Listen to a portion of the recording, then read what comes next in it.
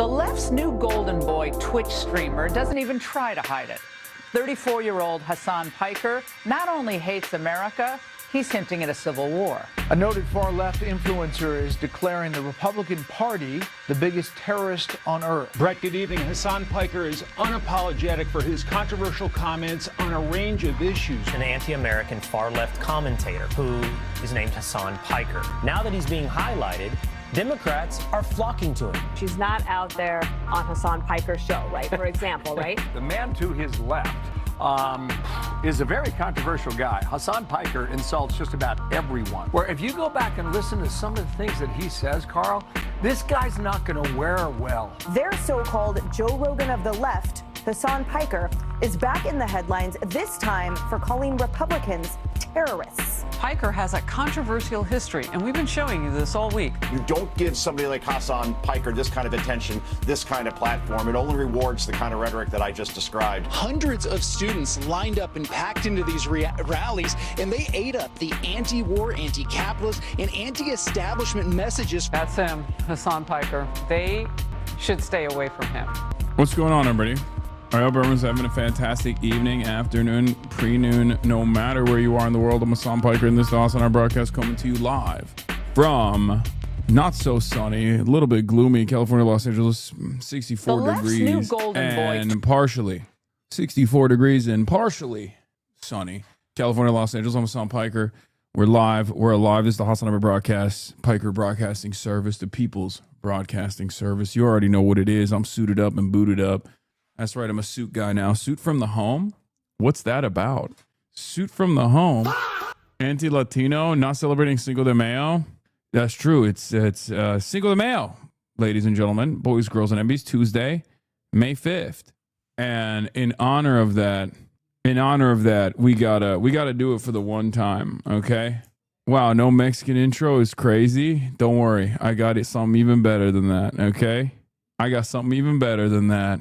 Ladies and gentlemen, what the hell? America great again.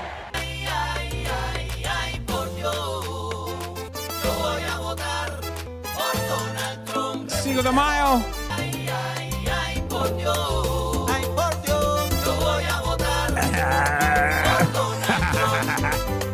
Mi gente sale a votar sin miedo a la calle.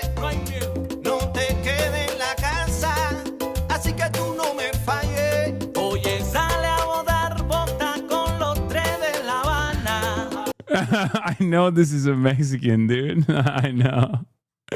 On this day, on Karl Marx's birthday, unsubbed. Okay, this is.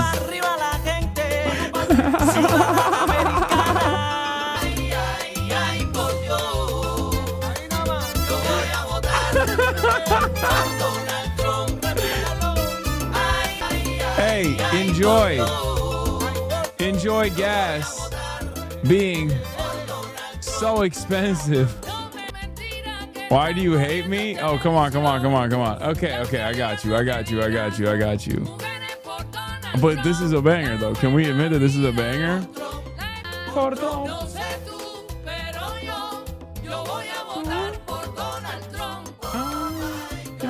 I will vote for Donald Trump. Oh my God, I will vote for Donald Trump. You know it already.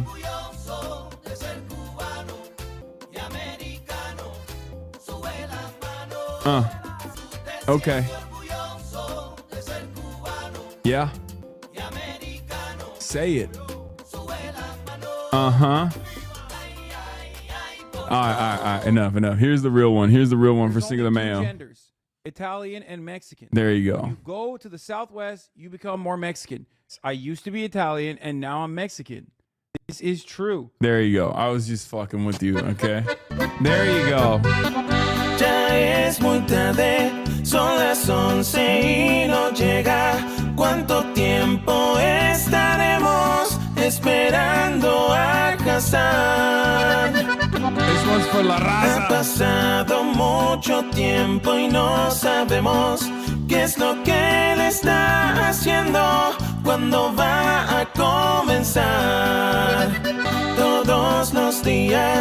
Cuando entro yo pregunto, ¿dónde está el hombre turco? Y me pongo a llorar. Y de repente mis pantallas se refrescan, la canción está sonando, vamos ya a comenzar.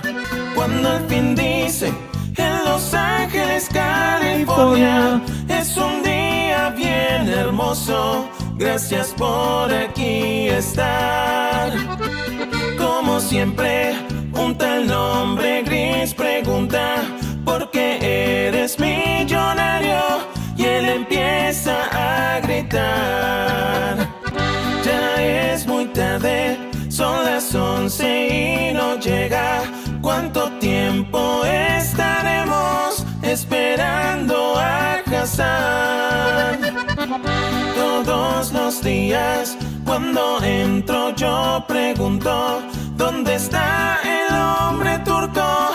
Y me pongo a llorar. Y de repente mis pantallas se refrescan, la canción está sonando, ya vamos a comenzar. Ya veremos si con este gran corrido me dejas bajo la casa. Un saludo a Hassan. That's right. All right, there you go. Happy Cinco de Mayo, everybody. I hope everyone's having a fantastic one. This is part of the broadcast where I tell you Modelo or Corona. Modelo. It's always Modelo time for me. I'm a Modelo enjoyer. I don't know if the proper answer to that is Corona, but I have always been a Modelo fan. So don't get mad at me, but that is my preference. Yeah, happy birthday to the GOAT, Karl Marx. And you already know what it is. You're a TikTok audio again. Wait, really? Do you support Medicare for all? Yes. Universal child care? Yes. Abolishing ICE? Yes. Do you support holding ICE accountable beyond abolishing ICE? Absolutely. A workers' bill of rights? Yes. A federal jobs guarantee? Yes. The Green New Deal? Yes. Green New Deal for cities was mine. Ending aid to Israel? Yes. Calling out Israel's genocide? Me communicating on dating apps. Yes. Right answer here in Texas is all about Modelo. Offensive and defensive weapons. Yes. Holding Israel accountable for committing a genocide. Yes. Okay. Calling out what Israel's doing to be an apartheid, which is recognized by all international. I saw this and I didn't even realize it was you. Did you realize this then? It's Modelo. It's Modelo negative time. All right. Anyway. Unc, what do you know about that freestyle? I don't know anything about anything. Okay. Ladies and gentlemen, boys, girls, and MBs, let's get into it. We're live. We're alive. Coming to you live from Stolen Tongva Land here in Los Angeles, California, West Hollywood. I just pulled my long white tube socks to my knees and started foo walking with 2 Modelos in my hands at 11 a.m. Good. I had to make up for it after doing the Yo Voy a Votar. Hassan is a freaking boomer. Shit sounds like an old head trying to show you music from his time on a beater ass phone. Yeah, that's literally what the hell. That's unironically the meta. That's the whole point. This is a meme. This is the meme, the Modelo time fool meme. Anyway, so do you really know the what? Did you and Will Nev rode this DSA? Okay, guys, let me gather my thoughts. This is part of the broadcast where I tell you about my personal news, okay, about what's going on in the world of Hassan Hassanabi Piker, okay, in the time period where I pressed the stop streaming button and pressed the start streaming button. So help me God. Thank you, Druko. I got your blast off memes. Don't you worry about it. I'm going to post that shit in a second, okay? And as far as personal news goes, there's not really much going on in my life, as you guys know, because I'm a chud-ass loser. I've just been hanging out with the fam. I didn't even really watch any of the Invincible because I just did not have any time to do anything. I was just hanging out with the fam. That's all I did yesterday after I was done with the broadcast. No Mersheimer today. The Mersh. I'm trying to not be a chud ass loser. I did also play a little bit of basketball this morning. I'm trying to, get back into that, trying to get back into the cardio situation, get a little cardio joint going, improve my cardiovascular capabilities, right? So I'm back on that grind. But yeah, other than that, not really much going on. Man pulls police car. What is this? Man pulls police car down the street with his penis to raise awareness for prostate cancer. Okay. I mean, fuck it. Why not? +1 Piker among Dems in Lawler's district. Yeah, I know. I'm a chud ass loser. Did you see how Richard Dawkins fell in love with Claude AI and Closet Claudia? Yeah, because he's a moron. Your IG blast off story did not upload. I know. I don't know why my internet is like kind of busted. I think that's what it is. It's just like not uploading for some reason. But yeah, but I decided to do a little dress up and look a little bit more conservative. You know what I mean? Since they're constantly posting me on Fox News, the least I can do is look more conservative when they do that. So then, inadvertently the conservative moms and dads will, when they're watching, they'll be like, well, wait a minute. That's a handsome young man. Reminds me of a young Tucker. Are you trying to get hired by Fox News? No. If it got you giving Zaddy instead of Unk, well, thank you. That's right. Pull the MAGA hat on the moment you feel like a hot take is coming. That's what I should be doing. But other than that, obviously we got a rally with Shoykat Chakrabarti and maybe some other Justice Democrats potentially, because you guys were asking like who are the guests this week, because you guys are so used to guests. Apparently I got hella guests on the show. This is a guest show now. It's the clip show. It's the guest show. But yeah, we're gonna mail in 10 guerrillian votes for Hassan Abi from Sweden this upcoming election. Hell yeah. Your K-Hive op thinks he's done a gotcha on the Armenian genocide. Say your home country Turkey committed a genocide against Armenians right now. Wait, what? I've been saying it. The fuck? Stoked to see you on stage tonight with Shoykat in San Francisco Thursday night. Yeah. What is this? Meet the latest China national hero Zhang. What is this?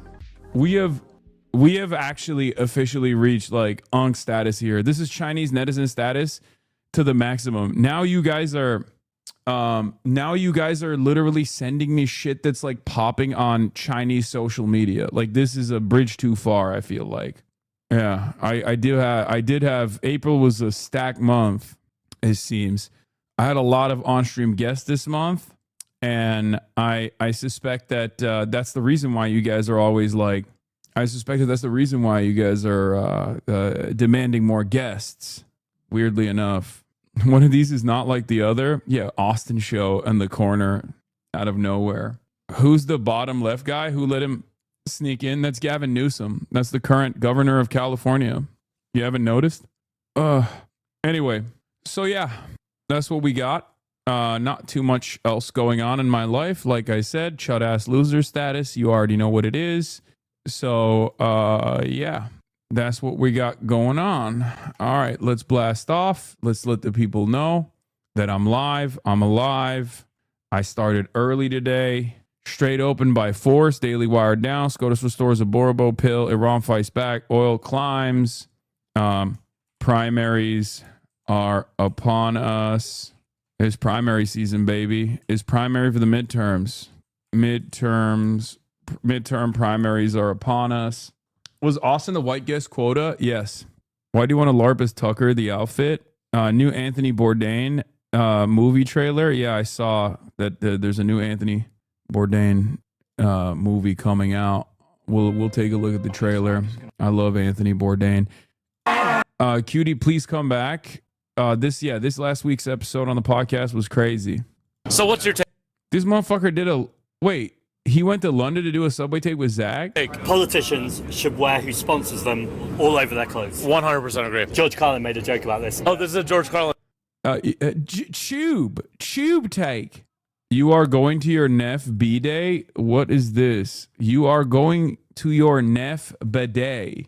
I have no idea what you're trying to say here. This is chatter. You have to rewrite that question. That is Jason, your nephew? Jason, my nephew, it's his birthday? When is his birthday? Jason, lol, you're old? Maybe, I don't know. It depends on when it is. Depends on if I'm here. Is Karl Marx's birthday today? Is he your nephew? Yes, Karl Marx. I'm his nephew. You're old, like bidet makes sense. Yeah. And it's core up now. Yeah, I have not been invited by my nephew, so probably not. But I also don't know when it is. Anyway, it's Luffy's birthday too. True. Damn, snubbed.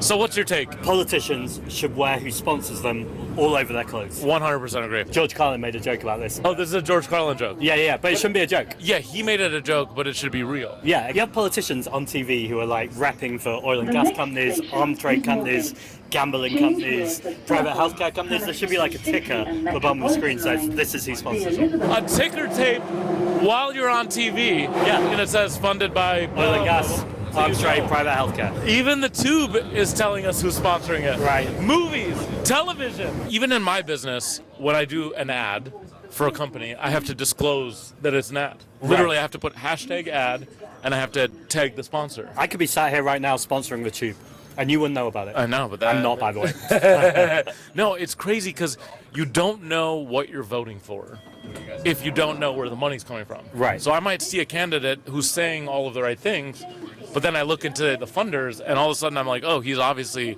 lying to get the vote. I'm going to get even more wild. I don't think politicians should be taking dirty money anyway. I think they should be funded by regular members, which is the Green Party, by the way, just in case anyone on the Tube needed to know that. No, it's true. That is literally one of the biggest things that's wrong with Western society, is that corporate-sponsored lobbyist money has infiltrated politics. I actually think that is what destroyed democracy. This money has infiltrated politics. I actually think that is what destroyed democracy. 100% agree. Sorry, that's your job. So how are you funded? 95% by regular donations from members. So that means incredible. we take like 5s, 10s, or maybe even more. And what that means is we're free not to take money from... This guy Kareem wouldn't even do this for Kamala Harris. But of course, when it's a man, he has no problem promoting a man. I don't know. Was that good? Was that like a good, am I able to do like a good centrist Democrat who's mad? You know, he just hates to see a girl boss win. Clearly, this guy's an op. He's also saying things Muslimically, and I don't like that. And that obviously is very frustrating. Dirty money or big corporations. People say I talk fast, and one of the reasons why I talk fast is I don't have to second think You were mentioned on the Kill Tony podcast yesterday. Oh, God. what I'm thinking about, because I'm not thinking about who paid me to say it. I'm just saying what I think. Footballers, they were the sponsors. But I don't want politicians running around in shorts. 100% agree. No politicians in shorts. Right. You know, you're showing up for the people. You gotta wear a suit. Without a tie. I think you can wear a tie. No. We need a new take. No one should ever be wearing a tie anytime ever. I disagree. 100%. 100% disagree. I think ties are cool. You were mentioned on the Kill Tony podcast. And this was a very long time ago. And yeah, that dog was ruthless. Yeah. To say the least. Did you call them blue healers? We called them blue tick healers where I grew up. I actually just bought him a shock Hey, collar. we're talking. Okay. Sorry. Sorry. We're trying to get down to the regional differences in dog names. So, no, what were you saying? I'm very sorry. You killed the moment. Move on. No, we can. I don't think I did. Do you know why they call them healers? No. I actually found because they nip at your heel? Yes. Yeah, that makes Yeah, sense. that's what they do. Mm-hmm. That's right. You knew that, right? I did know that, and I actually bought him a shock collar. And no kidding, I was inspired by Timmy No Breaks' performance. Yeah. Legendary. To make that happen, to get the nip out. I live with my bandmates, and one of the dog does not like one of my bandmates. So why? What do you think it is about that bandmate that the dog doesn't like? This is it? That's what you're like, because he just said he got a shock collar. That's why. Why is this guy so red? It's Tony Hinchcliffe. He just looks unbelievably red all the time. As you guys know, my thing is always Kill Tony is an incredible concept ruined by the guy who the show is named after, who happens to be Tony Hinchcliffe. But yeah, stop saying Kill Tony. Like these people know what that is. Yeah, I mean, I used to listen to Kill Tony. Yes, Belly the Beast went to the Cuban hotel that Nick Shirley's illegally staying in. I know. So Hold on. We're gonna watch all of that. Yeah, Nick Shirley is trying to instigate the invasion of Cuba. Obviously, we'll be talking about that as well. You need to get a Mao lapel pin of protection versus landlords. Wait, I have one, don't I? Where the fuck is it? Hold on. I mean, I don't have the lapel pin here, but I have this. I mean, this is a, I got some. I don't know where the pin is. I have a Mao pin somewhere, but I don't know where it is. I carry this shit on my desk at all times, buddy. Don't even test me on this, okay? What are you talking about? It's right here. Special edition. Right from Tiananmen Square. Why is there a whiteboard in Kai's cam? Oh yeah, we got a new thing, but I'm not gonna show it to you right now. Anyway, Eric roasted Nick Shirley. He's so dumb he couldn't understand. What is this? Cuba fumbled the opportunity to do the funniest thing ever. Oh, here it is. Here's the Mao lapel pin. Are you supposed to put it like right here? Like, is that what the lapel opening is for? Like that? Don't know where to put it? LARPer? Caveman discovering clothing? I don't fucking know, man. I wore suits my whole goddamn life. Because when I was growing up in Turkey, going to school, and let me tell you, okay, I hated it. It was, what is this? Yes, bro, the lapel buttonhole on the left side is what it's for. Perfect. I make bespoke suits and clothing. You got it 100% right. Yeah, we're going to be talking about Nick Shitley and what this actually means. Okay. Praying Cuba makes his dumbass literate while he's there so he understands what I meant. Anyway, did you see Brian Tyler Cohen on Fox News about gerrymandering? He absolutely kills it and gets cut off constantly. It's Newsmax, I think, if it's the one I'm thinking of. Yeah, or News Nation. Yeah, not on Fox News. I did see this, and he cooked. Bro is currently the least literate person in Cuba. I know. We're going to talk about Nick Shirley in a second. Don't worry. We're going to get to all the Nick Shirley stuff in a moment. But before we do that, what else did I have going on? Did I blast off already? I think I might have forgot. Oh, yeah, I did. Okay. Watch this before the wall of hell. Yeah, he escaped. He escaped from Cuba. They were holding him. They were going to hold him hostage. It's so fucking nuts that you could just like make whatever you want. You can make up whatever you want about countries like Cuba or even countries like China in general as well, but especially countries like Cuba because they're just like too poor. Okay. And people will just believe you. People will just straight up believe you. And it doesn't matter. And no one will check him. Nick Shirley, the Trumpist influencer who lied about his visa to invent a kidnapping in Cuba. Yeah.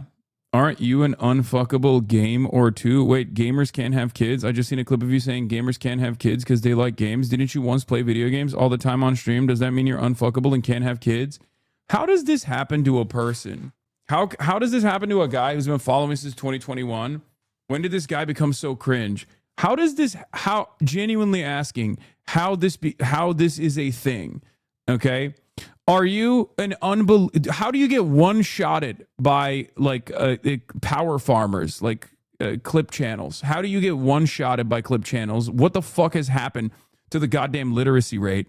Brother, are you a fucking right-wing incel who plays a video game and then thinks, oh my God, there's a baby in this video game, and therefore, obviously, all of the femoids are going to finally fuck me? Are you one of those guys? Because if you're not one of those guys, then I'm not talking about you, okay? Shut the fuck up. Oh my God. 13-month subscriber, dude. It definitely wasn't a clip channel. It was Shoe on Head's video and your take on Pragmata. Reading comprehension is at an all-time low. Literacy is at an all-time low. Critical thinking is at an all-time low. Brother. We can't be making fun of Nick Shirley if you have the brain processing power of Nick Shirley. Okay? Do any of these people know you are /playing Pragmata and you don't hate it? No, these people don't know anything, and it doesn't matter. This guy is in his fucking feelings, okay? That's what happened. He got personally offended, and now he misunderstood or watched someone professionally misunderstand the point I was making. He got personally offended, and now he wants to come in here and fucking cry about it, okay? The narrative here, I'm not personally offended, but I've never played the game. It's your take on other people. Dog, I'm giving you what the take is, okay? You can't do this. You can't do this thing where I'm like the person whose take you have misunderstood. This is not how conversation works, okay? We need to fix this. We need to fix this problem. Conversations don't work this way, okay? You don't get to slam whatever your perspective is on whatever the fuck I've said. I'm the main person here, right? Like, we're discussing what I was talking about. If we're discussing what I was talking about, look, you're still doing it. You're still doing it, okay? You're still doing it. Listen to my words, okay? If you're asking me what my perspective is, okay, let me explain it to you, and then you can maybe decide that it's not for you, or maybe it is for you, okay? When the game Pragmatic came out, and there's a little baby in the game, a lot of these weird, gross, right-wing incel, oftentimes neo-Nazi losers, decided to make a point about how this game was somehow going to increase the birth rates. And what I said to those weird, incel, unfuckable, right-wing Nazi losers is that if you're a weird incel, weirdo gamer, you don't have to worry about increasing the birth rates because you're unfuckable anyway. This is not a conversation for you. But of course, many of those right-wing incel weirdo chuds immediately seized on that and said, oh, Hasan is coming after gamers, which in and of itself is already a silly conversation, right? Like if someone were to turn around and be like, I'm personally offended, I'm a gamer, I can't believe you're saying this, well, then you're kind of a fucking loser, I'll be honest, okay? My point is, if you're talking about women's biological clocks, then this is probably not for you. There's the context I was expecting. Buddy, you didn't come in here expecting context. You came in here with accusations, okay? Stop. And not only that, but you also got duped by a person with no discernible political worldview who just, you know, goes back and forth on whatever the trendy, popular, algorithmically popular political agenda is. We can't have this, okay? We can't have this. We have to be fucking normal. I despise the political discourse that takes place on the internet so fucking much. Okay, you can't get duped by algorithmic hustlers. Okay, you cannot get duped by these fucking morons. Please, half the people in the chat, and now you're attacking the people in the chat. No, I've been watching you long enough that you don't usually judge people for dumb reasons, and that came off judgmental. Dude, are you a mega chud who says video games are actually going to improve the birth rates? Do you care about improving the birth rates of maybe certain races over others? Okay. If that's the case, then yeah, my conversation is about you. My statements are about you. Okay. That's it. But this idea that like gamers are the most oppressed minority ass bullshit is so stupid. The ones attacking me, yes, I've been around long enough, man. I defended your dog shot collar bullshit. People are pulling, not understanding vibration collars. All right, buddy. If you've been around long enough and you got duped by one fucking video where you were like, wow, this seems really fucked up. He hates gamers. I don't know what to tell you. You got to, dial it back in a little bit. Anyway, these people are too dumb to be in our movement. Brother, look around, okay? That's just how it is, okay? The people are getting dumber and dumber every single fucking day. And not only that, but the people do get duped. They just do. They get duped with ease. I didn't really think that we would be at this stage in the discourse cycle where like people are still complaining about my takes on gamers. I can't believe it. Aren't you a gamer? I feel betrayed. It's like, if you made being a gamer a core part of your identity and you feel like you're under attack as a gamer, I don't know what to tell you. You are at the precipice of becoming an unvarnished reactionary. Out of context, this is me pretty OP. Yeah, but this one is also not even like a relevant conversation. The DSA has condemned you. Yeah, I saw that. Looks like Hassan the Hun has traded in one DSA cap for another. All jokes aside, thank you for supporting all DSA candidates. Everyone donate to our socialist slate. Let's get some working class heroes in Congress. Yeah, friendship ended with New York City DSA. Now Philly DSA is my best friend. It's true. Have you heard of this weird-ass centrist chud? What, Chunky Weigert? Shaky Gurga? Yeah, I know Shaky Gurga. Dude, this is goat talk in some respects, okay? You got Chunk Weigert going toe-to-toe. You got Chunk Weigert going toe-to-toe with Sean Ryan, okay? Let me tell you something.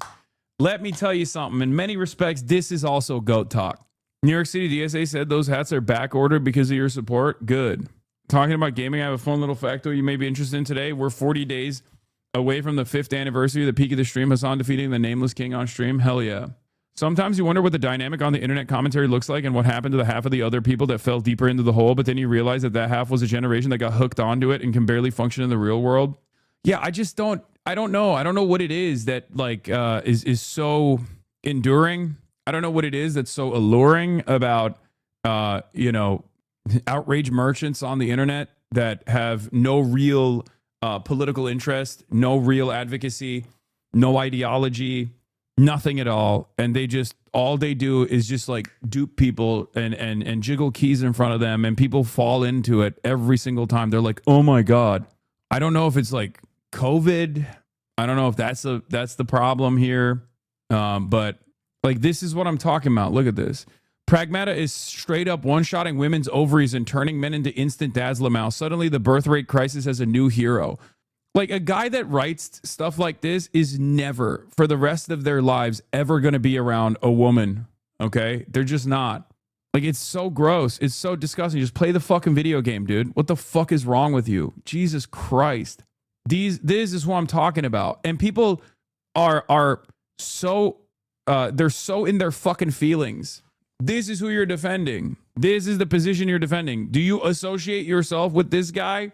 Isn't that a right-wing account? Yeah, it's another one of those like fucking Nazis, dude. Of course. People who talk like this unironically have never interacted with a woman in their lives. That was my point. Like, you have instantly one-shotted yourself, okay? You have shown everyone with more than 3 working brain cells that you are never going to fuck, okay? It's not happening for you. You're cooked. It's never going to happen for you. You should stop posting like this immediately. Shelve the account. Go out in the real world. Hit the gym. Start socializing with real human beings in the real world. You're fucked, okay? It's so crazy. I can't believe we're so far past 2016 era woke one, and yet people still do this kind of weird chirping where someone will be like, men are trash, and someone will go, I'm a man. Are you saying I'm trash? I'm under attack. It's like, dude, God, you are such a bitch. Okay, fuck. Please stop. Stop crying. It's so lame. Oh, God. I can't stand motherfuckers who do this. Like, the self-victimization. Gamers are oppressed. Men are oppressed. They are. By class. Okay? That's it. They're not oppressed on the virtues of being a man, okay? Stop complaining. Be a man. Nut up or shut up. Sack up. It's gross. Nobody wants to hear you complain like that. Nobody wants to hear you fucking cry. But sometimes it's okay to cry. You can let your emotions out, okay? Just not in this direction. If you had just played World of Warcraft for OnlyFans, you would have made every gamer a socialist by now? Yeah, I doubt it. Are you going to have Claire Valdez on the stream? Buddy, you're a couple months too late for that. I have already done that. As a matter of fact, it was like right after her announcement. Already happened. Whoops. Sorry, bro, lol. No, it's all good. She's dope. I love Claire. I was at an event that she was at the other night when I was in New York, and I straight up asked her, I was like, are you wearing Yojis? And she was like, no. What's that? Because her fits look so Yoji. Have you guys noticed that? Her fits always look like she got Yoji Yamamoto's on, but it's not. She's not wearing Yoji. But she has like, I've never seen someone look so dripped out in a very specific style. I mean, look at this. Here, it's fashion time, okay? It's fashion stream time. I know this is like the most annoying thing for chatters, but like, if you look at her fits, truck driver. Let's see. Like, if you look at her fits, usually, like her regular fits that she wears. Yeah, like here, this is the Bernie Sanders one. Let me see if I can find it. Down to the glasses too. The glasses look very Yoji too. Literally your worst quality. No offense. I love your output. Like with the pants, the glasses, the white button-up shirt is very Yoji. Yoji Yamamoto. Hassan, I can't do yesterday's convo again. If these shadows pop off on the arts, I'm gonna crash out. Anyway, Trump is just demented. Trump says 4 or 5 snipers killed 42,000 Iranian protesters. Nice. Grant Plattner protested Bush invading Iraq in 2002. Okay, this is gonna piss people off. Okay, I don't want to hear it. This is outside of fashion. This is the second most contested subject matter on the Hasanabi broadcast. Okay, it's like Grant Plattner's background, and whether he's a real one or not, and also Grant Plattner's background and fashion. Two of the most contested subjects on the freaking Hasanabi broadcast is terrible. Terrible. Oh God. Don't watch this one. Okay, well now I have to click on it. What the fuck? What the fuck was that? Very smart. Almost like, What the? Yo! Hey, yo! What? What is he doing? Bro, this is a you know how like famously when president or presidential nominees would always go to the Iowa Fair and they get snapped eating a hot dog. That's the only time you were supposed to see presidents in a freaky setting. Okay.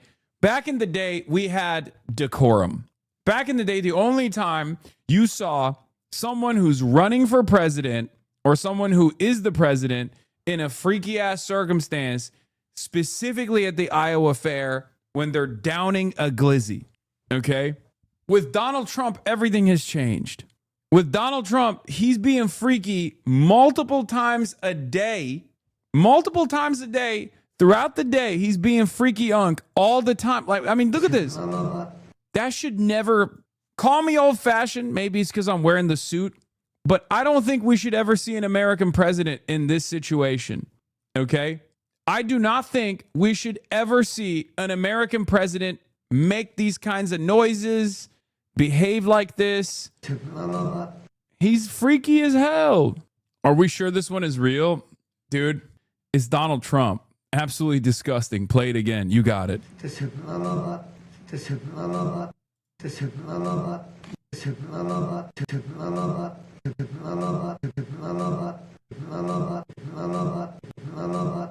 I don't want to hear a single person say shit like Biden sniff kids anymore. This man is an actual president. This man is the actual predator. Yes. Yeah, this shit ain't AI, man. This shit ain't AI. You know what I have to say to that? I'm gonna come. I'm gonna come. I'm gonna come. I don't know what I'm doing, man. This is supposed to be serious political commentary, okay? This is supposed to be, we do serious political commentary here, okay? Before we get to Nick Shitley in Cuba, what else was I going to show you guys? What else was going on? Oh, this. Yeah. Watch the latest Firan, okay? That's all I got to say. That right there is a new soundboard clip. This is my streamer, Israel Firsts are spending tens of thousands of dollars trying to cancel chat. Tens of thousands. We know that the anti-Hassan brigade, even on the Cuomo versus Zoran mayoral race, was like a couple million for the record. So we know it's not tens of thousands. It's been a lot it's been a much larger sum than that. This is why Mersheimer won't come on the stream. Stop. That's why I'm wearing the suit. This is like a very I'm wearing the Mersheimer fit for that reason. Okay? I'm wearing this so that he sees me for who I am. He sees me for who I am, and he recognizes that I'm also an international relations offensive realist. Okay, I am also an offensive realism guy. The GOAT, Mersheimer, please come on the broadcast. I love offensive realism. I believe in it. Okay, you see this? Look at me. I look like a young Mersheimer. I love the University of Chicago. Hassan, you just did the I'm going to come with Trump doing that in the background. Be so for real. Okay, I contain multitudes. Okay? I contain multitudes. What is wrong with you guys? Why can't we have both? Why can't we get ourselves a political commentator that can do both? You know what I mean? Every single day I tell people there are genuine offensive realism enjoyers out there, and they're all like, wow, has Mearsheimer been on their show? And I'm like, not on all their shows. Thank you. Thank you for keeping up with the offensive realist school of thought. Okay, young Mersh does kind of fuck, obviously. I mean, old Mersh does too. But your room looks like a 12-year-old boy's room. I'm not trying to be a nasty spammer, but I think you should really check this guy out. His content is outstanding. You mean GDF? You know, I was one of the early promoters of GDF, like way back in the day when they were just an Instagram channel that would do Eric style bait videos where they would make like food videos and then they would substitute the food into like some socialist anti-imperialist commentary. All right, where were we? Do we have do we have the playlist? Is there a playlist? Did you guys send me a playlist or no? Oh, you did. Okay, I didn't see it. Here, let's take a look. All right. Live White House press briefing with Marco Rubio. When that gets started, we'll go to it. For the time being, though, the ceasefire on the brink of collapse. Ladies and gentlemen, it's already collapsed. Let's be real. But the very fact that the ceasefire is on the brink of collapse and not officially considered to have collapsed is an interesting predicament, because obviously Iran is firing right now. America yesterday forced through what they claim is 2 ships, but we only have proof for 1 ship, through the Strait of Hormuz. They transited ships through the Strait of Hormuz, okay? An American flagship nonetheless. And Maersk confirmed at least 1 of these 2 ships. CENTCOM said there's 2. Maersk said there's 1 at least. Now, obviously, that doesn't mean anything. It's ultimately meaningless, considering that approximately 100 ships transit through the Strait of Hormuz when there's no impediments to the traffic, right? When there's no blockade, when there's no toll system, whatever. However, it is somewhat consequential, and in the aftermath of that, Iran started peppering some of these other ships and also started lasering the United Arab Emirates. What does this mean? Well, under normal circumstances, this is supposed to imply that the ceasefire is over. However, the United States of America decided, actually, the ceasefire is not over. And Pete Hegseth this morning, as a matter of fact, said the ceasefire is not over and that it holds. Now, this is a unique situation for the United Arab Emirates, because from their perspective, the ceasefire is gone, because they had their Fujairah ports get bombed yesterday. And as a matter of fact, Iran has started bombing the United Arab Emirates again. Why has Iran done this? Why the United Arab Emirates and why not the rest of the Gulf? Why the United Arab Emirates and why not Israel, for example? Well, the answer is simple. It's because the United Arab Emirates has now officially let their position be known that they are basically an extension of Israel and the United States of America. They're staging U.S. assets. They left OPEC Plus, and they thought that they could lean further and further into their allegiance with the United States of America. And this has left them out in a unique predicament, because they thought that the United States of America would defend the United Arab Emirates. This was foolish. I could have told you that this was a foolish decision. As a matter of fact, I did explain how foolish this decision was when the United Arab Emirates initially left OPEC Plus. I said they're leaning further into, this is a desperate gamble. They're leaning further into Western influence instead of having some kind of autonomy with the rest of the Gulf states, and maybe behaving like a regional power, a regional coalition, and trying to deal with Iran directly. They're going in the opposite direction. And they're, choosing America. So now they're left defenseless. Now, what's interesting about this is they were already left defenseless because of America and Israel's actions from the start. So very dumb decision by the United Arab Emirates. We'll see where this goes. Why isn't Oman getting the same treatment? UAE, aren't troops there becoming a place to try to crack open the strait? No. Not covering the Indiana state primaries today. Looks like it might be an upset for Trump. No, I will be. I will be getting to the Indiana state primaries. Donald Trump is doing what? Wow, great. Viewers telling me to kill themselves. Brother, stop listening to the other viewers, okay? Just enjoy the show on your own, please. Oh my God. Big dog, Mr. Corvus, okay? Don't forget to give unsalted peanuts to the crows, okay? And chatters, stop telling, I don't even know if chatters are doing this, but just stop being mean to the singled out chatters, okay? Hard-boiled eggs, and unsalted peanuts, okay? That's what we're feeding the crows at the park. Mr. Corvus. Have you spoken about the plan to purchase Spirit Air? 132 million already pledged? Yeah, I'm going to buy it myself. All right. Americanas makes jokes, says, so we can safely presume that Iran is now entitled to hit the UAE as much as it wants without it being considered a ceasefire violation. So the situation, like America forcibly transiting ships with their naval assets through the Strait of Hormuz, obviously was going up the escalation ladder rather than negotiating with Iran, right? So when they did that, they opened up the war conversation once again. They gave reasonable ground to the IRGC to fight back militarily, both against American assets and certainly against some of the countries in the region that are cooperating with this initiative, the United Arab Emirates specifically. So now Iran has opened fire again. But the United States of America can't recognize this as an end to the ceasefire because for two reasons, three reasons technically, market munitions midterms, right?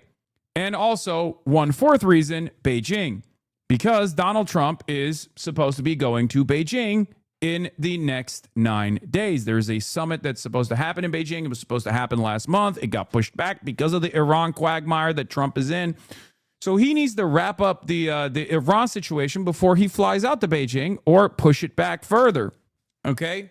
And the problem from his perspective is it's not, they're not fixing the issue at all. They could technically move in the direction of a ceasefire, but that would mean offering concessions to the Iranian side, which they have to do because Iran has the leverage.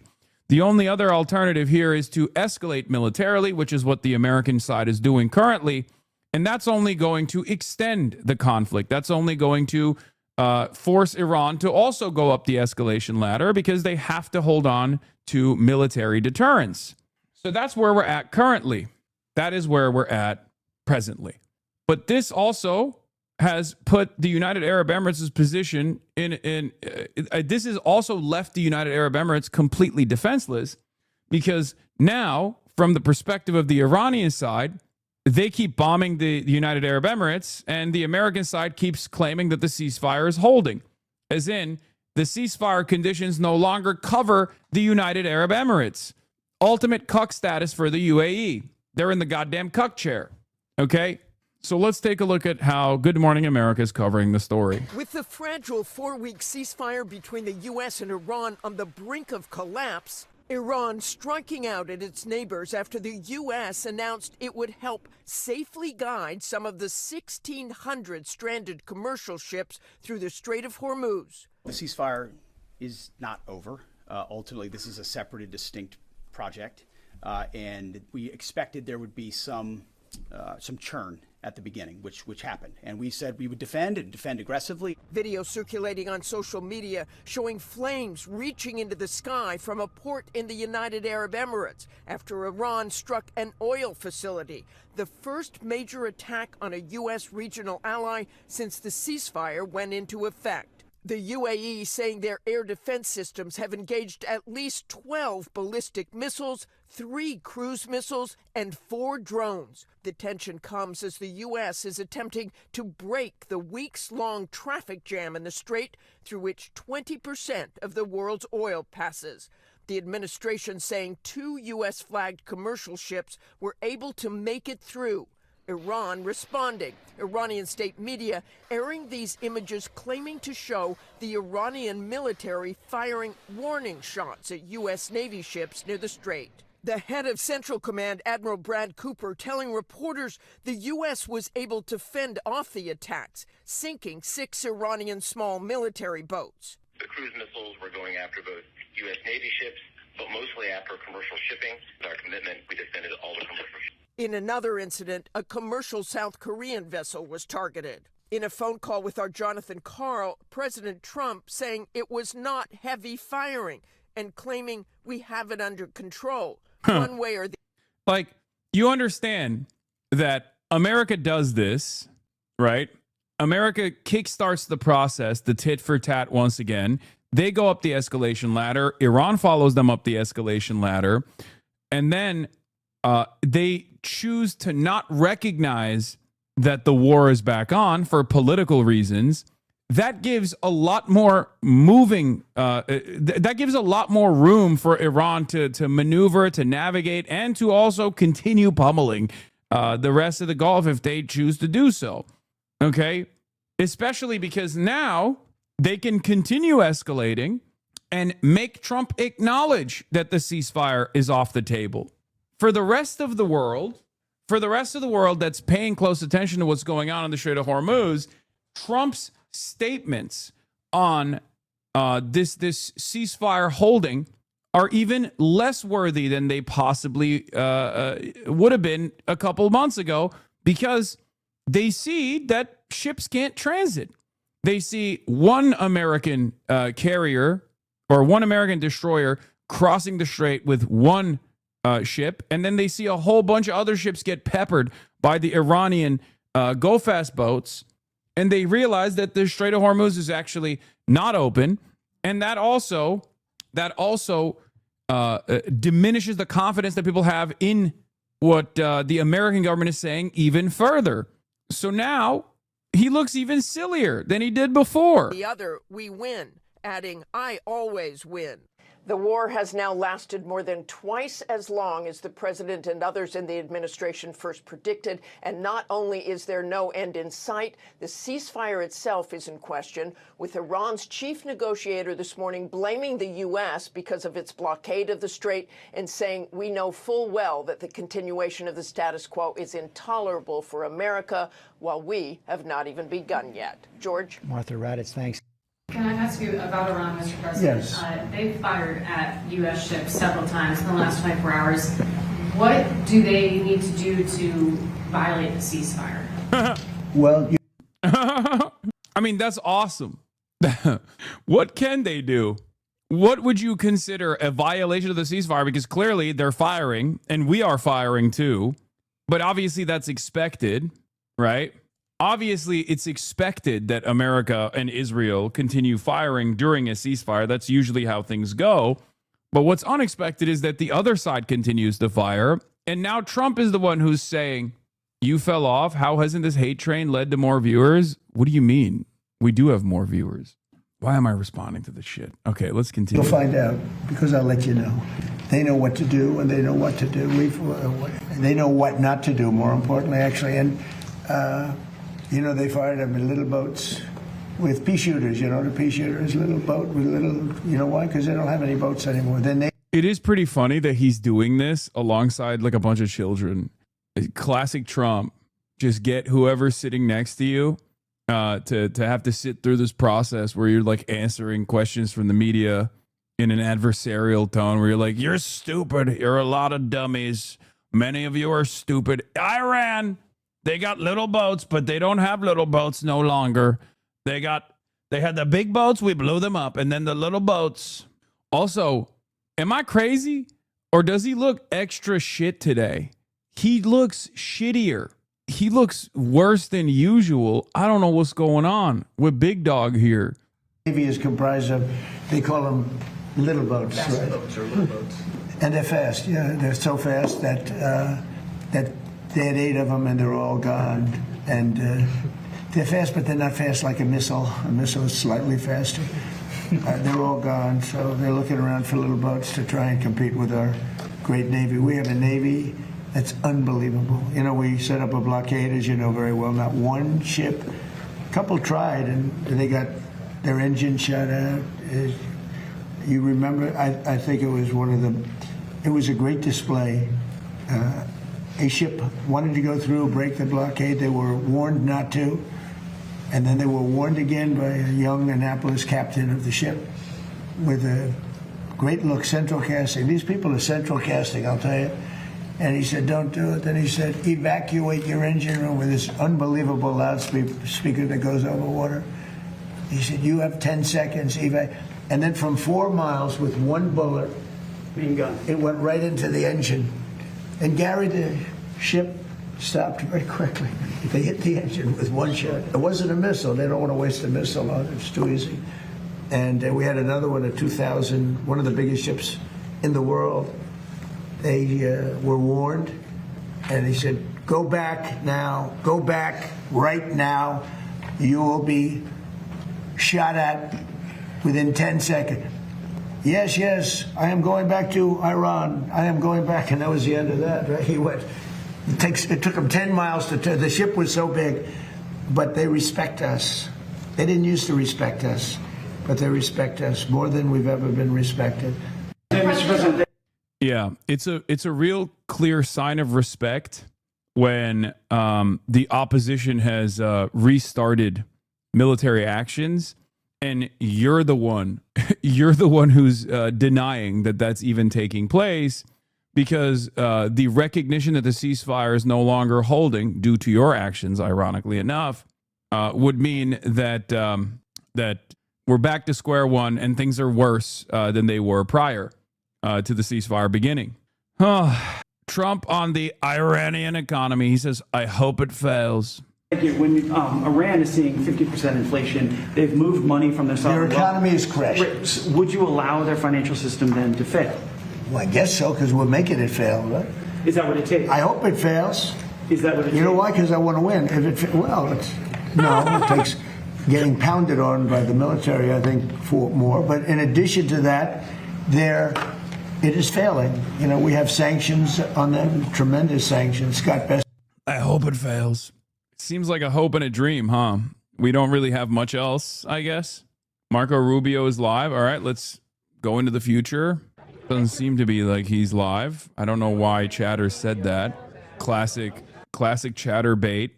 Little Marco, not live yet. Has done a great job. We have sanctions that nobody's ever seen before. No, they're failing. Their currency is worthless. Their inflation is probably 150%. The real number is 150%. They aren't paying their soldiers. They can't pay their soldiers. The money is worthless.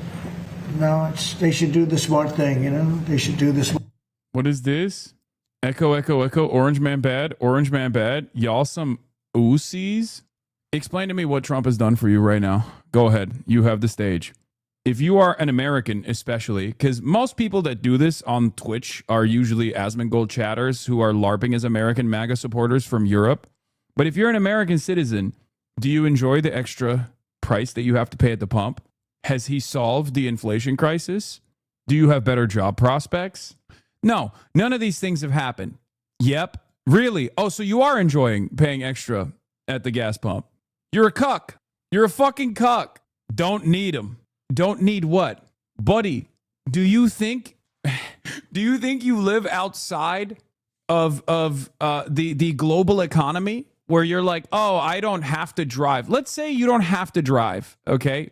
Do you think that paying extra at the pump is not going to cause you to pay extra for, can you ban me? No, I'm not going to ban you. What the fuck? Do it, daddy. What the fuck is going on? I mean, do Trump supporters have a humiliation kink? Is that what it is? Where they're like, he likes being cucked. He's like, no, I voted for this. I love being cucked. I love that the president that I voted for, the No New Wars president that I voted for, is doing all of the wars, and he is a flesh puppet for Israel. I love that. That's my favorite thing. Why? Because it's what? Owning the libs? Brother, it's owning you as well. He's owning everybody. All right, let's see what this fucking dickhead has to say. Sailors and commercial crew members have been stranded out at sea. because Iran is conducting something that's not just criminal. It's criminal for sure, but it's desperate and destructive. This It's so funny because we're also implementing a blockade. So whatever Iran is doing, we're doing as well. We're not even engaged in any military hostilities, are now at risk not just of losing their cargo, but the lives of their own citizens because of this blockade. These ships, you don't leave a ship out there for this long. You start running out of food. You start running out of potable water, essential supplies, and they're at the mercy of this piracy. What it is, it's piracy. And not only that, but some of them have seen, been open fire on and rained down senseless attacks on several civilian ships already. So frankly, the way to put it, these are innocent bystanders. These are countries that, and ships and so forth that have nothing to do with any of this and nonetheless are being caught in the middle of it and being held hostage merely because Iran could do that, just as the regime brutally slaughtered tens of thousands of their own citizens for the crime of peaceful protest, because they're unhappy with the quality of life or the lack of quality of life in Iran today. And so they're sitting ducks. They're isolated, they're starving, they're vulnerable, and at least 10 sailors have already died as a result of the civilian sailors. So already many nations privately and some publicly have asked the United States to help free their ships and to restore freedom of navigation in the Straits of Hormuz and this critical artery of global trade. And so President Trump, as he always does, stepped up and answered the calls for their help. And he's directed the United States military to guide these stranded ships to safety, to provide a protective bubble under which they can operate and move product and get themselves out of there and out of the harm's way. And this is the first step towards reopening the strait and bringing this regime's last-ditch act of economic arson, bringing that to a close. We're doing it not only because we were asked, but because we're the only ones who can. Only we have the power to sort of take the steps that we've taken now. Under this president, under President Trump, the United States will help our friends. We're going to stand up to rogue regimes like the one in Tehran, and we're going to be unashamed to use our power and our abilities to project military power in the service of our national interest above all else. Now, what's really important for you to report and for everyone to understand is this is not an offensive operation. This is a defensive operation. And what that means is very simple. There's no shooting unless we're shot at first. Okay? We're not attacking them. But if they're attacking us or they're attacking a ship, you need to respond to that. You're not going to let some fast boat come up on a ship and shoot it up. We're going to respond to it. And we've been successful at it. I don't know what the exact number is, but I know a number of those fast boats have now been targeted. And will continue to be if they pose a threat to our forces. We'll shoot down drones, we'll shoot down missiles, but it's defensive in nature. This is defensive. Yeah. So if you hear stories about just attacks, like it was defensive initially when we attacked Iran for no reason. We are only responding if attacked first. This is a defensive operation, and that's what's occurring. Brother, just about what is this fucking argument? This is approximately a quarter of the world. There was a ceasefire. There was a negotiation. Significant volumes of fuel and fertilizer that operate through the Straits of Hormuz. The Iranian regime cannot be allowed to dictate who uses this vital waterway. I don't think this is also being reported enough. Maybe you are reporting. I don't read everyone. I don't know many damn outlets here. I don't know who you all are, but I know who some of you are, but I don't know all of you are. But I will say this about it. This is an international waterway. Okay, this is an international waterway. And international law is very clear, and I love it because everybody always talks about international law, and this international law on this is very clear. International waterways, no country can control them. There is no international law that allows you to say, I'm going to put mines in an international body of water and I'm going to blow up ships that don't listen to us and try to go through. That's what Iran is doing. This is a criminal act. And someone needs to do something about it. Something needs to be done. It's completely illegal, completely illegitimate, and completely unacceptable. And that's why the United States military is guiding stranded commercial ships safely through the strait and is working to restore freedom of navigation and putting an end to these efforts to hold the global economy hostage. So far, as a proof of concept and as a proof of function, 2 U.S. flag merchant ships have successfully transferred the Strait of Hormuz in the first stages of this project, and they're now safely on their way. The U.S. military is deploying the necessary assets to extend this defensive umbrella over commercial shipping. But there should be no mistake. And as I said this already, this is a defensive operation. I want to reiterate that point. This is important to understand. If no shots are fired at these ships and no shots are fired at us, we're not firing shots. But if we're fired on, we will respond, and we will respond with lethal efficiency. The assets supporting this project, I'm old enough to remember when there was a time when ships could transit through the Strait of Hormuz unimpeded. But, long gone are those old days, okay? I can remember a time, it was like 60 days ago, maybe 60 or so. They could just do that for free. We're talking about, some of these things look like Boston whalers. Okay, so these are not like Navy ships. But nonetheless, they come fast at these boats, try to swarm them, try to harm them. We're not going to let that happen. So 7 of them now sit at the bottom of the sea, along with, by the way, the rest of Iran's navy. That's where you can find their navy today. And we're going to continue to systematically clear this passageway through the straits to restore freedom of navigation. Now, while this project steadily progresses, Operation Economic Fury, continues to impose maximum pressure on the Iranian regime and what remains of their already frail economy. Today, inflation in Iran is 70%, and their currency is in total and complete free fall. Hell yeah, U.S. dude. sanctions enforcement is stepping up. It's moving in lockstep with the naval blockade America, the most to degrade powerful Iran's nation on earth. capacity Thank to God generate, we are to capable move, of doing and that. repatriate revenue. It directly targets the regime's primary revenue lifelines. The blockade alone is costing Iran as much as $500 million a day in lost revenue. 90% of total Iranian trade has been halted, causing permanent damage to Iran's oil infrastructure as wells are forced to shut in. Again, all of this is in response to their piracy.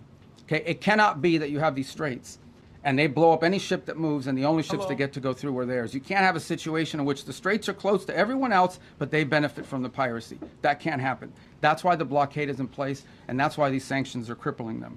Any foreign financial, and by the way, Treasury is now identifying and cutting off every dollar of revenue that's flowing to this regime. And so, look, any foreign financial institution or commercial actor that enables Iran's sanctions evasion is going to face secondary sanctions exposure and a loss of access to the U.S. financial system.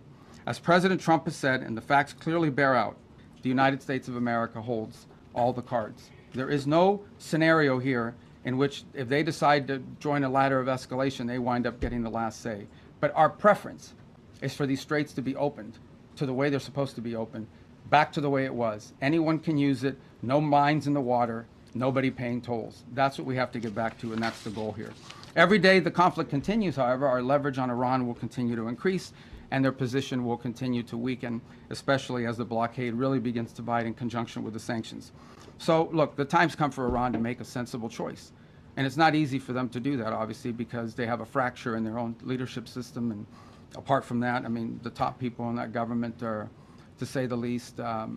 everything that they're saying is cope and could be a better representative of the United States of America. It's difficult because it's hard to get past that in their system. But it's important for them to make a sensible choice and the one that's right for their people. The president, our president, the idea that like Iran is suffering from inflation, I mean, it's true, they are. But the reason why they're saying that is because we also have an inflation problem here in America. So they're basically trying to be like, well, they're in a worse situation overall. They're trying to change the standard between the Iranian economy and how long they can hold out versus the globe. Instead of the Iranian economy versus the rest of the globe, they're trying to change the conversation to how long the American economy can hold as opposed to the Iranian economy. And obviously that's not the predicament at hand here. Okay. That's not. The American economy can withstand a shit ton more damage in comparison to the Iranian economy. We are completely isolated. No, Alan. We're completely isolated from the rest of the world in many, in very meaningful ways when it comes to being an oil exporter, for example. But the reality of the matter is oil is a global commodity, and it has inelastic demand, and therefore we're not as isolated. Plus, on top of that, we are supposed to be the safeguard of the rest of the world. We're supposed to ensure that all of these strategic choke points are open at all times. It's the whole point of being the hegemon. This is a long-standing problem for them, right? I mean, they have wanted, they have always said they don't want a nuclear weapon. That's because they've always said that, they just don't mean it. And why do you say, well, how do you know they don't mean it? Well, we don't mean it because they're doing all the things, and historically have tried to do all the things that you do if you want a nuclear weapons program. For example, they innovate and try to innovate long-range delivery missiles that now, in some cases, are capable of reaching much of Europe. They build these large underground centrifuges for enrichment activity. There are countries in the world that are involved in the enrichment business, but these guys do it in mountains and in caves and in hiding. They've always had secret components of their nuclear program undisclosed to the world. And we know for a fact that they retain highly enriched uranium at 60%, that they did so. And that has no civilian use, none, zero whatsoever. So they have an opportunity here to agree to something that will make it clear that they're not interested in. One thing is to say we don't want a nuclear weapon. Another thing is to do the things that prove you don't want a nuclear weapon. By the way, if what Iran wants is a civilian nuclear program for power plants and stuff like that, There are a lot of countries in the world that have that, and they don't enrich. They import the enriched material. You know, they could have that if that's what they wanted, but they're not acting like that's what they wanted. They're acting like they want a military, nuclear program. That's unacceptable. So that's the process we're engaged in now. To create, that's the object of this diplomacy, is to come up with some level of understanding about what are the topics that they've agreed to negotiate on. We don't have to have the actual agreement written out, and one day this is highly complex and highly technical. But we have to have a diplomatic solution that is very clear about the topics that they are willing to negotiate on and the extent and the concessions they're willing to make at the front end in order to make those talks worthwhile. That's what Stephen Jarrett and the whole team is working on, and I hope to have good news on it. That's the outcome we would prefer. That's the outcome we would have preferred a year ago. That's the outcome I think most of us would have preferred a long time ago. But that's not the option they've given us given their activity. All right, there's no way I can figure out who to call on. I'm just going to press right in the middle, right there, you right there, yeah. Right in the back row. Thank you, Mr. President. I'll go to you next. I can't get everybody. You know that. All right, go ahead. Thank you, Secretary Rubio. Keep going right. Welcome to the White House. What's that? Talking to me, sir? Yeah, to you, yes, sir. Thank you. I have two questions on two separate issues that come Do they under... get two questions for these? Two questions. There's a lot of people in here. That fall under your umbrella. All right, well, you answer. You can ask me two questions. I'll give you one answer. Go ahead. Thank you very much. And I'll pick the one I like better. Thank you, Mr. Secretary. The first has to do with the blockade. There are lawmakers from both parties who claim the blockade is an act of war. What do you say to that? And my second question has to do with the fuel embargo of Cuba. How long, Mr. Secretary, will that last? Okay, two things. All right. Oh, I'll answer God. both your questions because I like the second one too. The first He one loves on the the blockade. second one. So why do we have a blockade? We have a blockade because they shut down the straits. So I don't know which members of Congress you're talking to, but here's what I would ask them. I would ask everybody here. It's very simple. These guys have shut down the Straits of Hormuz. This is what Iran is saying. We will shut down the straits. Bro, even the primary cause of the Iranian No country in protests? the world can go through unless we allow you to go through, and you have to pay us. But our ships can go through, meaning the Iranian ships, as much as they want. That's crazy. Who would agree to that? So how are we going to have a situation where they get to close the straits to everybody, and the only people who are allowed to go through there 100% without paying anything? It's are the literally Iranians? no you politics. If you do that, they'll keep It's no, we get to do it too. You don't get to do it. We get to do it. Politics. Like that's no crazy. It's like a circumstances baby. Can we ever He's allow a them to baby. normalize the fact that they get to blow up commercial ships and put mines in the water? So the response to that is we're going to blockade your ships. If everyone's ships are not getting out, your ships are not getting out either. That's not an act of war. That's a defensive measure. It's a counter to what they have decided to do. You know what is an act of war? Putting mines in the water. Why don't the members of Congress, whoever it is complaining about it, they should be all over that. These guys put mines in the water. That alone, mining in the water is illegal, period, under any circumstances, and they've done it. But this is crazy stuff, but this is what they've done. On Cuba, oil blockade on Cuba. There's no oil blockade on Cuba per se. Here's what's happening Yes, with there Cuba. is. Cuba Yes, used there to get is. free oil from Venezuela. Used to give them a bunch of free oil. That's they crazy. Would take like 60% of that oil. Why can't and Mexico resell send it for oil cash. It tankers? wouldn't even go to benefit the people. Why can't Mexico So send the oil only tankers? blockade Why that's can't happened Canada is the send oil Cubans have tankers? decided- Why I mean, the can't any Venezuelans country have send decided oil we're not tankers? giving you free oil Why did you anymore. intercept And you can only Russian oil imagine tankers nowadays, initially? the way oil prices are, no one's giving away free oil, much less to a failed regime. So the problem with Cuba is worse. Okay, their economic model doesn't work. Doesn't work. Oh my And the God, people who are this in is charge like can't fix this it. is And unbelievably the reason I evil can't fix and it is also just not because even they're a good communists, fucking but they're argument. It's incompetent never free. communists. Cuba has the money to pay The for only it. thing worse than a communist is an incompetent one. And that's what, so incompetent communists run that country. They, Oh. they really don't. And we have 90 miles from our shores, a failed state that also happens to be friendly territory for some of our adversaries. So it's an unacceptable status quo. I will be addressing it, but not today. Okay. All right, let's go to the front, right there. Secretary Rubio. Yeah. You are going to the Vatican to meet with the Pope. Is this an attempt to smooth things over with the Pope, given the rhetoric between President Trump and Pope Leo? No, I mean, it's a trip we had planned from before, and obviously we had some stuff that happened. And no, look, there's a lot to talk about with the Vatican. I'll give you one example. The Pope just returned from a trip to Africa, where the church is growing very vibrantly. And we have shared concerns about religious freedom, religious freedom in different parts of the world. We'd love to talk to them about that. The topic of Cuba, you know, we gave Cuba $6 million of humanitarian aid, but obviously they won't let us distribute it. We distributed it through the church. We'd like to do more.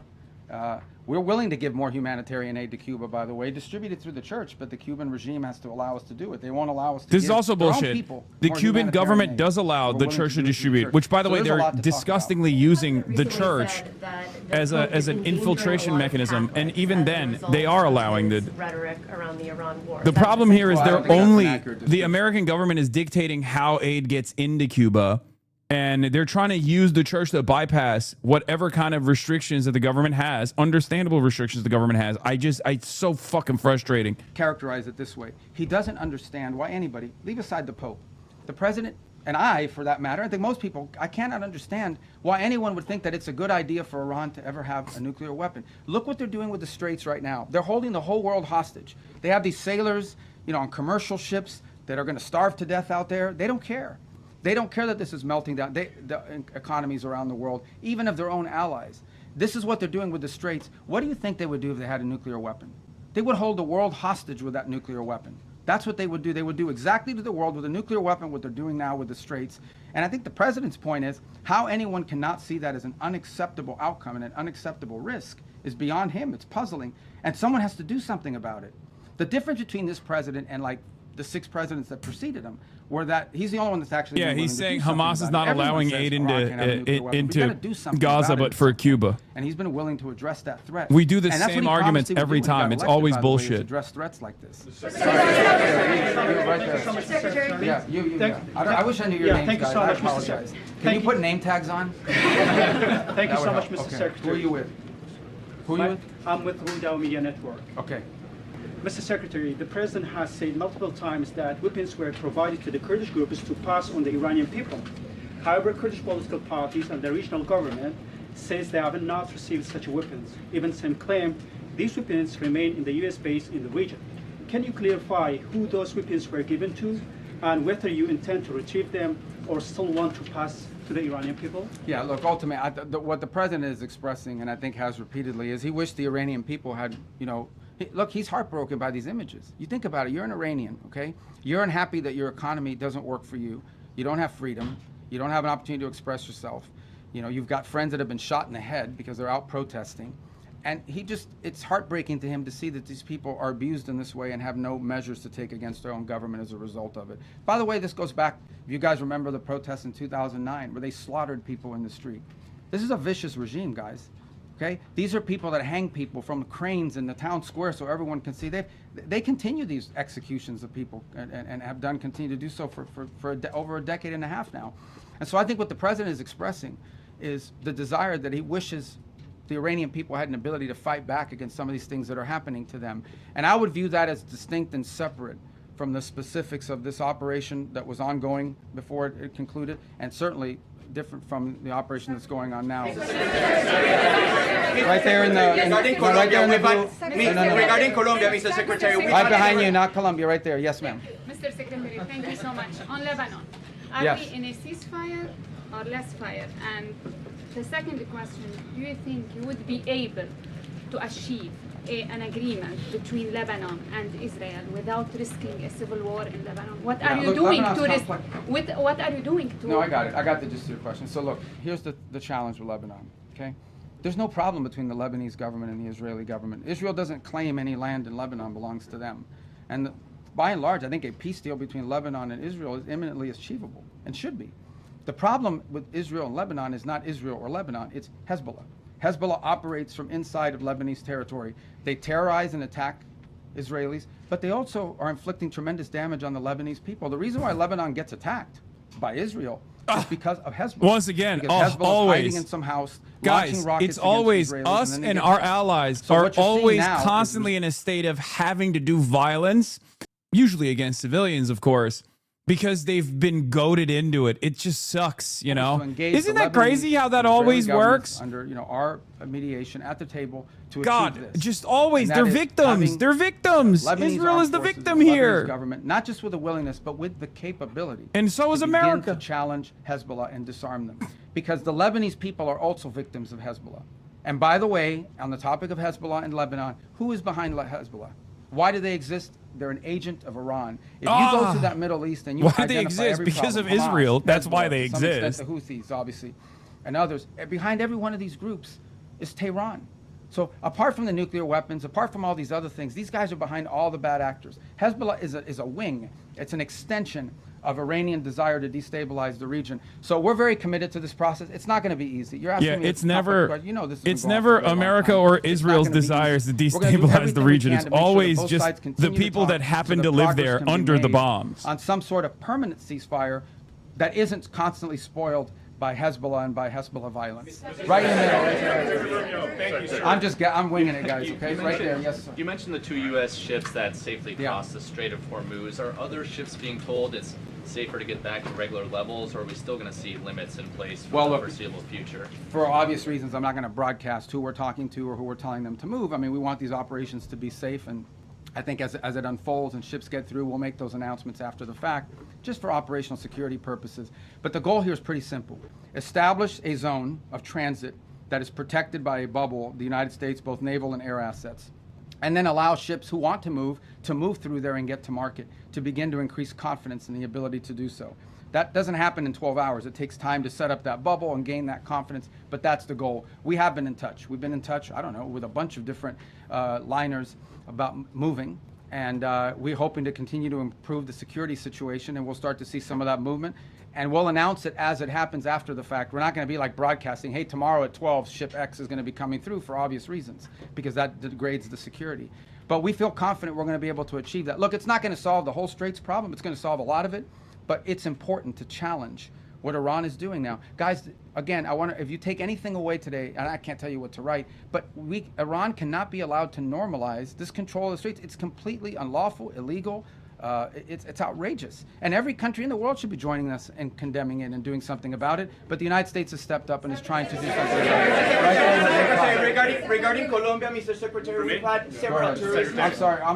We'll see if we get to Colombia today. Go ahead. You guys have an election. Why don't you wait till after your election? Mr. Secretary, John Michael Ross with Daily Mail. I was curious about your meeting with Southcom earlier. There was a picture, a map of Cuba behind you. What did that was on purpose. Southcom about that was on purpose. And do you have any updates on? I'm not going to tell you what I discussed with Southcom. but it had to do something with Cuba. No. What about? Yeah. I mean, Cuba's in Southcom. You know, it's the closest part. That's so literally on purpose. That's deliberate. And it's the same reason why they sent Nick Shirley down there. This administration moves in a very predictable way. Okay. And there happened to be a map. They're not of Cuba, slick. They're not even trying to be slick. Let's be fucking real. They're very clearly signaling that Cuba is next. We have maps of other Trump countries. has no way to hide anything anyway. He just keeps leaking everything. He keeps saying, oh, we're going to take Cuba next. We're going to take Cuba next. Cuba's next. Cuba's next. So we know exactly why Nick Shirley was fucking sent down there. Sure, can I yeah, you can answer in Spanish. You can ask me. They'll have to translate for them what you asked me. I'll say it in English, and if you can answer in both languages. Today I checked the webpage of the State Department, and there's still a $25 million bounty on Diosdado Cabello, the Secretary of Interior, for drug trafficking and narco-terrorism. I was wondering if that has been put on hold, or if you're negotiating with President Delcy Rodriguez to turn him over. I don't have any updates for you on that. The website is what it is, and that's where it stands. That policy hasn't changed. But guys, I mean, let's be mature here a little bit. I'm not going to tell you about what we're talking about with the leader of these countries. Yes, we used to be a country that had. La política de Estados Unidos en ese tema no ha cambiado, y cuando cambie te dejaremos saber. The politics of the United States on that, the policy of the United States on that topic hasn't changed. When it does, you know, obviously we'll inform you, but I don't have any news for you on that today. Right there in the green. I'll get to you guys. Are you guys all the TV people? Yeah. All right, go ahead. I'm sorry. Go. I'm learning. They gave me a little map. I don't know where I put it of the people here. Some of you had like red X's. I'm kidding. No, it's not true. Go ahead. Thank you, Mr. Secretary. The average price of gas in the country right now is $4.50. Do you have a thought on how long Americans are supposed to kind of accept this? Do you think it will affect Republicans' majorities in the midterms? Well, I'm not going to speculate on the politics of it. You can tell me. I mean, look, it's obviously being driven by global events. That was true during the Russia-Ukraine war as well, where you saw that come up. It's look, we don't benefit from the Straits as much as other countries. I don't know if you've seen what the gas prices are like in other parts of the world that are really suffering big time. It's worse elsewhere. The United States, I believe right now, is like the world's largest net Dude, it's so funny. This is like, bro, finish your food. There's starving children in Rwanda type shit, okay? It's like, oh, there's worse gas prices elsewhere? Well, good thing you're not the Secretary of State for elsewhere. You're the Secretary of State for America. Gas as a result, not because of this war, but because we have this capacity. So we've been insulated to some degree. We're obviously still vulnerable to some extent to global The fuck do you mean it's worse elsewhere? But in the end, I mean, we're more insulated than other countries, even though that's not welcome news to Americans that are paying more at the pump, no doubt about it. And it certainly is one of the circumstances of it. There are people that were predicting would be much higher at this point, but we're not taking that for granted. Suffice it to say that Could have been worse. Think about Could it. have been worse. We could have Everybody needs to fucked think it about up this. harder. If Iran had a nuclear weapon and they decided to close the straits and make our gas prices like $9 a gallon or $8 a gallon, we wouldn't be able to do anything about it because they have a nuclear weapon. And a nuclear-armed Iran could do whatever the hell they want with the straits, and there's nothing anyone would be able to do about it. And that's one of the many reasons, apart from like the massive loss of life in a nuclear strike, why Iran can never have a nuclear weapon. I mean, so this is an example of if they had a nuclear weapon, they closed the straits and they would tell the world, what are you going to do about it? We have a nuclear weapon. We can attack you with it. That's the world none of us want to leave behind. It won't happen under this president's watch, but some future president and future, and the future Americans will have to deal with this. So it's just one more example of why these guys can never be allowed to have a nuclear weapon. Right there, in the black. Right, you in the black. Yes, ma'am. Thank you, Mr. Secretary. Where you? No, right there. I know you both are wearing black. Thank you. She's closer. No, you don't have black. You have blue on. I'm colorblind, but I know blue and black. Thank you so much. Right there. Yes, ma'am. No, you. The first one I called on. Thank you, Mr. Secretary. Thank you. This is chaos, guys. Go ahead. Welcome to the White House. You've long been a leading voice on human rights in China, and so Thank you for the gift article for Financial Times Chatter. So, President Trump prepares to meet Xi Jinping next week. Do you expect human rights concerns to be on the table? Well, we always raise those issues, and they remain true. And I think we've proven in some cases it's most effective to raise them in the appropriate setting. But we always raise those issues. They're Trump important. talking about human rights is the funniest thing, dude. In our view and in our conversation. What leg do we have to stand on? I mean, and we'll continue no raising American president. All right. Let's No, get to the front. you These can say guys are that gonna about get mad. many Go ahead, American I'm sorry. presidents, but especially Trump. You mentioned earlier Trump doesn't even fake care about human rights. Like, he literally will openly be like, what? I don't care. Wait, human rights? What about human wrongs? We're doing a lot of human wrongs. Question. That's a good question. I mean, multiple countries have said we got to do something about it and fix it. Dog, we literally have concentration camps that were operating in El Salvador. Okay? What the fuck do you mean human rights? Right, or they can't get there in time, or they can't. Others, are less, that some unfortunately do have a Navy are saying, oh, we'll be involved, but we'll be involved after it's over. Well, after it's over, it's kind of like, that makes sense. So, we'd like to have it. Now, there may be some utility in a post, closure mission. I'm not downplaying that, but I think that's been the challenge. But there are other ways they can help, unique ways that they can help. And I don't want to get into who these countries are for obvious reasons, because they are prepared to help us in certain ways, but maybe don't want that publicly disclosed for no other reason than it impact their foreign policy. It could have some domestic ramifications. But ultimately, I don't want to mislead you. The primary responsibility for this Project Freedom is on the United States because we're the only country that can project power in that part of the world the way we're doing now. We're the only ones that can do it, and we're going to do it as a favor to the world. Understand this. This is a favor to the world because it's their ships that are stranded. It's their fuel supplies that are stranded. By the way, it's their there's humanitarian aid destined for different countries in the world that's stranded in the Persian Gulf right now. It's the fertilizer that they need for their food and crops that's stranded in the Persian, not our fertilizer, their fertilizer. So we want to be helpful, and that's why the president stepped forward, because we're the only ones that can. Frankly, we're the only ones that can. Mr. Secretary, on the rising oil and gas prices, the president has said that this is a small price to pay for getting rid of a nuclear weapon. But 10 weeks in, are we any closer to getting rid of Iran's nuclear material? Yeah, but look, here's the way to think about Iran, and this is what I described at the very beginning of this. What was Iran's plan? You have to understand what their plan was. Their plan was they were going to build this conventional shield where they would have so many thousands of missiles and drones and rockets that they couldn't be attacked. And behind that conventional shield that they were trying to build, they would then break out and do whatever they wanted with their nuclear program. They no longer have that conventional shield. Okay, we told you guys from the very beginning, and we're very consistent in this messaging. The operation that has concluded was going to destroy their Navy. They have no Navy left. They don't. Not a Navy. They have small. By the way, this is the difference between Trump and Marco Rubio. They're both saying the same thing, but Marco Rubio, because of his experience being a Republican war hawk for many, many years, a neocon, he's capable of crafting the same exact sentiment in a way that's like much more understandable, where he's literally saying the same shit. Iran was going to get nukes. Iran was going to get nukes. We had to stop Iran from getting nukes. That's all he's doing here, right?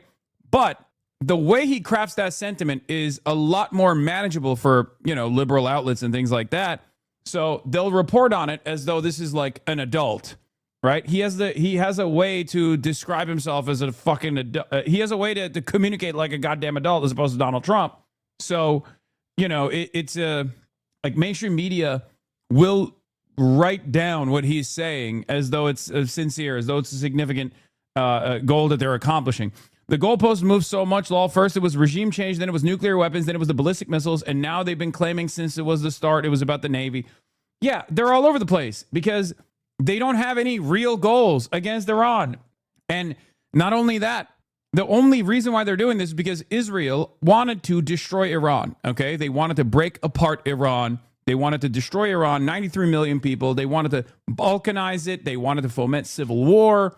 They just wanted to get rid of Iran. No more sovereign Iran. That's the actual goal here. Because from America's perspective, there are many different ways of dealing with Iran. For example, they could have just negotiated with Iran, right? But Israel didn't want that to happen, and that's precisely why we're in this quagmire that we're currently in. The regime is allowed to claim as a new normal control over international shipping lane. It will not be long before you see that happen in multiple shipping lanes around the world. I can identify for you six or seven vital shipping lanes around the world that some countries can decide, guess what? If Iran was able to do it, we're going to do it too. We're not going to start charging tolls. And it'll get closer and closer to us. That's unacceptable. We cannot live in a world. There's a lot of time and energy been invested behind the idea that international waters are free for the free flow of goods.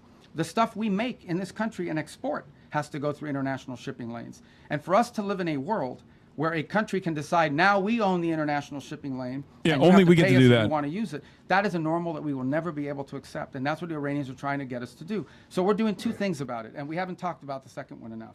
The second thing we're doing is we're going to the UN. Pay the toll to get into the boys' hole. Right? We're trying to go to the UN, and we're saying, okay, countries of the world, condemn this. Say that it is wrong for you to put mines there. It is wrong for you to shoot at commercial vessels. Guys, that's what we're talking about here. These guys are bombing commercial vessels. They're not bombing naval vessels. They're bombing commercial tankers. The troll toll. It's just outrageous. That needs to stop, and it needs to end. And if it doesn't, then the world should be diplomatically and economically isolated. God damn it. Stop laughing at me. You gotta pay the troll toll. If you want to get into that boy's hole, you gotta pay the troll toll to get in. You want the baby boy's hole, you gotta pay the troll toll. You gotta pay the troll toll to get in. Troll toll. What'd you say? Troll toll. Taiwan policy when he visits China next week? I'm sure Taiwan will be a topic of conversation. It always is. As you know, we understand the Chinese understand our position on that topic. We understand theirs, and I think both parties got without. Glad there's understanding in the talks, but I think both countries understand that it is neither one of our interests to see anything destabilize happen in that part of the world. We don't need any destabilizing events to occur with regards to Taiwan or anywhere in the Indo-Pacific. And I think that's to the mutual benefit of both the United States and the Chinese. Secretary Kara Castanova from Lindell TV. Thank you for taking my question today. Lindell TV. Oh God. What happened? Why is everybody giggling? What happened? You guys? Oh, I'm sorry. Are they mean to you? No, they're not mean. Oh, okay. I don't think they are. I hope not. But yes, they are, because you're fucking Mike Lindell's operation. You're a psycho. How does the State Department interpret the president's recent remarks when he said, quote, the Iranian people need to have guns, and I think they are getting some guns, end quote. What did he mean, and do those comments relate to any ongoing or potential U.S. actions like supplying those weapons? Well, I think it goes back to the question I was asked a moment ago. I think the president thinks it's heartbreaking that the Iranian people are abused by this regime the way they are. Yeah, right. I mean, this regime is the not president guys, really cares. I know. I've said this. I think I said this in my hearing before the Senate. The president really cares about the Iranian people. Country in the world where there's a bigger difference between the people and the people who run the country. Okay, this country is run by radical Shia clerics, and that's not what Iran and the Iranian people are. Now they may be Shia, but they're not radicals and they're not clerics, and they just want a normal life and a regular life, and in many ways a very cosmopolitan country with an incredible history and incredible legacy and the like. So there's this huge divide between the people of Iran, whom we sympathize with, and who the president sympathizes with, because they're the ones suffering. Look, the world is a victim of Iran, okay? The world is a victim of Iran because they're terrorists, because of what they're doing now in the Straits. But the people of Iran are daily victims of the regime, and the president has deep sympathy for what they're going through. And I think he's just expressing that sympathy and that frustration that they don't have the ability to do more to get rid of this regime that has crushed this country and isolated it from the world, which is a country that shouldn't be isolated from the world because its people are phenomenal. All right. I wish Yeah. He's really wanted to. They really want to help the people of Iran. That's why he's been talking about how we're economically starving the country, like, and how successful it's been. He used to cover Capitol Hill. You're Italian, right? For many years. For many years. Yeah, Okay. Daniele Compatangelo. Thank you, Mr. Secretary. So I have two short questions for you. Oh, the damn two questions. First, as you head to the Vatican and Italy, how do you view the Pope's global role amid current geopolitical shift? And what are your objectives in Italy? Is this trip tied to recent remarks by the President suggesting Italy has not been supported as expected? And the second one is about the Hezbollah in Lebanon. On a recent interview on Fox News, you raised some concern about stronger vetting within the Lebanese armed forces. What do you make? Can you elaborate? Yeah, I've answered the first one about the Vatican. Look, I mean, the Pope is obviously the vicar of Christ, is a Roman Catholic, but he's also the head of a nation state and it's an organization that has a presence in over 100-something countries around the world. And we engage with the Vatican quite a bit because they're present in many different places. I've already outlined to you two examples. We worked with the Catholic Church on the distribution of humanitarian aid in Cuba. We share with the Catholic Church a concern about the destruction of religious liberty, the persecution of Christian minorities, and also the challenges that are being faced by Christians in Africa. Not in Lebanon, though, in the hands of Israel, because, don't bring that up. About with them, and I engage with them quite a bit on that front. So the trip is really not tied to anything other than the fact that it would be normal for us to engage with them, and other Secretary of States have done that in the past. On the second point about Lebanon, also a question that was asked earlier, and what was the Italian part? About the expectation that the President... Oh, no, look, I mean, the Italians have been involved for some time in training the police and in training their forces, so we'd love to hear their input on it. And in the way, look, we welcome everybody's help eventually. What has to happen in Lebanon, what everybody wants to see, is that you have a Lebanese government with the capability to go after Hezbollah and take the Hezbollah apart. There shouldn't be a Hezbollah and a government. There should be a government. Everyone should fold underneath it. And if we do that, then there'll be peace between Israel and Lebanon. But we have to build the capacity of the Lebanese to do it. And I think Italy could be helpful in that regard. All right. Yeah, except there would be no need for Hezbollah if Israel wasn't consistently bombing the shit out of Lebanon. Am I calling you already? No. Okay, all right. Israel is currently militarily invading Lebanon. Yes. Okay, this doesn't make any sense. Talk about what the goal is. Unbelievably dumb conversation to have. Last month that was vetoed by China. It sucks that no one is equipped to have this conversation with Marco Rubio. Like, you're in the room, just bring it up. On board with this now. Well, we don't know. Look, I mean, everyone wouldn't want to see this vetoed again, and then we've made some slight adjustments to the language, but I don't know if it'll avoid a veto or not, but the language isn't very complicated. And I think it's a real test for the UN, right? As something that functions that can solve global problems. What is the purpose of the UN? The UN was supposed to be a place where you could peacefully resolve global conflict. Right now, you have a country who is unlawfully, criminally, and illegally taking possession of an international waterway and blowing up commercial vessels and putting mines in the water. I don't know if people appreciate how outrageous this is, how unacceptable it is that any country would fire and try to sink commercial vessels or put mines in the water. Both of these things are illegal. And so we're going to take it to the UN, and we're going to give it another chance to be a forum in which we're not even asking people to commit troops to the region and help blow up the Iranian boats. All we're asking them to do is to condemn it, to call on Iran to stop blowing ships, to remove these mines, and to allow humanitarian relief to come through because there's humanitarian aid that's trapped. That's it. This is a very modest request. And if you're telling me that the international community and hundreds of countries cannot rally behind that, then I don't know what the utility of the UN system is if it can't even solve something as straightforward as that. Yeah, I wonder why. And I think to both the Chinese and the Russians, I would argue and have perhaps argued it's because that it is you have violated. Perhaps it's because you have violated all manner of international law in the build-up to this their interest incident. Not to see international waterways, including the Straits of Hormuz, be closed down and cause economic chaos. By the way, dozens and dozens of the countries. American government yelling about civilian vessels being blown up is really funny. You're the Secretary of State. You've done that to hundreds of civilian vessels in the Caribbean, of course. For God and country. At the end of the day, with all that you've been involved in, keep going. You've been extremely busy. Go ahead, I'm sorry. As we all know. I got to ask you, what is your hope for America at a time such as this? Oh, my God. My hope for America? And how do you personally deal with that? Yeah, look, I mean, my hope for America is what it's always been. I think it's the hope I hope we all share. We want it to continue to be the place where anyone from anywhere can achieve anything. where you're not limited by the circumstances of your birth, by the color of your skin, by your ethnicity, but frankly, it's a place where you are able to overcome challenges and achieve your full potential. I think that should be the goal of every country in the world. You can't go back to Reagan-era posturing. Your movement is now white nationalists, white supremacists. You can't do this. Anybody else's history, and ours is a woke story and of gay. perpetual improvement. Each generation has left the next generation of Americans half of your audience is going to look at you and go, "Oh, that's yeah, of course he's Mexican, so he's talking like this," you know. Yeah, and yes, I know Marco is Cuban. We have a lot to learn and be proud of in our history.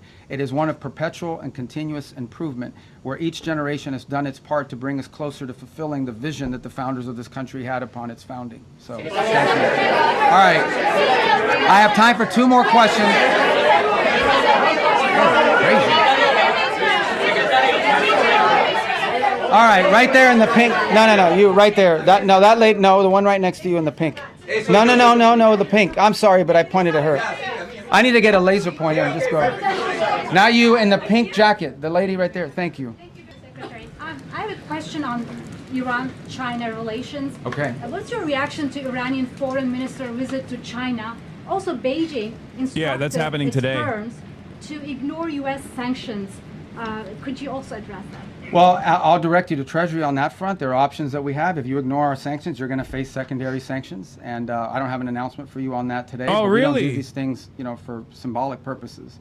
On the first point about the visit, it's fine. I hope the Chinese tell him what he needs to be told, and that is that what you are doing in the Straits is causing you to be globally isolated. You're the bad guy in this. You guys should not be blowing up ships. You should not be putting mines. You should not be holding hostage trying to hold hostage the global economy. We're jerking off. We're literally jerking off each other at this point. This is a jerk off session. Outlined earlier today, China is an export-driven economy.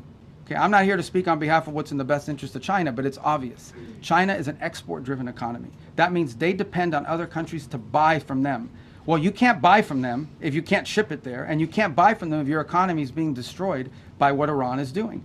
So it is in China's interest that Iran stop closing the Straits. It's harming China as well. The gentleman in the red tie, right there. Yes, I'm sorry, what's your name? Liz Landers with PBS NewsHour. Okay. Another question about the China-Iran relationship. You said at the beginning of your comments at the This is top good that stuff. every single financial situation will be targeted. Does that include Chinese banks? Would the president We're going to enforce our sanctions. Chinese banks I don't have before an, US I don't have an announcement for you. That will have to come from Treasury. But we have sanctions in place. And sanctions don't mean anything. Can you unless, imagine, you're gonna right do before the something China about trip, it. like So I think that's been the clear. announcement of additional Chinese they'll- sanctions? Treasury Oh, will follow up God. with any specific announcements. Suffice it to say, we're serious about our sanctions.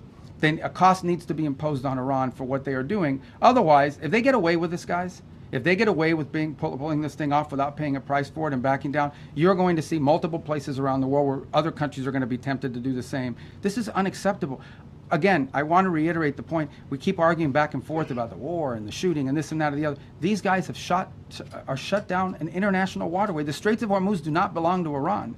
They don't have a right to shut it down and blow up Only ships we have a right to and shut lay it mines. down. And that's what they've done. That needs to be addressed. Otherwise, and it cannot be normalized. Under no circumstances can we live in a world where we accept, okay, this is normal. You have to coordinate with Iran. You have to pay them a toll in order to go through the Straits of Hormuz. Not only is that unacceptable in the Straits, you're creating a precedent that could be repeated in multiple other places around the world. The whole world should join us in this condemnation. And the whole Why are world they should join us in not? doing something about it, by the way. It shouldn't just be us. We're hoping to get countries. We're going to give them a chance to do something about it at the United Nations. All right, my last question.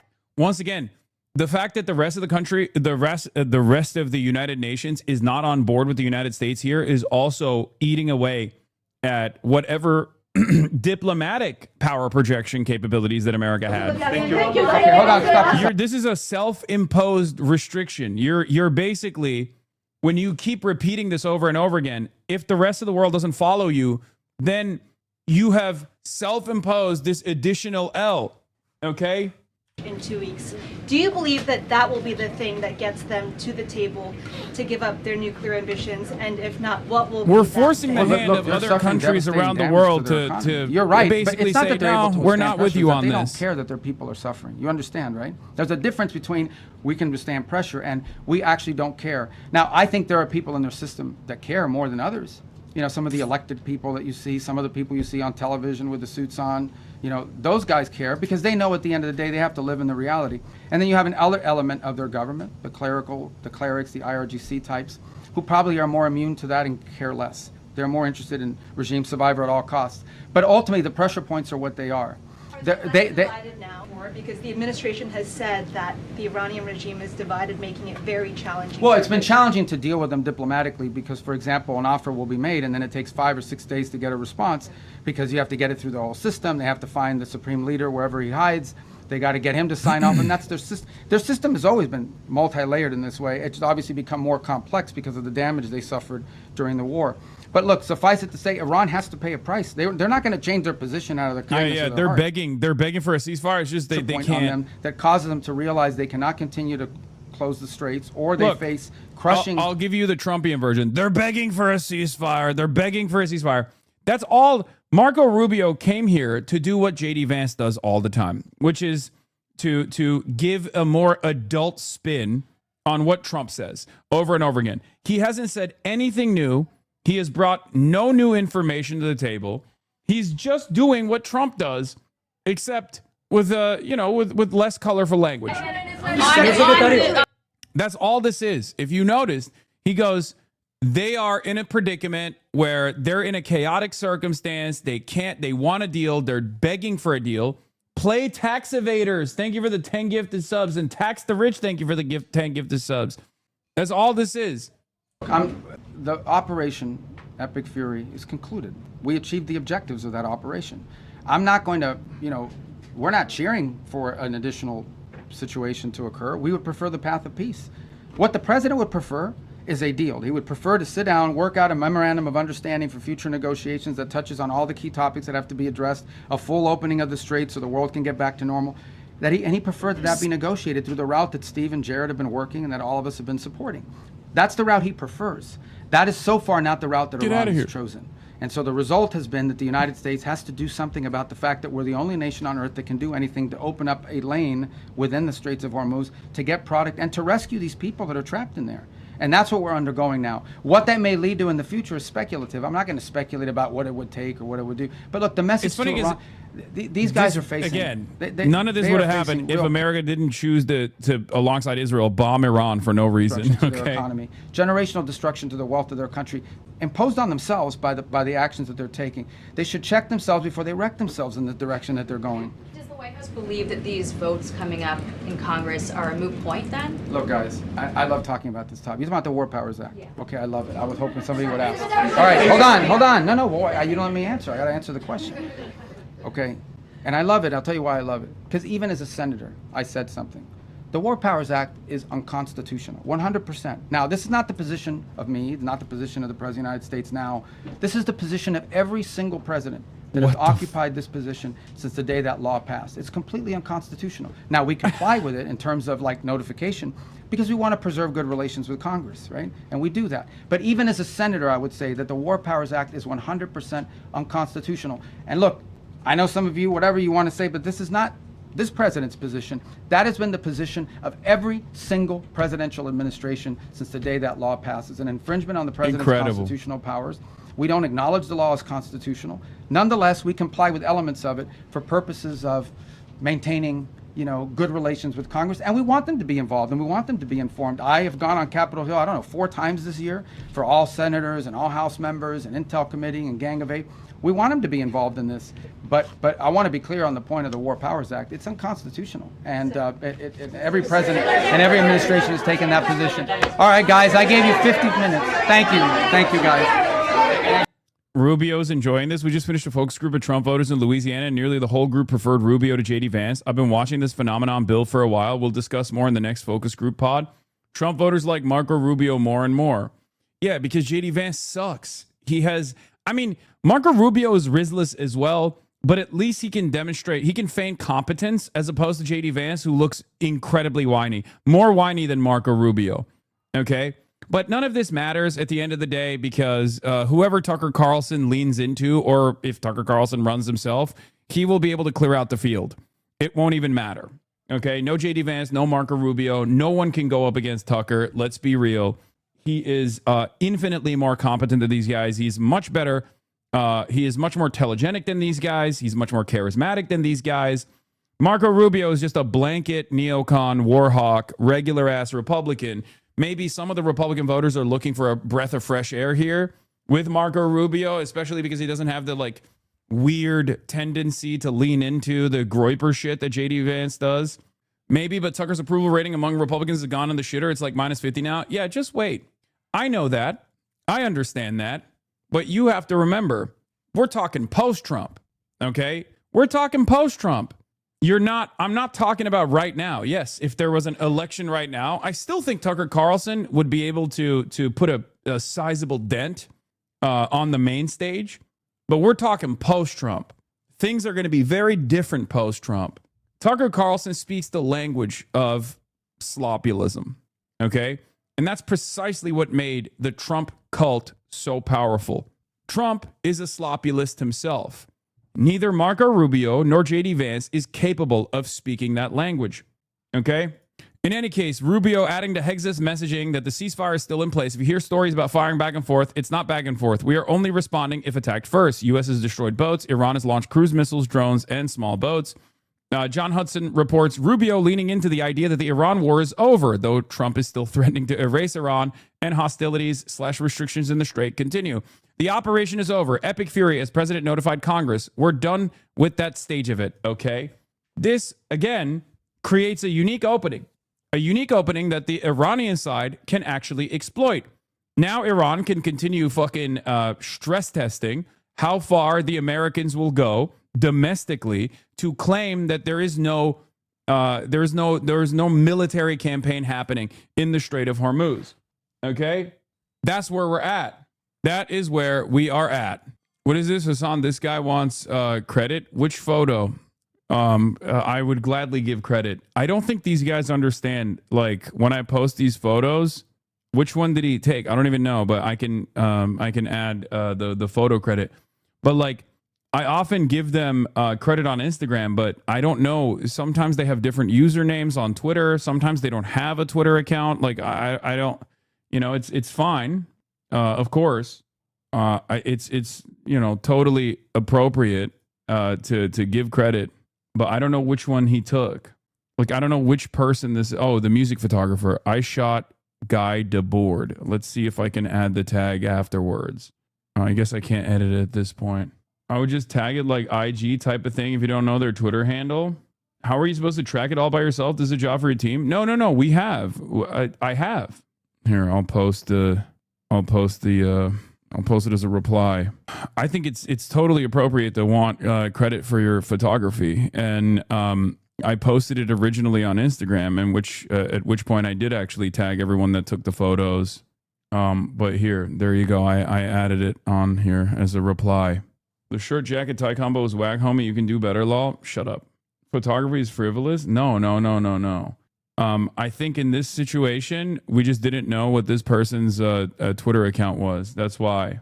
Because I tagged the other photographer because we found the other photographer's dude, give him the credit, I guess. Wait, what? No, guys, I already did. And not only that, but I'm also saying that sometimes people have different usernames on Twitter. Not everyone is on Twitter. Hello? I'm explaining why I didn't initially give this person the credit, because I did give them credit on Instagram, but their username on Instagram is different. Do you not understand? Like, look, I gave photo credit on Instagram to the people who took the photos. Trey Madara took these photos, and then this is from the screen. This is a screenshot. But yeah, see, a music photographer, Brian J. Sutter. He's the one who took those photos, right? So I did at them on Instagram, but I didn't know if they had a Twitter account or not. And it turns out they do have a Twitter account, but their Twitter account is I shot Guy Debord. It's a totally different username. I didn't know that they had a account on Twitter. Too streamery right now. Anyway, Unky ruined your suit aura so fast. I can identify for you 6 or 7. What? 6 or 7 vital. Okay. By the way, when we'll be introduced to the team, never. What's wrong with you? Never. What the fuck is this parasocial shit, chatters? It's not happening. The fuck is this question? Sometimes chatters unironically have the attitude of like parents. Like, what are you, my fucking family member? What is this? Be normal, please. Oh my God. Yeah, when are you going to introduce your dentist? Can you give me deeper access, deeper penetration and deeper insight into your life? It's fine. You already got enough, okay? It's very strange to demand more. Please. Can we find out who your primary care physician is? I don't know. Probably not. Okay. Raisin Dan Kane saying Iran hasn't crossed the threshold. Again, going back to the situation monitoring and what the American side is saying currently.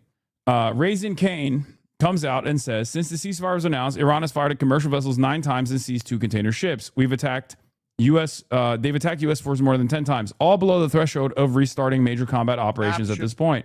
So they have an arbitrary threshold that they've decided is not, that Iran has simply not crossed. Okay? This is a self-imposed restriction from the American side, and it is, by my estimations at least, a clear-cut indication that America wants to make it seem like the ceasefire is holding while simultaneously still engaging in military action. The map shows the examples and samples of Iranian attacks against commercial vessels in the Strait, as well as the Gulf of Oman, and up in the Arabian Gulf. Since the ceasefire was announced, Iran has fired at commercial vessels 9 times and seized 2 container ships.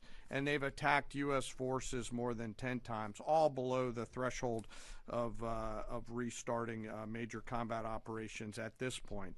You can also see the group of tankers and cargo vessels in the U.S. blockade line, as I mentioned.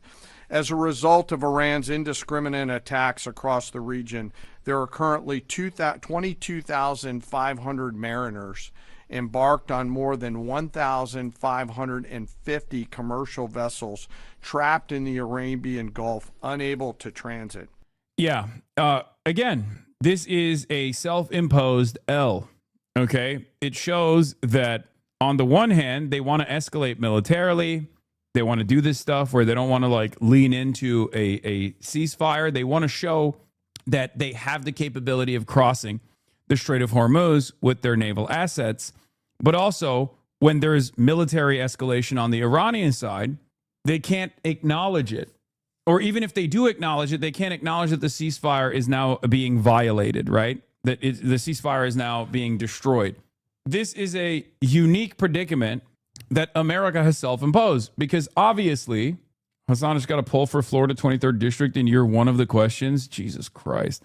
It is clear to me that the Republican midterm strategy, unironically, is to say Hassan is bad, which I don't think is going to work. I mean, maybe it'll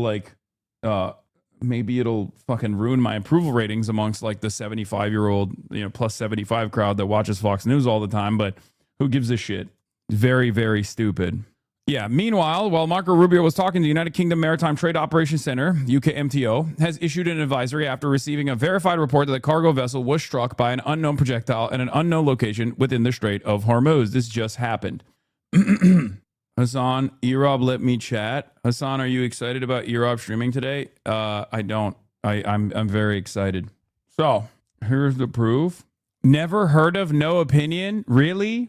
Bro, I hate this fucking community. I swear to God. What the fuck am I doing, man? What am I doing, bro? What am I doing? I have the worst goddamn audience of all time. At least you didn't say very unfavorable. Everyone's a motherfucking prankster, dude. How is this possible? Everyone's a goddamn prankster of the highest order. Anyway, hey, at least I'm not sending you poop socks. Okay. Built it brick by brick. I did not try to build a community of charlatans. Okay. Be better. Do better. Where were we? What was I going to do? What was I going to show you? There was more. There's more to discuss. There's some Plattner stuff that we're obviously going to be talking about. But before we get to that, Global oil reserves, 2 Financial Times articles. One is the growing risk of a non-linear spike in oil prices from the Financial Times, published 9 hours ago. The Strait of Hormuz remains closed, with the flimsiest of ceasefires looking flimsier by the hour. Oil prices have jumped back to above $100 a barrel. At times like these, it's important to remember that things can still get much, much, much worse. The main reason why the impact of the Strait of Hormuz's closure hasn't been even more grievous is a record-breaking drawdown in strategic oil reserves in the U.S., Europe, and Asia. Myriad privately owned commercial inventories around the world, and the steady arrival of tankers. Remember, this is exactly what I said to Jeffrey Sachs as well, that the I don't know how long it will hold, that there's spot trading happening. I don't know how long it'll hold that there is additional oil tankers that are all around the ether still selling oil to other countries. But there is a point where there will be a physical shortage, right? And at that point, what do you do? What do you do? There is no way that you can continue this song and dance when there is a physical shortage. It will lead to a market crash potentially, because reserves are eventually going to run out, right? Oil is a physical product. It's not a speculative asset that you can just invent more of magically. If there is not a physical commodity that is transiting through the fucking Strait of Hormuz, which is responsible for 20% of the entire globe's energy markets, that is responsible for almost the entirety of the Asian market's energy supply, at some point, people are just not going to have it, right? They're just not going to have enough oil. What happens to the prices then? Together, these have acted as a powerful shock absorber for the global energy market, keeping the price increases a little bit contained. As Barclays' Ajay Rajayaksha wrote this week, it's like the world has lost its job but has kept living reasonably comfortably off its crude oil nest egg and unemployment benefits. Unfortunately, this nest egg will now soon be spent, and the government checks are set to run out unless the strait reopens pronto. And while stock markets have proven surprisingly resilient so far, largely thanks to a bumper quarter for corporate earnings, some analysts are sounding increasingly worried. Natasha Kaneva, the head of commodity strategy at JP Morgan, is one of them. She thinks that the illusion of plenty could shatter soon, with operational stress levels looming and potential broader system instability by the autumn if the strait remains closed. We've already seen some shocks. We've already seen some of that instability. Spirit Airlines actually had to shutter their operations because the price of jet fuel went up too much, and they already were operating on very slim margins to begin with, right? On a good economy, on a healthy energy market, they were still having a hard time keeping up and continuing their operations, and now they're gone, right? That's a huge deal. Under normal circumstances, the market is supposed to respond to that, to be like, wow, a low-cost carrier out of nowhere evaporates. That's a big deal. And yet we don't have a normal market where everyone is just holding on to the idea that, things are going to be good somehow.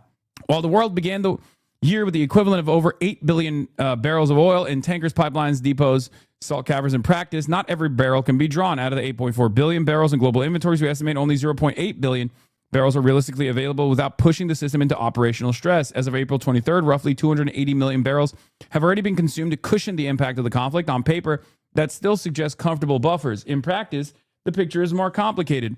Floating storage can be tapped quickly, but only a slice of onshore inventories, around 580 million barrels, is readily accessible. The rest is effectively locked up in pipeline fills, minimum tank levels, and other operational constraints. This is why inventory floors matter. A market can still hold hundreds of millions of barrels and yet become fragile once working stocks fall too low. Like blood pressure in the human body, the issue is circulation. Pipelines lose pressure flexibility. Terminals cannot load efficiently. Refiners struggle to secure the right grades on time, and traders bid aggressively for nearby supply. The system does not fail because oil disappears. It fails because the circulation network no longer has enough working volume. The same principle applies to refined products. Product inventories are somewhat more flexible than crude, but a meaningful portion must still be maintained as a strategic and operational buffer, particularly to support critical sectors such as transportation and aviation. OECD inventories offer a clear example of this operational floor. Historically, OECD product inventories, including both commercial and strategic reserves, have rarely fallen below 35 days of forward demand, roughly 1.6 billion barrels, suggesting a practical lower bound. In a prolonged disruption scenario, demand is therefore rationed well before inventories approach critically low levels. This has already taken place in some of the Asian markets where they have artificially lowered demand by force. Okay, demanding that they go to a 4-day work week, for example. Although we live in the age of the internet, weirdly enough, that kind of information doesn't penetrate Western consciousness. Okay, that's not based, for the record. That's not like a good thing. That is an indication that things are going to get much, much worse. Okay, so how quickly will this begin to truly bite? Kniva argues that oil inventory drawdowns are a bit like an onion with layers peeled off according to speed of access, economic cost, political willingness, and logistical ease. Kniva says we are now at the fourth layer where the higher prices begin de facto ration oil for consumers, demand destruction, as it's often called. This has already happened in some markets, right? Consumers drive less, industry cuts runs, airlines trim schedules, and refiners reduce throughput.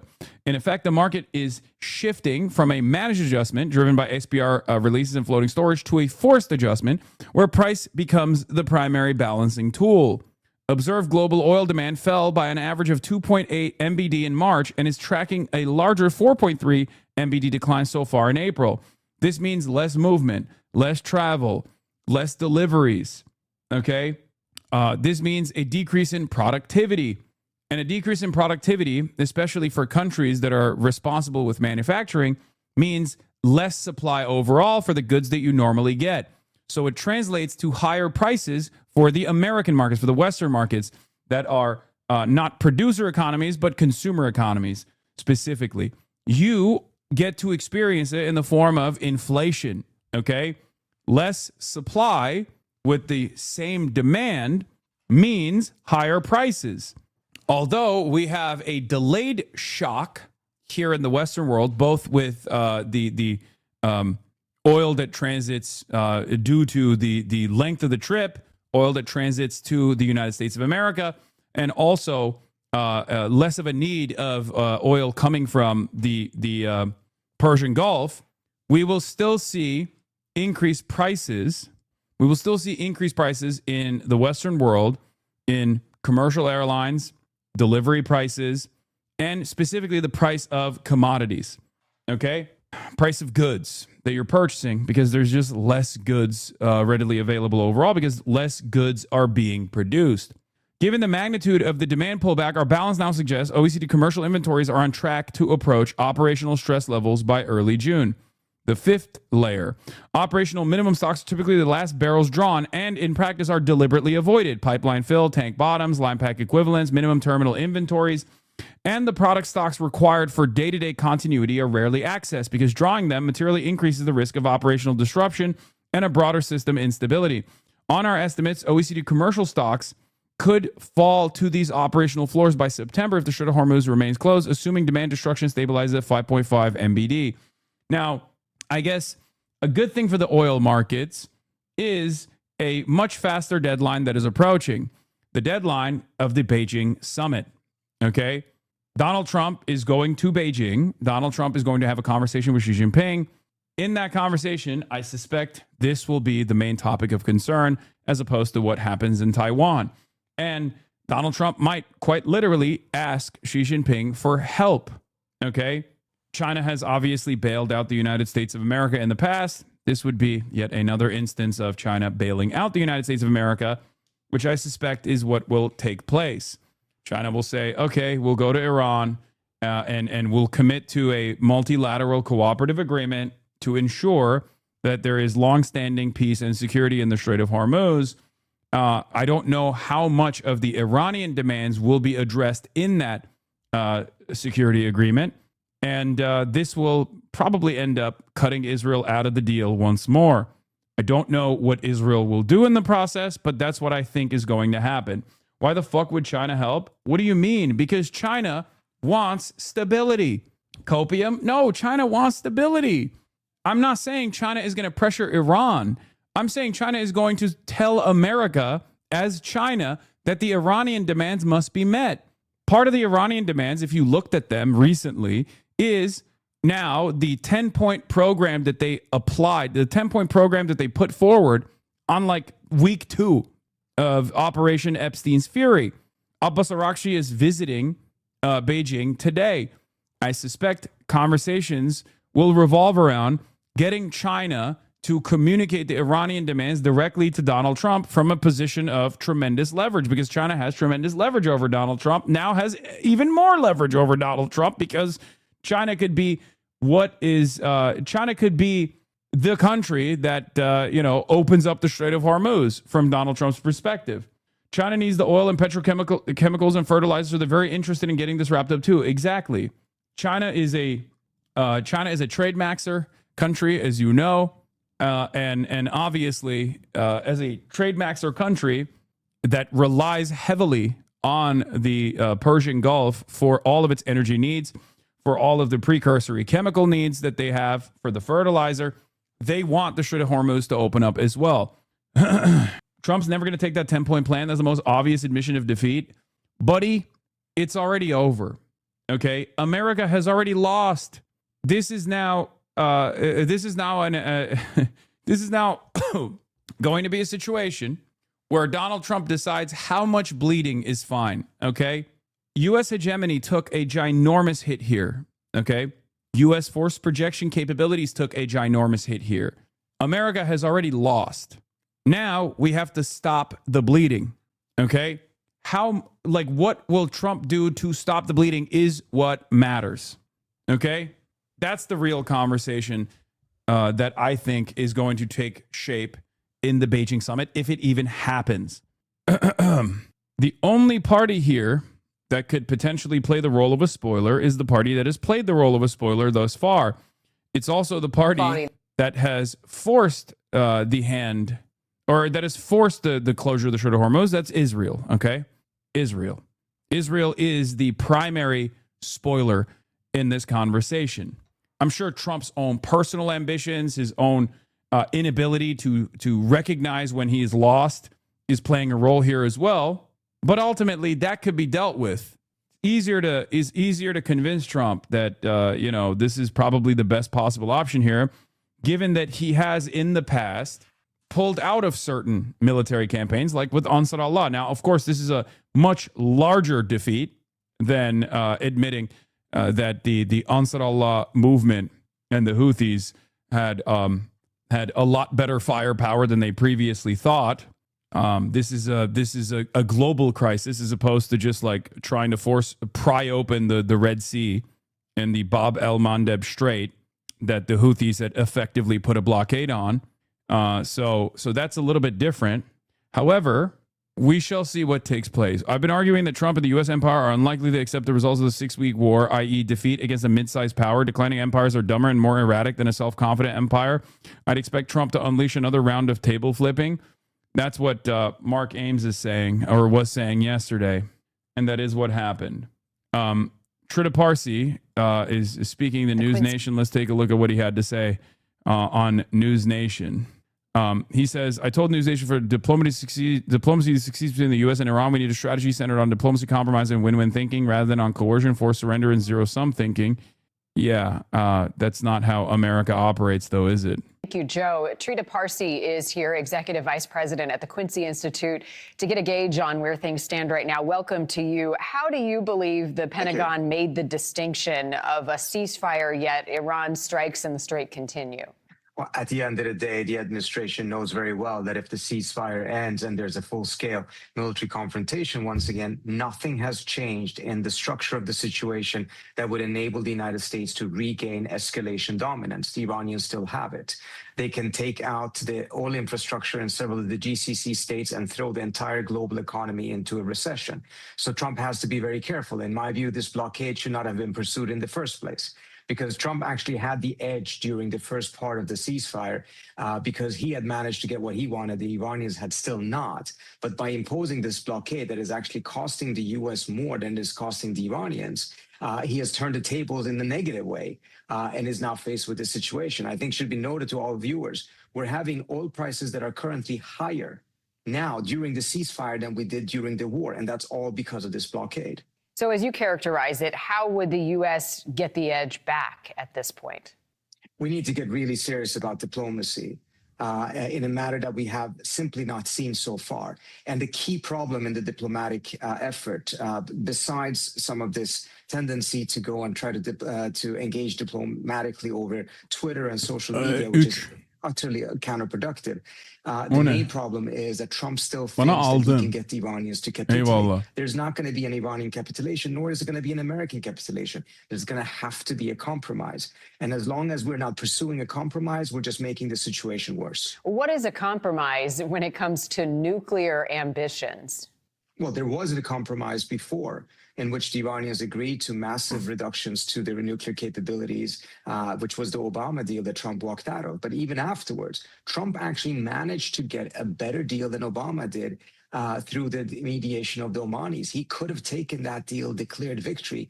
Instead, he declared war, and now we're in this much, much worse situation. We need to find a pathway back to that original. There is no world where you try to fight a middle power, a regional power like Iran, and then in the process of bombing them and decapitating their leadership, they gain stronger leverage as they did, right? And this is not seen as an unambiguous defeat. That's why I'm saying it's already over. This is now a matter of how gracefully we can exit from the situation. It's done. It's over. And this will have reverberations across time as well. There is no world where Iran goes back to the pre-war deal, for example, without securing far greater concessions from the American side. Whether those concessions be additional sanctions relief, which most likely is going to come, or even a process where they have control over the Strait of Hormuz, whether it's a tolling system, which is perfectly just for them to ask, for the record, or something else. But what matters is, by way of blood, by way of war, they have secured a better position overall. This is just the reality. And America has seemingly failed to achieve any of their military objectives. So right now, this is just a holding pattern on when America will admit the defeat. They will never actually openly say, we lost. That's not going to happen. Just like we don't say we lost in Afghanistan, just like we don't say we lost in Iraq, just like we don't admit that we lost in Vietnam. We still lost, right? We'll never admit it, but everyone that's reasonable will understand which side won and which side lost. For Iran, as I've said over and over again from the beginning, the victory condition was survival, okay? The victory condition for Iran is survival of the regime or survival of the state, right?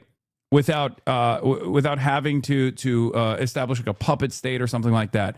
Remaining sovereign is the victory condition for Iran, which they currently have achieved, right?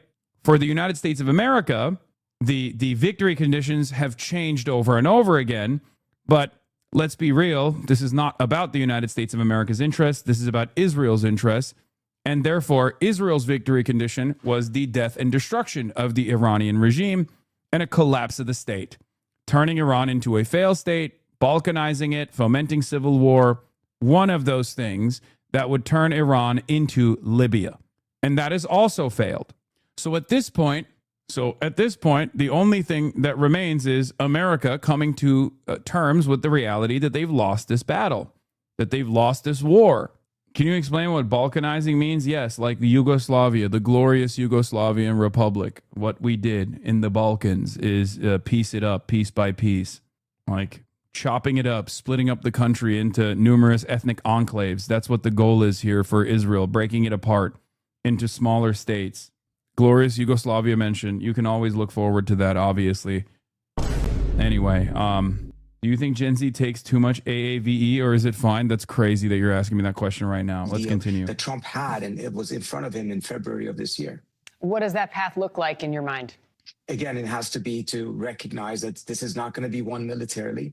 We have to stop thinking that our approach is going to be centered on military threats and coercion and then have diplomacy on the sidelines. It has to be centered on diplomacy and a compromise. There are compromises that can be reached. There are still things that can be done that can turn this into a victory for the United States, particularly if we manage to get concessions from the Iranians on the nuclear front, and in return we offer them primary sanctions relief that would allow American companies to also get into the Iranian market. This would be the largest market that would have opened up since the fall of the Soviet Union. It could do a tremendous amount of positive for the American manufacturing industry. So there's still ways to get to a win, but we have to think win-win instead of thinking in terms of surrender. Let Trump's team get their beaks wet. You guys know I'm agnostic on this. I don't actually, I'm not even agnostic. I'm supportive of it. I take it back. I am totally in support of the corrupt tyrants of the Trump regime taking full advantage of cutting side deals, as long as that means that we stave off from our endless warmongering. Okay, I need you to understand. I said this with the Qatar jet predicament. If it led to Trump recalculating the negotiations process and like offer a little bit more breathing room to Hamas, I was totally in favor of it. It didn't work out that way, obviously, but if it mean, for example, I'll give you an example out of Cuba. If it meant that Trump Towers could exist, a Trump hotel could exist in Havana, Cuba, and that meant that America was no longer doing a blockade, I would take that deal 100% of the time, and I'm almost certain that the Cubans would take that deal as well. Same thing goes for Iran. If it meant that there was a gold tower in Tehran, a Trump tower that was made out of complete gold, and that meant that sanctions relief took place in Iran, the Iranians would take that deal 100% of the time. Okay? I do not care about the corruption. I do not care about it at all. What I care about is no longer waging war with these countries, allowing these countries to remain sovereign. You take that deal 100% of the fucking time, and I know for a fact that both the Iranians would do it and the Cubans would do it as well. Okay? The real issue here, of course, is not Trump's ambitions necessarily, but Israel's ambitions. Democrats could chirp all day, every day, and claim, oh, this is unacceptable. They're doing side deals. They're fucking lining up their pockets. Who cares? Okay? If it means long-standing peace, we take it. We take those W's. Same principle on pulling NATO troops out of Germany. It sucks that it's happening because Donald Trump is annoyed with Germany, because Germany's not interested in participating in our quagmire in the Gulf. But if it means less NATO troops in Germany, fuck it. We ball. We take those. Okay, that's a W. That's a W regardless. If Trump's spectacular failures would lead to South Korea and North Korea developing better relations with one another, fuck it, we take those. Remember, I don't care. I don't care if it makes Trump look good. What I care about is actual impact, okay? The impact that our decisions have on the ground, the impact that it has on the lives of millions of people, tens of millions of people, hundreds of millions of people all around the world, okay? Here is Masoud Pezeshkian, arguably the Iranian system's most outspoken pro-diplomacy voice, who famously apologized to the Gulf neighbors and got yelled at by the rest of the country in the beginning phases of Iran's defensive war against America and Israel. He's now saying U.S. demands are impossible and unfeasible. It reinforces that there is internal consensus against one-sided concessions. Yes, Masoud Pezeshkian is the most pro-diplomacy, pro-Western force in the government, okay? Him coming out like this is probably to show that they are unified, to show that they do have a unified front here. Chronic apologizer is hilarious. I mean, that's true. He has no power in Iran. No, that doesn't matter. His powerlessness is utterly irrelevant in this conversation. He is a representative of the most moderate, most pro-Western forces in the country. Do you understand? So as a figurehead of this coalition, of this, a part of the Iranian government, the part of the Iranian state that is the most moderate representative of Iran, if he's coming out and saying America's demands are unsustainable and it's not going to happen, then that means that the rest of the rest of the government is intact. There is consensus. As a matter of fact, I'm willing to bet that the reason why Masoud Pezeshkian came out and said this is to show the Western world, or at least to the analysts who are smart enough to understand what they're saying, that there is consensus within the IRGC and also within the more moderate forces in the government, which Pezeshkian is a representative of. It's a symbolic statement. It's not indicative of Pezeshkian's like power or anything like that. Okay. Lisa is learning. Thank you for the raid. Hope you had a good stream. We are learning about the internal machinations of the IRGC and the Iranian government today. Hopefully you guys will stick around to learn more. Then they are dumb, like why bomb UAE law? What do you mean? They are dumb. America is dumb in this situation. Iran has to reestablish military deterrence. If they were to allow American naval assets to transit unimpeded through the Strait of Hormuz, then they have no leverage. Then America can do whatever it wants. You have to remember, this is a sovereign state. Okay? This is a sovereign state, and its goals are to remain a sovereign state. Right now, they have tremendous leverage over the United States of America by way of the leverage that they have, the control that they have over the Strait of Hormuz, and the control that they have over the energy markets around the globe. Anyway, let's hear from Mohammed Ali Shabani, who had a conversation with Becky Anderson on CNN International, I think. Maybe it's the American one. To get a... Well, first we'll do this. First we'll do the Iranian ceasefire is not over. Statements from Pete Hegseth, and then we'll talk about the China angle here, because it's pretty important. And Secretary Pete Hegseth says that the ceasefire with Iran is not over, despite renewed clashes in the Strait of Hormuz. Speaking at a news briefing at the Pentagon, he said Donald Trump would make a decision over whether any incident represents a violation of the ceasefire, and he urged Iran to be prudent in any actions they take. No, the ceasefire is not over. Ultimately, this is a separate and distinct project. But this is weakness. This is weakness. Iran striking America's newfound additional ally, which was already an ally, the UAE, and also striking commercial vessels to stop them from transiting the strait. And then America turning around and saying, no, they didn't actually violate the ceasefire when they're obviously firing. They haven't ceased their fire. That is bitch made. Okay?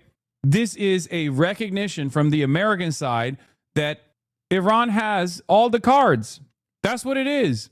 Just like whenever Israel, in the aftermath of a ceasefire, never ceases the fire, and therefore Israel has the leverage, the upper hand in those incidents, Iran has the upper hand all the same in a similar manner in this one. And we expected there would be some churn at the beginning, which happened. And we said we would defend aggressively, and we absolutely have. Iran knows that. So then the question is, again, this gives unbelievable opportunity to Iran, right? Because now the question is, how much can Iran bomb other countries like, the UAE, for example, or how much can Iran actually hit at naval assets of the American side, and then have America still act as though there's a ceasefire going on? Will America try to transit more oil tankers or any other vessels through the Strait of Hormuz? What is the red line? Okay, this is a unique opportunity for Iran to keep pushing if they choose to do so. And ultimately, the president's going to make a decision whether anything were to escalate into a violation of a ceasefire. But certainly, we would urge Iran to be prudent in the action. I am Iranian and I decline. Nope, Iranian here, not true at all. He has no power in Iran. I'm explaining to you, I live in Iran. There are multiple groups in Iran that is not like you say. Dude, if you are not getting money from IRGC, you are missing out. They would pay you a lot. What fucking money do they have to pay me, brother? What are you talking about?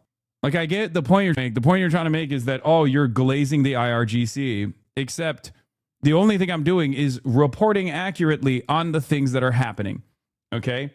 If that makes you feel like the IRGC is in a better position than the United States of America, well, take it up with the United States of America. Okay? I'm not in the business of defending one side over the other. I have said whenever the Iranian side is in a worse predicament overall, I've openly admitted it. Like the situation where the combat search and rescue operations took place, right? For the Iranian side, it was incredibly important for them to be able to secure the prisoner of war, the American pilot, or at least the weapons officer. They failed to do so. I openly admitted that was a horrible look for the Iranian side, that they were not able, they were completely unable to stop the Americans from engaging in this combat search and rescue operation. Now, we don't know where the pilot is. We don't know where the weapons officer, the weapons specialist is either. I don't know why America hasn't actually brought those guys around and paraded them. It's awfully suspicious, it's weird. So we'll see. We'll see where that goes. But you know, if there's something that looks bad for Iran, I'm just going to say it openly. I have no reason or no investment in making it seem as though one side has a significant upper hand over the other if that's not the truth. Okay, let's continue. That they take to keep that underneath this threshold. This is about the straits. This is about freedom of navigation. This is about international waterways. This is about free flow of commerce. All the things that happened before, and only Iran is contesting. So right now the ceasefire certainly holds, but we're going to be watching very, very closely. Well, Pete Hegseth also said the United States is in control of the Strait of Hormuz, confirming that 2 American... What is this, Hassan? The Iran Lego guy said it was a botched attempt to retrieve the uranium? Oh, okay, if the Iranian Lego guy said it. Commercial ships have crossed through it, with hundreds more lining up to make the journey. President Trump has directed U.S. Central Command to restart the free flow of commerce through the Strait of Hormuz under the umbrella of Project Freedom. To be clear, this operation is separate and distinct from Operation Epic Fury.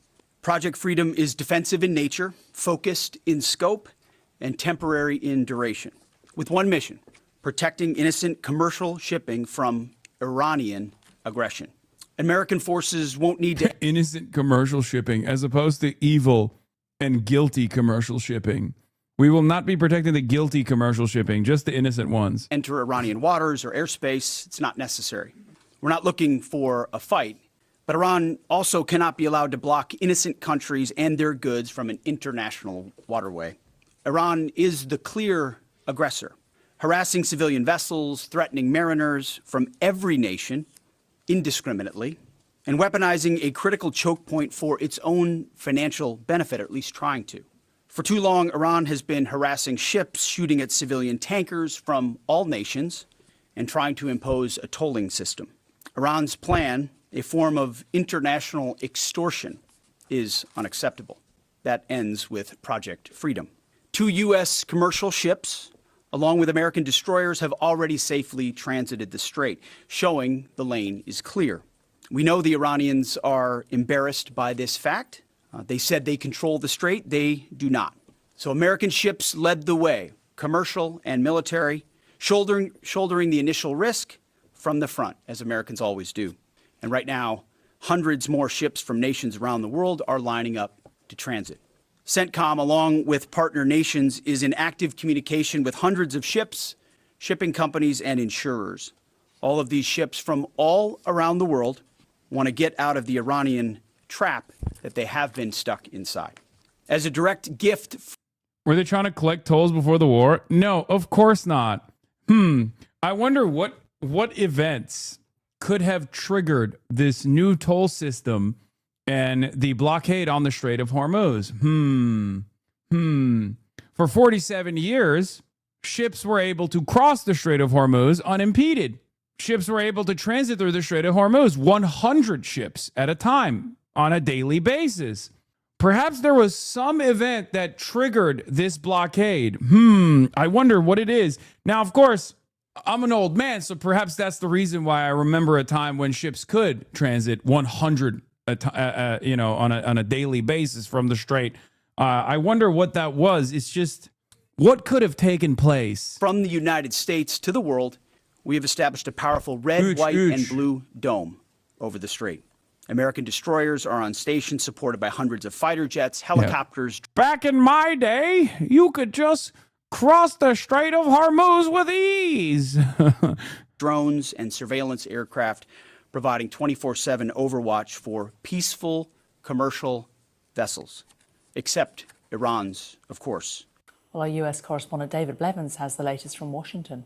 We're now in week 9 of this war, so the sound bites from the Pentagon have become familiar. We're locked and loaded. Our will is unshakable, warning Iran of overwhelming devastation. But on the whole, I think Pete Hegseth, the self-styled Secretary of War, sounded less combative this morning, suggesting not just that the ceasefire is intact, but presenting Project Freedom, this operation to secure the Strait of Hormuz, as separate and distinct from those combat operations. General Dan Kane, the chairman of the Joint Chiefs of Staff, had paved the way for him in many ways by outlining some of the attacks that have taken place, but describing them as below the threshold for a return to major combat operations. He described those attacks as low, harassing fire, Iran grasping at straws, and both men seem to be shifting the focus from the combat operations to this attempt to secure the strait so that we can see marine traffic moving through it again. They claimed 2 US commercial ships have already transited, that Iran was embarrassed by the US blockade. They said hundreds more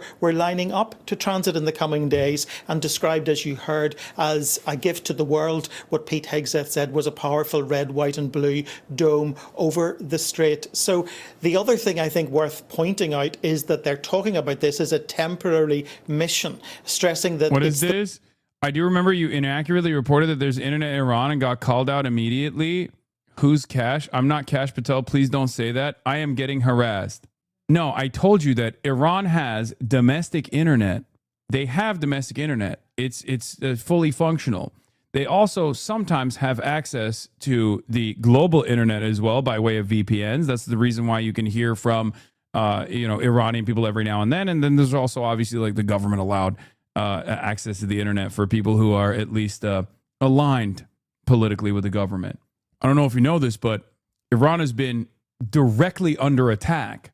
The idea that the countries that are directly under attack by the American, the most powerful nation on the planet, are also going to create. Yes, I know this was 2 months ago. Okay, so if you know that, why are you bringing that up then? Because it seems like you're the one who inaccurately is misreporting what my statement was at the time. What's the argument here that you misunderstood what I was saying 2 months ago because you continue to do it? Wait, why are you agreeing with what I'm saying currently and then simultaneously saying I'm misreporting on something? I'm not. Hasanabi, fuck you. Use the word intranet. Okay, sure. Intranet, not internet. Intranet. Are you actually Kash Patel, by the way? Like, is this genuinely Kash Patel in the chat trying to duke it out? It wouldn't shock me. The rest of the world that needs the Strait of Hormuz more than the Americans do, and say they're getting ready to hand back responsibility to the rest of the world, and they expect them to step up soon. You said that... No, not Kash Patel, although I like the dude. Well, that makes one of us, huh? How's your girlfriend doing? Huh? Spider Cash? She holding hands lately? How's your international country music superstar girlfriend that's not a Mossad asset doing right now, you think? Who is she doing right now is a better question, probably. Now we know this is 100% Kash Patel because there is no one on the planet outside of Kash Patel, and yes, this includes his immediate family members, that would say, I'm not Kash Patel, although I like the dude. Very suspicious. Brother, your mom and dad wouldn't fucking openly say that they like Kash Patel right now. Great work, agent. Yes. Keep up the good work, sir. As the 9th director of the FBI, you have done tremendous damage to this agency, okay? Can we not glorify adultery? It's not good optics. I will always glorify the director of the FBI getting cucked publicly and then having that be reflected in the paper of record. Only to White House correspondents, dinner shooter fucks with Kash Patel. I think that was a diss. A 5'3" tall brown podcaster being in Valhalla is my favorite thought Cash has given me. Yes. What do you mean? Of course he's going to be in Valhalla. He got a little quiet after you pointed out the cucking. Yeah, it's very strange. Cash, come back to us, Spider Cash. I did notice he stopped responding after I called out his girlfriend, possibly. Maybe he left the chat to go check in on his girlfriend. He's like furiously texting her right now. It's like, where are you right now? Why is your location not on? Why are you not responding? International country music superstar girlfriend.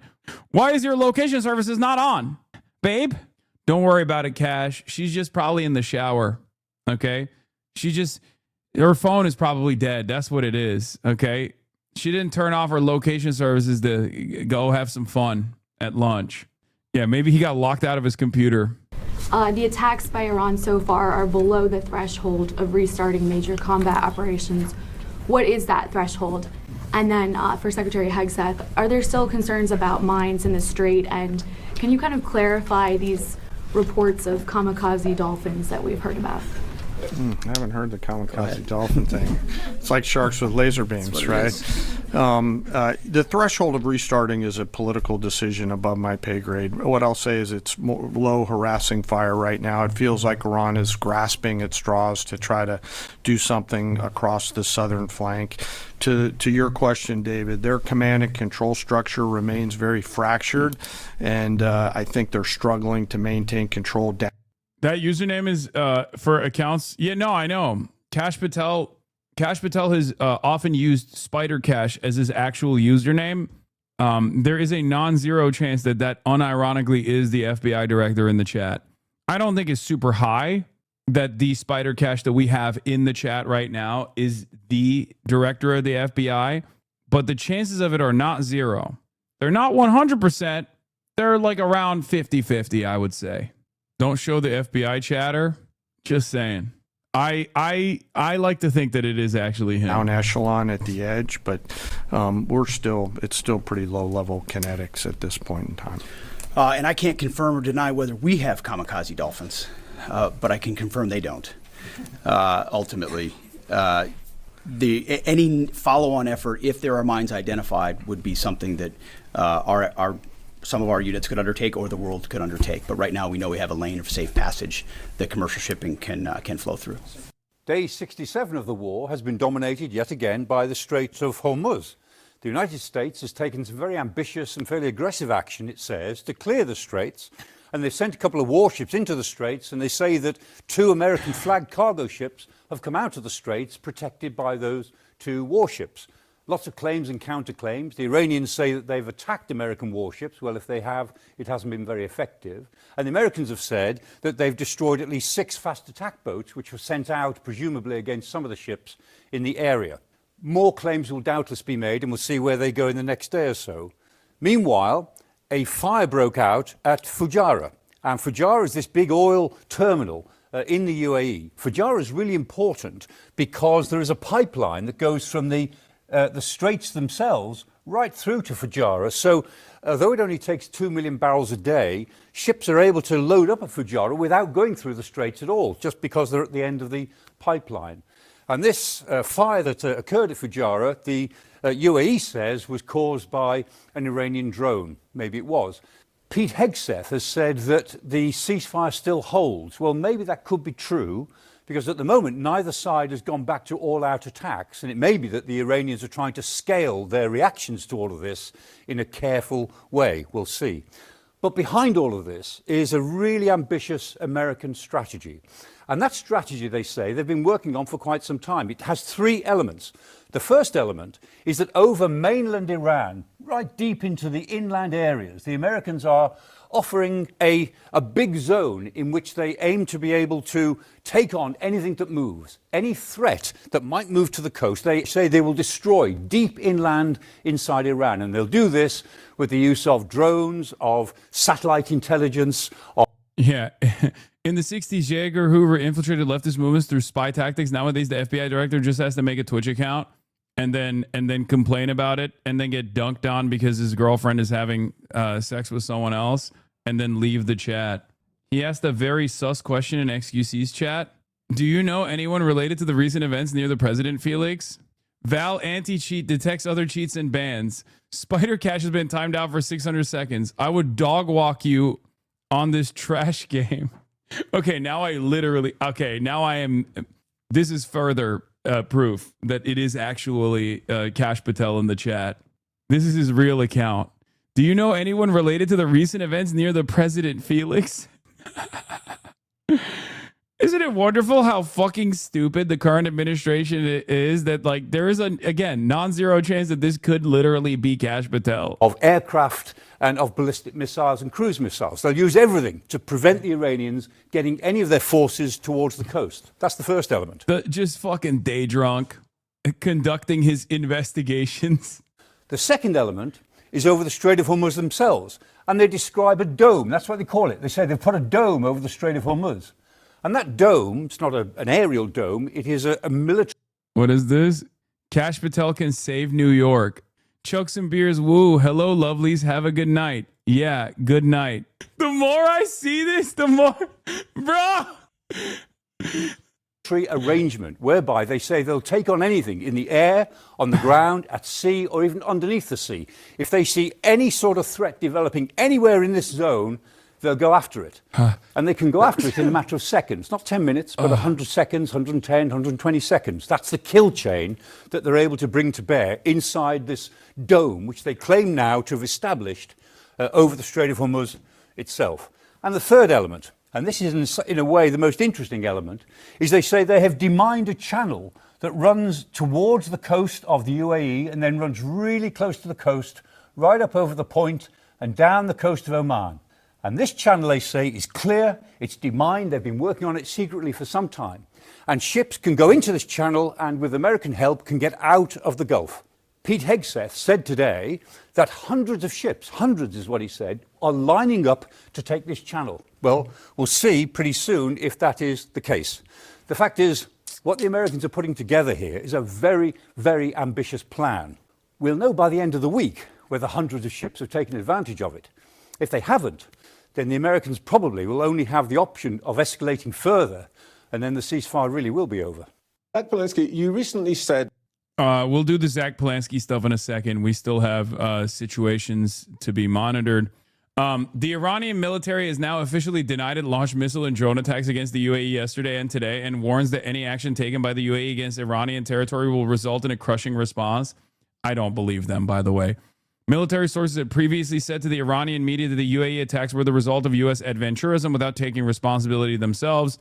Fars News carried an interview with a former MP today, calling the attacks deserved without knowing where they came from. To be clear, Seamus says, I don't buy this. Everybody on the Iranian side seems to be denying it, but also winking that it's awesome. But if I was trying to further drive a wedge between Saudi Arabia and the UAE and ratchet up pressure on the GCC's ineffectual nature, this is what I would do. Fake, that claim came from a fake account. They took credit. They definitely did it. Okay. It's ridiculous. It's totally ridiculous to assume that anybody but the Iranians dunked on the Fujairah ports. Like, is crazy.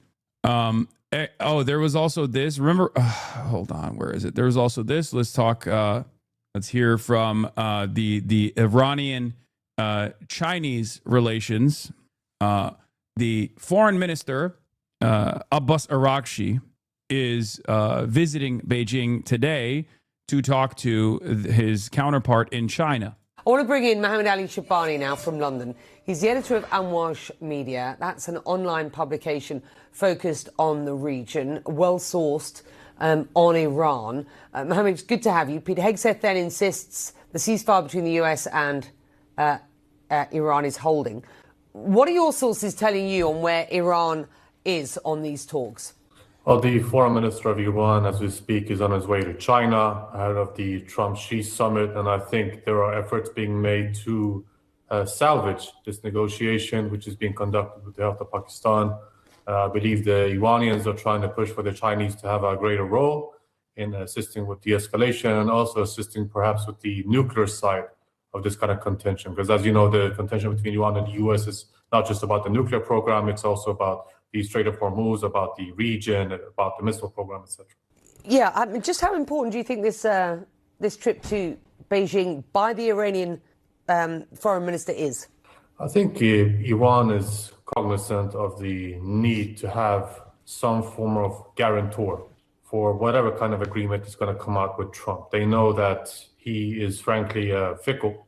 He's shown in negotiations with the European Union, for instance, that even if he signs something, there's no guarantee that he may not change his mind. We've seen this, for instance, with the tariffs. So I think apart from the substance of any negotiation, what kind of role China may have in enabling that, I think they're also looking at the Chinese and also the Russians as some kind of third-party actor that can make sure that if Trump does turn around and violates whatever may be agreed, that there's some kind of cost to it, or at the very least, that there's some kind of consequence. Do you believe that there's a growing divide? Kaka, guys, I have a double pleated pants. It's not my dick print, okay?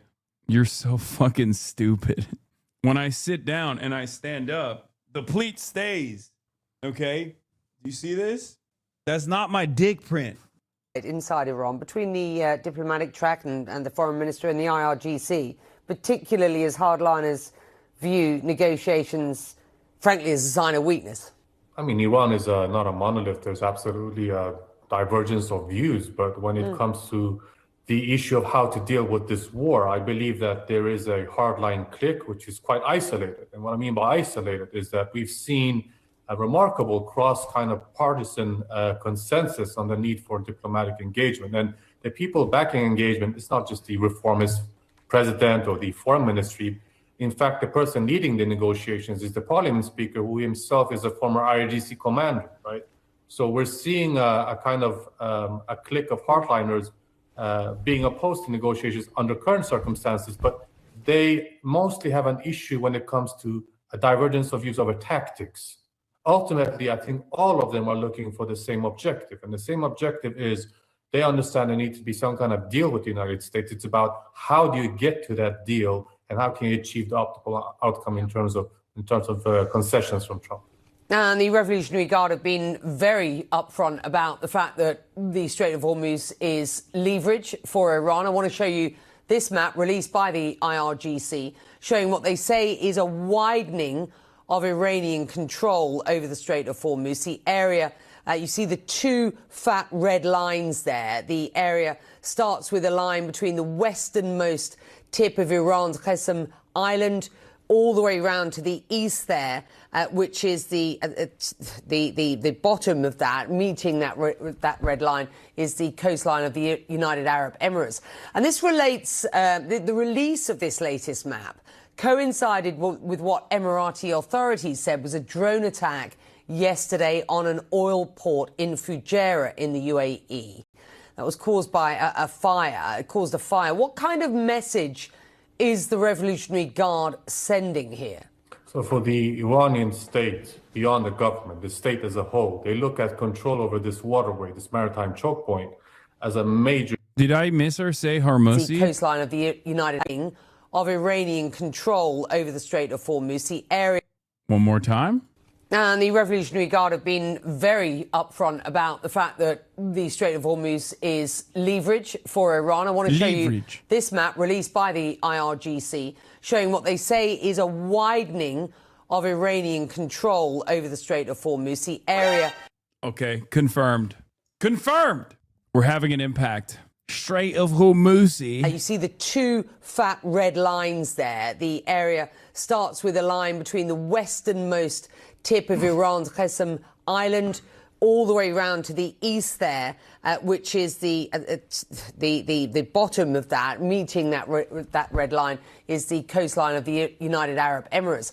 And this relates, the release of this latest map coincided with what Emirati authorities said was a drone attack yesterday on an oil port in Fujairah in the UAE.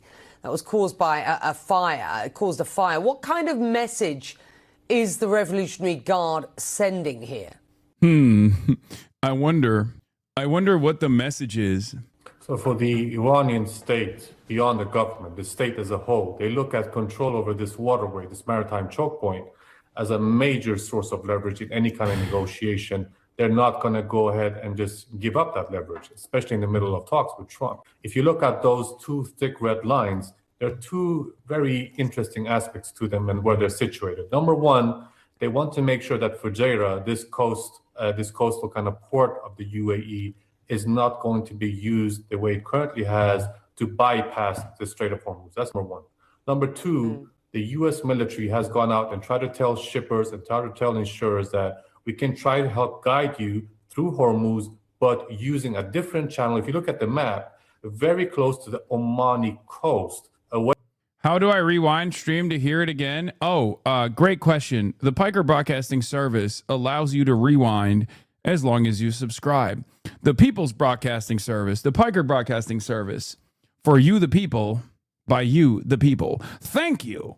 PBS, Piker Broadcasting Service, People's Broadcasting Service, is sponsored by you the people and is always for you the people. For tomorrow's news today, if you subscribe or are lucky enough to get gifted a sub, buy closed presents, thank you for the 20 gifted, on a desktop. Yo, it's Pipes, thank you for the 10 gifted. On a desktop, Beula Jr. with a 10 gifted. There's no ads on the Piker Broadcasting Service, like I've said time and time again. The only thing you get on the Piker, the only way to support the show and to support independent media is by subscribing for $6 a month with a regular subscription or for free with a Twitch Prime.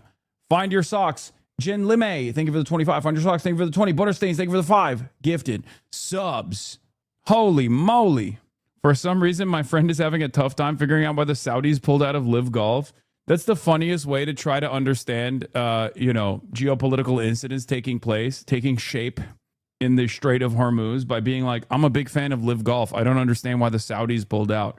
It's the more I talk to normies, though, the more I realize like people are unbelievably oblivious to what the fuck is going on around the planet. Okay. Butterstains, Find Your Socks, Jen Lemay, Barry Balls, thank you for the 10 gifted. Harmuzzi 91, thank you for the 10 gifted. Sarah Lynn Games, thank you for the 5 gifted. And the Ham 88, thank you for the 50 bomb. Yeah. Sarah Lynn Games. Sarah Lynn of the Bulwark is in the chat. So by drawing this thick red line, what Iran is trying to say is it doesn't matter if you sail next to Oman or next to our coast. You're not going to sail through this waterway without coordination with us beforehand whatsoever. So we've seen already, we have some sources telling us, for instance, that there have been talks between Iran and South Korea about passage, but Iran wants some kind of toll. Fascinating. All right. Geopolitics has been reduced to that's crazy, and they don't try to dig deeper because they've been taught that politics is yucky. Well, it's a comfort that you get to have if you live in the United States of America, in the heart of empire. The only impact that you ever feel is if, gas prices are going up, and even then you can delude yourself into thinking that there's other reasons for why that's taking place. That's just how it goes. And that's probably a big part of the reason why a lot of people get away with yelling about what I represent to a lot of Americans by simply saying like, oh, this guy, I'm offering analysis, but a lot of people can turn around and be like, oh, he's just like defending our enemies. A lot of Americans don't think too deeply about why these sorts of events are taking place, Just saw Steal the Story, please. Will you also be covering 30 Years of Horrors? Yes. They had to cancel all the Formula One races in the Gulf this season because of the conflict, and I find it incredibly funny. Yeah, it's just very funny that people don't understand why that's happening, though. I'd be a lot less sad if I didn't listen to this damn broadcast. Yeah, but you're informed. I think it's important to always be informed. Like, yes, the situation is worthy of being monitored, sure. Unfortunately, when you monitor the situation, you also get sad. Let's look at the New York Times analysis on the Chinese-Iranian relationship. China seeks an advantage with both Trump and Iran as war evolves. Now, of course, this analysis is always going to be, kind of hawkish against China because it's obviously the paper record and therefore will reflect the views of the State Department. There was also this as well I wanted to show you. Crazy chart from JP Morgan. We all know the narrative that the U.S. is energy independent, but the spike in U.S. gasoline price over the past 2 months has outpaced everywhere except Southeast Asia, the region most dependent on oil from the Persian Gulf. So Americans are experiencing some semblance of impact. Maybe many of them don't understand why, but, Oğlum döverim ha. Bir dakika bakayım bir cekete. Göster bir ceketi. Murat! Göster lan. Sorry. Nice. Where'd you get it? For us. Okay. I like that jacket more than the one that he got me. That's a little too small on you. Let me try it on. Let me try it on. My dad loves that I'm doing suits now. So he's just like buying a bunch of suits and blazers for me and Murat as well. Otherwise, Murat will get very sad. Why he kind of smooth with it? Oh, it's fucking Roger Stone. Of course he's smooth with it, unfortunately. Anyway, let's get back to China. China seeks an advantage with both Trump and Iran as war evolves. Let's take a look by Edward Wong. As President Trump tries to sort out his next steps in the Iran war, China is taking its own actions to ensure that it benefits from whatever outcome eventually emerges, obviously. China is prodding Iranian officials to negotiate with the United States while also quietly allowing its companies to give Iran commercial support that would help Iran's military if Trump dives back into a full-blown war. Yeah, how dare China not listen to our ridiculous, arbitrary demands that we're making after we have been caught in flagrant violation of international law. How dare they? The Chinese government is not taking a strong position on the war. It has multiple goals and acts with caution, so its hedging, officials and analysts say. The war will no doubt be an important issue in talks between Mr. Trump and Xi Jinping, China's leader, when they meet in Beijing for a two-day summit scheduled to start May 14th. On the one hand, having the United States bogged down in yet another war in the Middle East is advantageous to China. The U.S. military has quickly expended an enormous amount of munitions, depleting stockpiles that would be critical in any future conflict with China, and the war diverts the Trump administration's attention from Asia. But China also sees a benefit in trying to help end the war, which Mr. Trump and Israel started more than 2 months ago. Earlier in the war, Iran's military effectively closed the Strait of Hormuz to most ships while allowing vessels carrying Iranian oil to cross, including ones bound for China. But the Chinese economy has still been hurt by the surge in global energy prices, of course. And the country is also feeling an impact from a U.S. naval blockade that prevents some ships from leaving Iran's ports. Although some observe that Beijing might favor a prolonged war in Iran, policy discourse in Beijing, in fact, favors de-escalation, said Yun Sun, a scholar of China at the Stimson Center, a foreign affairs research group in Washington. Both China and Russia have asked Iran to continue negotiations with the Americans, said two Iranian officials. Last Wednesday, Mr. Trump spoke to President Vladimir Putin of Russia about the war. And Secretary of State Marco Rubio and Wang Yi, his Chinese counterpart, discussed the war in a call on Thursday, said Liu Pengyu, the Chinese embassy spokesman in Washington. That's a cool mural. Man, these guys are goated with the murals, huh? I hope it's not AI. I hope the art was created ethically. Probably is AI, though. Mr. Trump already postponed the... They love... Dude. If you think Americans like AI, holy shit. I mean, Chinese people love AI. Like, countries that are outside of... countries outside of the West love AI a lot more than countries in the Western hemisphere, Western sphere of influence love AI. Like, people fucking go ape shit.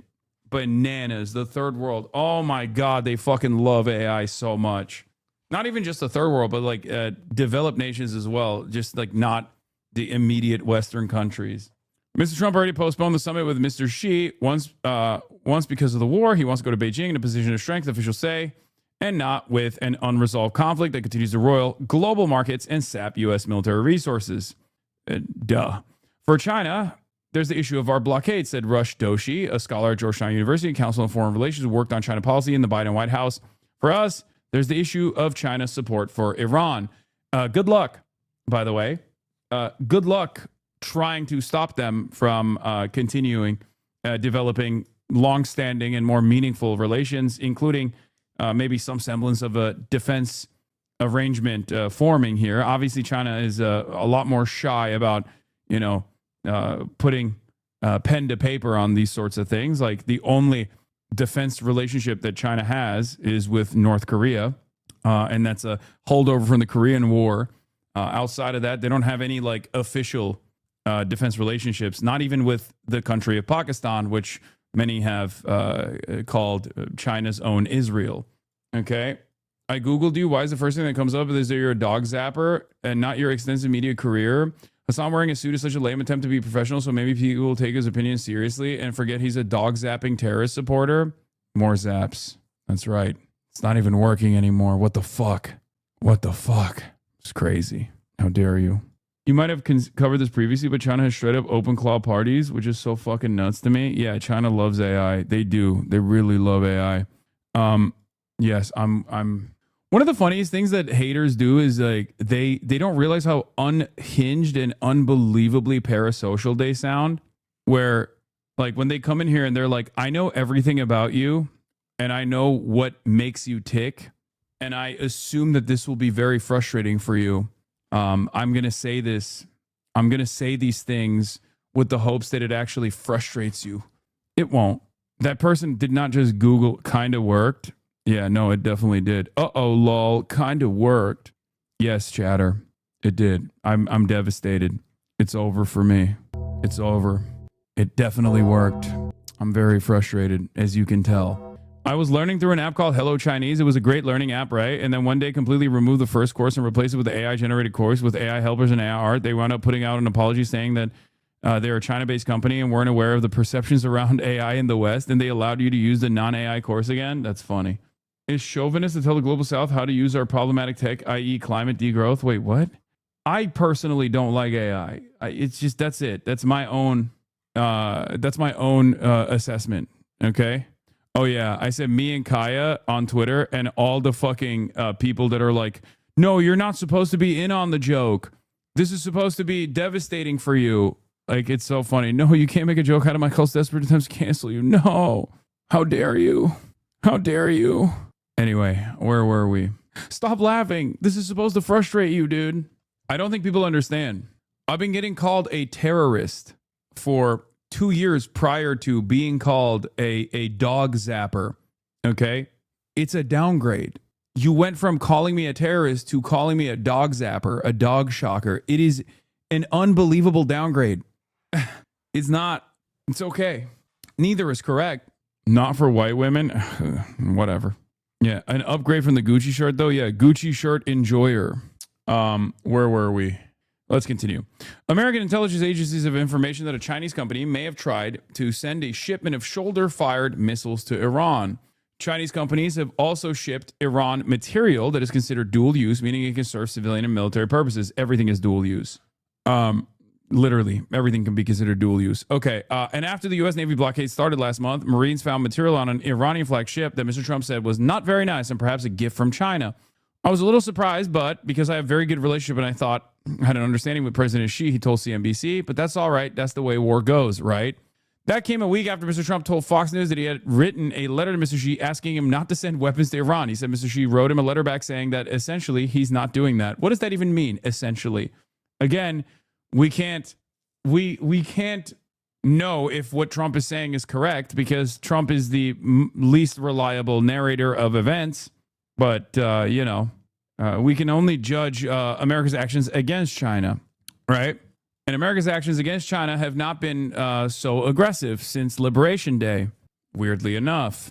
Mr. Trump's apparent nonchalance was another sign of his drive to keep his summit with Mr. Xi on track. Months ago, Mr. Trump and top aides had intended to focus on tariffs and a potential trade agreement in talks with Mr. Xi, but now discussions over the Iran war could overshadow that. Officials in Beijing are holding off serious pressure on Iran until there's a direct ask from President Trump, said Miss Yun, who conducted interviews in the Chinese capital recently. Because officials want to amplify positive relations with the United States, they might take seriously any ask that Mr. Trump makes of China on Iran, she said. This is, for me, that's the only thing that I think has any weight, okay? Like, the Chinese side leaning into whatever concessions or whatever demands America has in an effort to cut a specific deal for themselves. This is not just the New York Times' estimation, is what I'm saying. Mr. Liu, the spokesman for the Chinese embassy, said in a statement that keeping the area safe and stable, ensuring unimpeded passage serves the common interests of the international community. He criticized the U.S. naval blockade as a dangerous and irresponsible move. He did not mention the Iranian military's attacks on ships that Iran had not granted safe passage. Mr. Liu added that the pressing priority is to prevent, by all means, a relapse in fighting. Two of the calls were with Abbas Araghchi, the Iranian foreign minister. He added, China's special envoy to the Middle East also traveled to the region. China played a crucial role behind the scenes in getting Iran to accept the terms of the ceasefire, several foreign officials said, adding that diplomats from some of the countries involved in the conflict are encouraging China to stay engaged. Like other officials interviewed for this article, they spoke on the condition of anonymity to describe a sensitive diplomacy. As for Chinese shipments to Iran, Mr. Liu said, we handled the export of military products prudently and responsibly and strictly controlled the export of dual-use articles. In Iran, officials in the Islamic Revolutionary Guard Corps are talking about the possibility of growing their ties to China after the war to get the type of military aid that the Chinese officials have given Pakistan over many years, said Ali Vaez, the director of the Iran project at the International Crisis Group. Maybe. I said that this would be the smart thing to do from the Iranian perspective. What is this? Hassan, your news reading precision is staggering. Mapping narratives, catching contradictions. Okay, stop with the chat GPT, please. Jesus Christ. I write in the I paper that the geopolitical repercussions of the Iran war are likely to be far more reaching than those of the invasion of Iraq. This is my estimate. This is my estimation as well. In Iraq, the U.S. at least won the war militarily in 3 weeks, only to lose a peace later. In Iran, the U.S. has lost not just the peace, but the war itself. There's also another major difference here. America was not meant to win the Iraq war, right? America achieved its ultimate goal of securing the energy ministry. It was the first thing that they did, and also securing the oil fields, which they also did, right?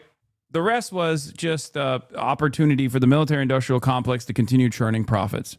However, in this circumstance, with Iran, there is a genuine issue with the international energy markets in a state of crisis. This does not benefit capital. Okay, the invasion of Iran and securing longstanding military defense contracts was beneficial for American capital, and it didn't have a genuine. It did not actually disrupt the energy markets in this spectacular fashion. So in this circumstance, there is a real issue. So that's also a big difference. This raises significant question marks as to whether U.S. global primacy is feasible anymore. If a country like Iran can not only deny the U.S. victory, but impose on it a strategic defeat through the use of technology and geography, it is not only the reliability of America's security umbrella that comes under question, but also its efficiency. These repercussions will not be limited to the Middle East alone, but will likely be felt globally. What emerges instead is arguably a different kind of global order, one not defined by dominance, but by mutual denial. In this world, great powers cannot simply impose their will, and smaller states can resist them at tolerable cost. The result is not chaos, but constraint.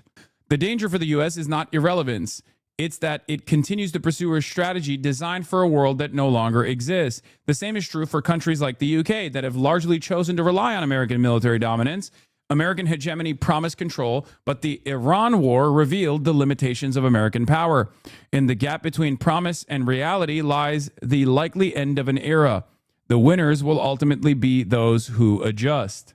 It's a whole lot of words to basically say American hegemony is over and multipolarity is imminent, or not even imminent, but it's here. It's already here. The first shot across the bow was the Russian invasion of Ukraine. This is part of the reason why some consider Russia's actions to be anti-imperialist. I do not. But although Russia was behaving in an erratic and insane and unjustifiable manner with its invasion of Ukraine, the reality is that it was the first significant attack against the American unipolarity, the American hegemonic power status. The fact that while Putin very clearly could not achieve all of its military objectives, the very fact that they were capable of overtaking Ukrainian soil militarily and holding it militarily in spite of the American side of the Western forces offering as much support as possible to Ukraine. Okay, this was a significant step against American hegemony. The fact that the United States of America and the Western forces could not stop a regional power like Russia from exercising its will upon the Ukrainian people. So EU blocks funds for key Chinese solar energy parks from November 1st, citing security concerns as imported inverters could be used to manipulate energy networks to gain unauthorized access to operational data, which could lead to countrywide blackouts, says the Financial Times. So they're doing another self-imposed restriction for no reason. So to sum it up, the EU cut itself off from Russian oil and gas, is suffering from unprecedented energy supply issues from the Middle East because of the Strait of Hormuz, again, due to American adventurism in the region, military adventurism. has industrial energy costs 2 to 3 times higher than its competition, produces 40% less electricity than the U.S. despite having 33% more people and 75% less electricity than China. And their move right now in this context is to deliberately raise the cost and slow the rollout of Chinese solar, the cheapest and fastest deploying form of electricity in the market, on the flimsy pretext that it's a security threat. As Arnaud Bertrand reports, the bigger security threat would be having your industrial base relocate to countries that didn't voluntarily price themselves out of energy, or for that matter, ensuring that any new AI infrastructure or industrial projects gets built anywhere but Europe beyond parity. I mean, I don't even care about the AI stuff here, but I will say, what's a larger security concern? Tremendous instability born out of the collapse of your energy grid. The fact that the fact that you're experiencing an unprecedented energy crisis and you're not even creating alternative modes because of security concerns. I find that to be very stupid. But then again, this is how the EU has always operated. So it's all talk at the Davos summit about how middle powers can align with one another and finally dig out some kind of sovereignty for themselves. It's always fucking bullshit. I see more and more voice affiliated with the IRGC, now the real power in Iran, openly saying that the failure of Iran has been that it was too shy about aligning itself with China and Russia. Bro, did they interview me? That's crazy. This is my assessment as well. China and Russia, and was instead trying to preserve its independence. More so China than even Russia, in my opinion. Okay? And was trying to preserve its independence, it said. They say they need to mortgage out part of the country to China to end up where Pakistan is. Across the Persian Gulf, Saudi Arabia and the United Arab Emirates are trying to get China to play a bigger diplomatic role. On April 20th, Crown Prince Mohammed bin Salman of Saudi Arabia called Mr. Xi to talk about the war. This is the other side of the story, as I've said before. They have significant interest in the Gulf, right? And therefore, less so than America's interests, China wants stability for its own personal energy needs, but also because they want to have more diplomatic ties or more leverage, more influence over Gulf states anyway. During the war, Saudi Arabia asked China to press Iran to refrain from attacking the kingdom, a Saudi official said. Did China actually stop Iran from attacking Saudi Arabia? No. In 2023, China helped finalize the diplomatic opening between Iran and Saudi Arabia after those countries had talked about further engagement for years. China is seen in Riyadh as a vested party in a relationship between Saudi Arabia and Iran, the Saudi official said. Pakistan Zindabad, which has hosted one round of U.S.-Iran peace talks, is also relying on China to help push negotiations forward. On March 31st, China and Pakistan issued a 5-point statement calling for an immediate ceasefire, peace talks, and the protection of civilian sites, and opening of the Strait of Hormuz, and respect for the United Nations Charter. On April 8th, Prime Minister Shehbaz Sharif of Pakistan thanked 5 countries in a social media post for their help in sealing the ceasefire deal. China was at the top of the list. Of course it was. China gave a public show of support for Iran that same week by joining Russia in vetoing a UN resolution that would have allowed for multinational military action to force Iran to open the strait. Behind the scenes, China told Iran it should show flexibility and agree to a ceasefire, Iranian officials said. However, some analysts argue China's appetite for expanding its diplomatic role in the Middle East is probably limited. Beijing's priorities are more practical, said Ryan Haas, a former career diplomat and the White House national security official, now at the Brookings Institution. They want reliable access to energy inputs and secure markets for their exports. They do not want to accept another region's security challenges as their own problems. I mean, this is a pretty fair shake overall, I think. I don't see anything too offensive in the article that's like totally ridiculous. Anyway, Trita also has some choice words for Mark Carney. Remember when Carney said this in Davos? Keep this paragraph in mind when you read what he said today about Iran and the UAE and his silence when Iran was being attacked. We knew the story of the international rule-based order was partially false, that the strongest would exempt themselves when convenient, that trade rules were enforced asymmetrically, and we knew that international law applied with varying rigor depending on the identity of the accused or the victim. Yeah.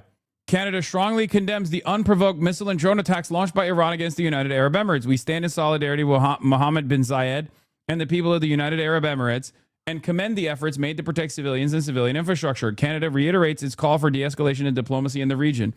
Canada is very interesting because on the one hand, what is this? Mark Carney won a majority government last night, and because you will remain in power until 2029, you might as well use some of that time to watch the clip of Hassan Nahan's speech at UBC. Tries to be American for some weird reason.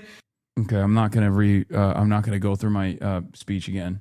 But Mark Carney, all talk, no action. Mark Carney, all talk, no show. Okay? Despite, same with obviously the European Union and the leadership in places like Germany. Here is Germany's Chancellor Merz continuing to demand Iran must come to the negotiating table. It must stop playing for time. It must no longer take the region and the entire world hostage. Its military nuclear program must be ended completely and forever, and there must be no further strikes against Israel and our partners in the region. Für immer beendet werden. This comes after America threatened to pull troops, or said are pulling troops from are pulling troops from Germany, 5,000 NATO troops, and that was, of course, because Merz had an honest moment where he said Iran is humiliating the United States of America. Merz legt Eier. Despite having remarkably little involvement in the issue one way or another, EU politicians keep giving these strange lectures and ultimatums seemingly just out of habit, says Mortaza Hussein. It's not out of habit. They're doing this to try to get America to no longer yell at them. Carney's so funny. And what is this? Oh, I know what this is. We'll discuss later. We are an energy superpower, third largest oil producer, fourth largest natural gas, largest hydro renewable base. We're committed to addressing climate change while providing reliable, affordable energy to our citizens and partners.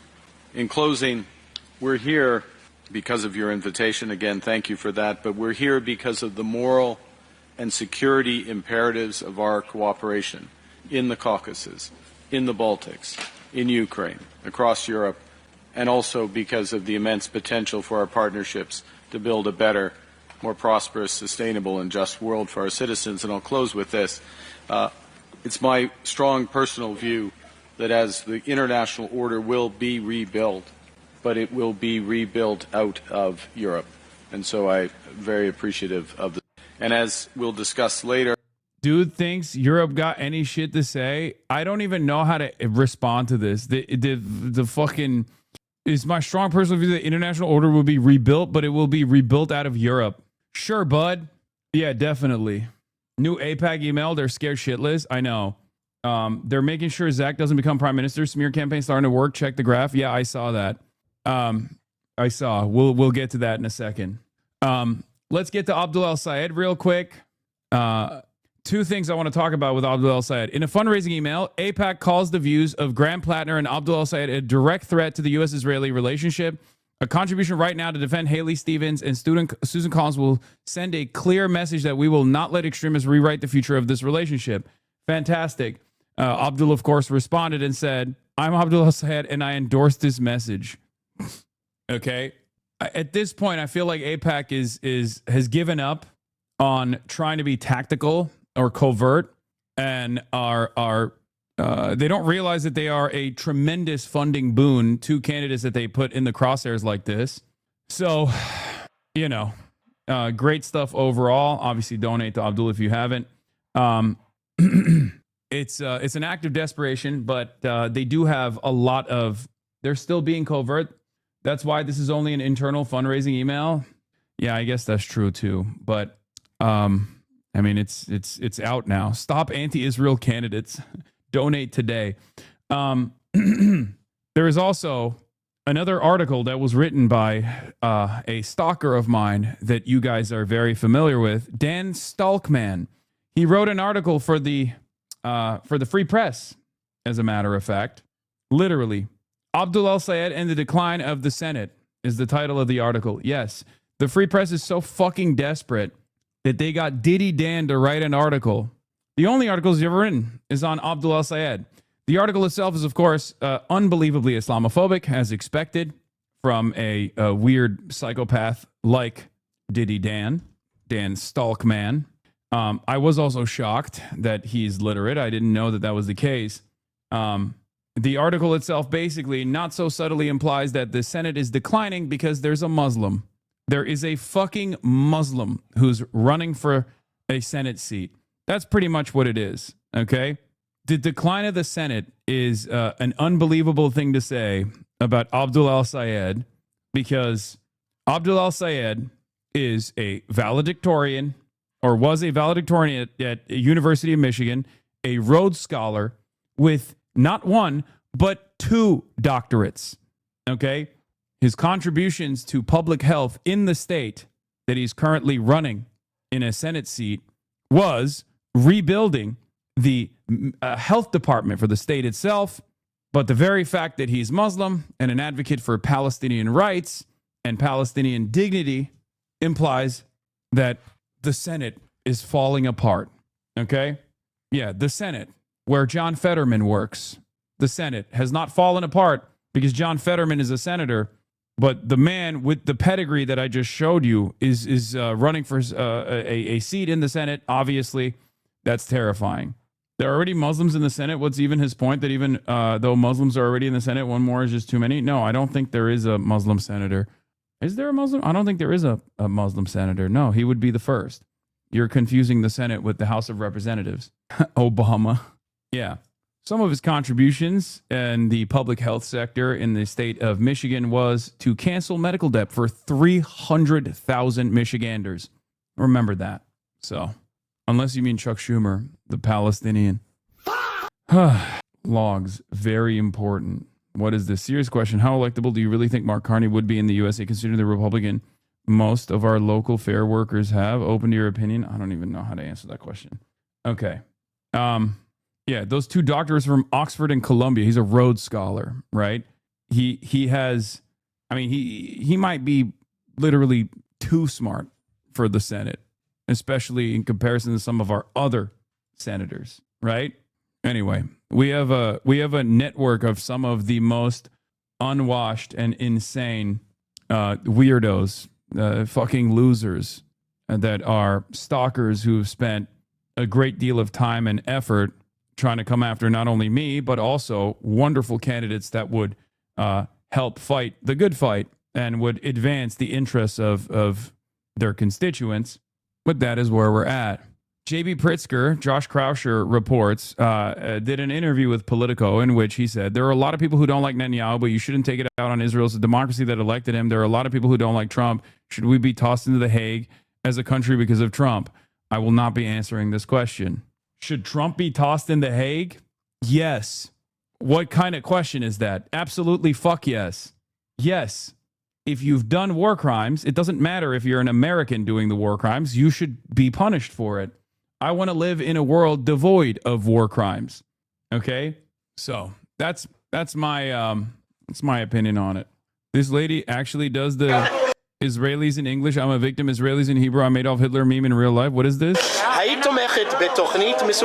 Would you support an organized plan to send all Gazans to another country? Kaya, sit. Okay. Kaya, okay. Of course the jacket comes off for the food. What did you think? את כל העזתים למדינה שלישית שלעולם לא יחזרו. אם זה תלוי בי, לא רק שולחת אותם, בדרך מוודא שיש מחנות ריכוז שגם ישרפו אותם. If you want me to answer this in English, I would be more than happy to answer it. Go for it. The people from Gaza came over and destroyed us all on October 7th. Not only the people that they hurt physically, they hurt everybody's heart, all the Jews all over the world. And for this, I would send them as far as possible, one-way ticket, never come back. Thank you so much. היית תומכת בתוכנית מסודרת לשלוח את כל I mean, she didn't actually give a less fascist answer in English. Let's be real. It was still a pretty fascist answer. It's just that she hammed up the victimhood narrative in English a little bit more. That's all it is. She said they should burn in Hebrew. I mean, it was more Nazi-like in Hebrew always. She didn't phrase the concentration camp in English. She said death camps in Hebrew. My point was, even in English, even in the English setting, it was still kind of fucked up. There needs to be a conversation about whether there's a perception of unsafety or actual unsafety in Jewish communities. After this week, do you think this is still a matter for debate? Well, the full quote is that I said both are unacceptable. And anti-Semitism and Jewish safety is not some abstract concept for me. In fact, in the last 6 weeks alone, 2 people have actually been arrested in relation to anti-Semitic actions towards me. And yesterday, the Times newspaper published a vile anti-Semitic cartoon, which we've asked them to apologise for. Now, I don't believe that we make Jewish safety any better by escalating tensions. I think it's really important we recognise how scary it is at the moment for so many communities. We saw 3 people stabbed this week on Wednesday, 1 Muslim man and 2 Jewish men. And I think it's important that we all work as leaders to de-escalate tensions, to bring communities together, recognise the work of interfaith groups and also non-faith groups as well. That is a nicely political answer, but it's not the answer to the question I asked you. You said that there needs to be a conversation about whether there is a perception of unsafety or... What the fuck? Again, he's Jewish. I genuinely thought, and I was mistaken on this, I will recognize it. I thought, given that Zach Polanski is Jewish himself, that this line of attack would be not as successful, given the time frame that we're in, given the attitude from the broader public on the issue of Israel and like all of the anti-Semitism allegations like losing its weight a little bit in the Western world especially. I truly thought that this line of attack that was very successful against Corbyn would not be so successful against Zach Polanski. I was a little wrong. Turns out non-Jews are very comfortable yelling at a Jewish man about being a bad Jew for not being sufficiently supportive of the nation state of Israel. Actual unsafety in Jewish communities. Let me ask you again. Do you still think that is a matter for debate? As I say... Is it a matter for a conversation? Or do you accept that actually there's not a perception, there is actual unsafety? Well, I think the conversation is rolling out right now. I definitely think there's unsafety for Jewish people, and I never said there wasn't. I said both were unacceptable. No, what you said is there needs to be a conversation. I looked at your words. Right. Which suggests that you think that there's a choice and that perhaps some people might be thinking that there's a problem, but there isn't really a problem. So you're telling me this morning that's not in question. You accept that there is actual unsafety, and that's what's going to be tackled. What I said was spot on. There are times when Jewish people, including myself, are actively unsafe. That's clearly very true, and it's always been true. There's also times where we hear marches, Palestinian marches, that I, as a Jewish person, walk on, where Jewish people say that makes them feel unsafe. Now, I don't think that actually makes them unsafe, clearly, because I'm a Jewish person who is on that march. So I think it's about having a conversation about how do we ensure that Jewish people are safe and Jewish people feel safe at times when they may perceive themselves to be unsafe. Oh, that's interesting. So these marches where many Jewish people, frankly, most Jewish people that you or I would meet, say that they feel it makes them unsafe. Let me put a thought experiment to you. Imagine you are talking to Shlomi Rand or Norman Shine, the 2 men who were stabbed in Golders Green. How do you persuade them that what happened to them was somehow kind of in their imaginations? I mean, you've got to be... What the fuck? Bro, that is insane. That's not the argument, man. The question would be like, first of all, the idea that like these stabbing victims have anything to do with like fucking pro-Palestinian marches is already bullshit. You have to tackle the issue at the root here. But he's taking it one step further and he's like claiming that Zach Polanski is saying that anti-Semitism is made up. I really hope that he doesn't get hit with the fucking Corbyn ray where he's like too nice for his own good.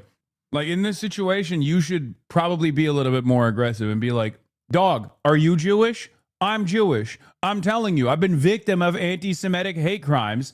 And obviously, Jewish safety is important for me, for my family. I'm Jewish. I don't know if you know this. I'm Jewish. Okay. Guess what? I also am firmly committed to the emancipation of Palestinians that have been victim to a genocide.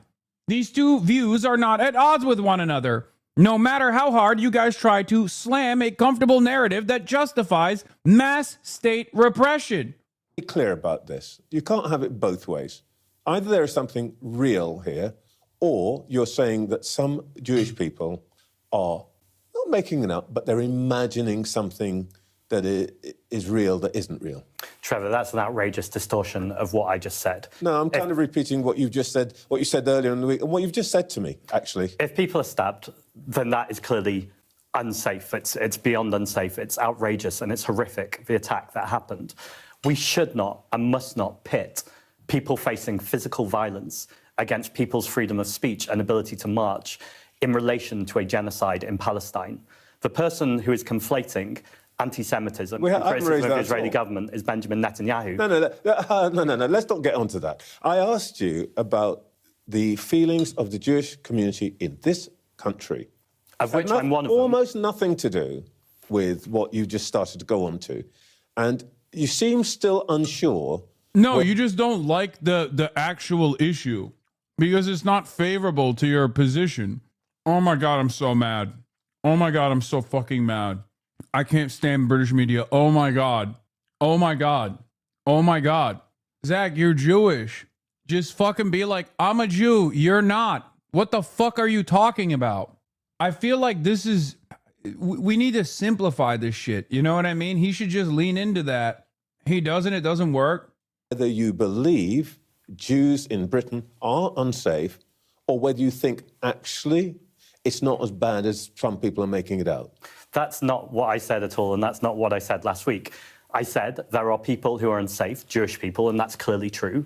There are also people who feel like the marches are hate marches. I'm saying as a Jewish person who marches with many Jewish people against the occupation in Palestine, when people say that makes them feel unsafe, that's a distortion of what the march is. Okay, so you would reject the Macpherson inquiry, Stephen Lawrence inquiry definition of a hate crime as a crime, an incident where either the victim or anybody else who happens to be there perceives it to be crime motivated by hatred, because there are thousands and thousands of... No, that's not the conversation. The inquiry is going to happen, and the investigation should obviously continue. We should figure out exactly what was the motivating factor. The problem here is disingenuously tying that back to the pro-Palestinian movement. Oh my God, the UK media. Oh my God. What a fucking unbearable, bad faith, pro-suppression of free speech, pro-suppression of free speech narrative that they're developing here. Hello, fat fuck. Hello, R-worded cock-sucking chat. Dude, you're fucking based.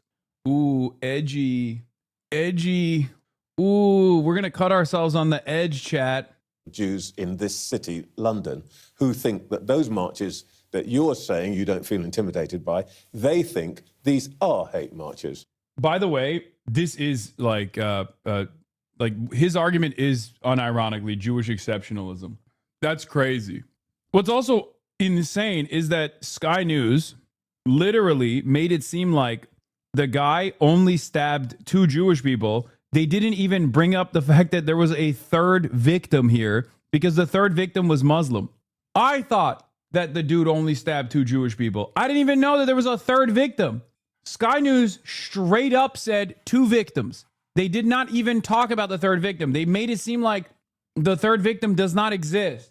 But yes, the idea that Jewish people are scared of pro-Palestinian marches so they shouldn't happen is a ridiculous conversation to have.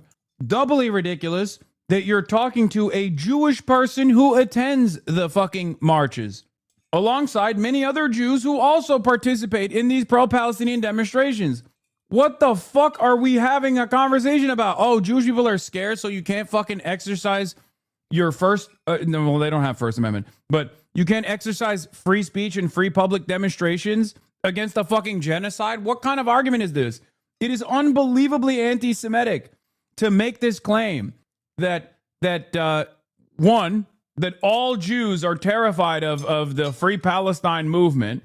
It's not only untrue, but it's also it's pretty fucking anti-Semitic. Like, oh, you can't be against genocide because Jews hate that. Jews love genocide is the argument that you're presenting here. It's fucking crazy. But also, even if that was the case, which it's not, but even if it was the case that like all Jews in the UK are pro-Israel and they can't stand free Palestine marches or whatever, who gives a fuck? Like that's an unbelievably stupid. If 100% of Jews, which is not the case, obviously, were against the pro-Palestinian movement, were against people saying what Israel did is a genocide, which is, you know, the truth. What kind of bearing would that have on the moral calculation here?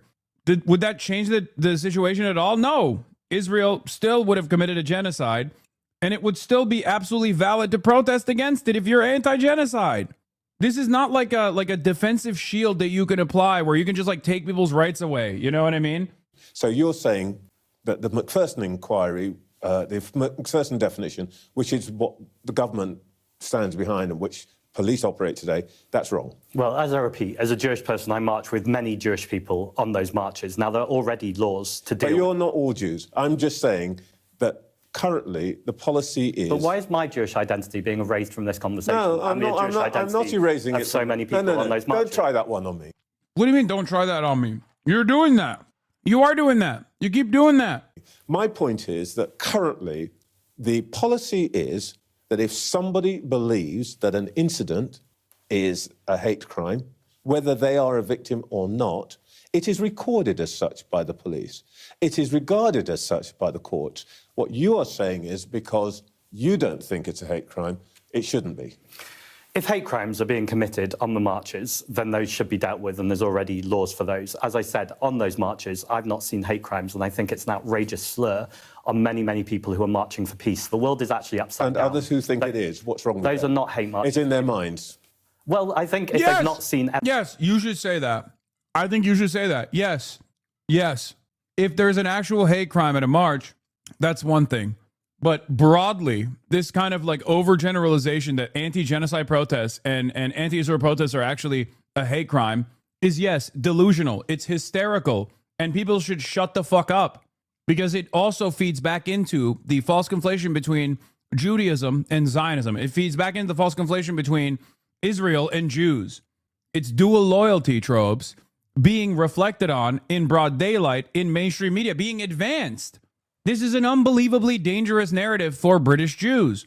Oh my God, what the fuck? Evidence of them being hate marches, then I think, yes, that is a perception issue. OK, so you then want to erase their belief that they are subject to hate.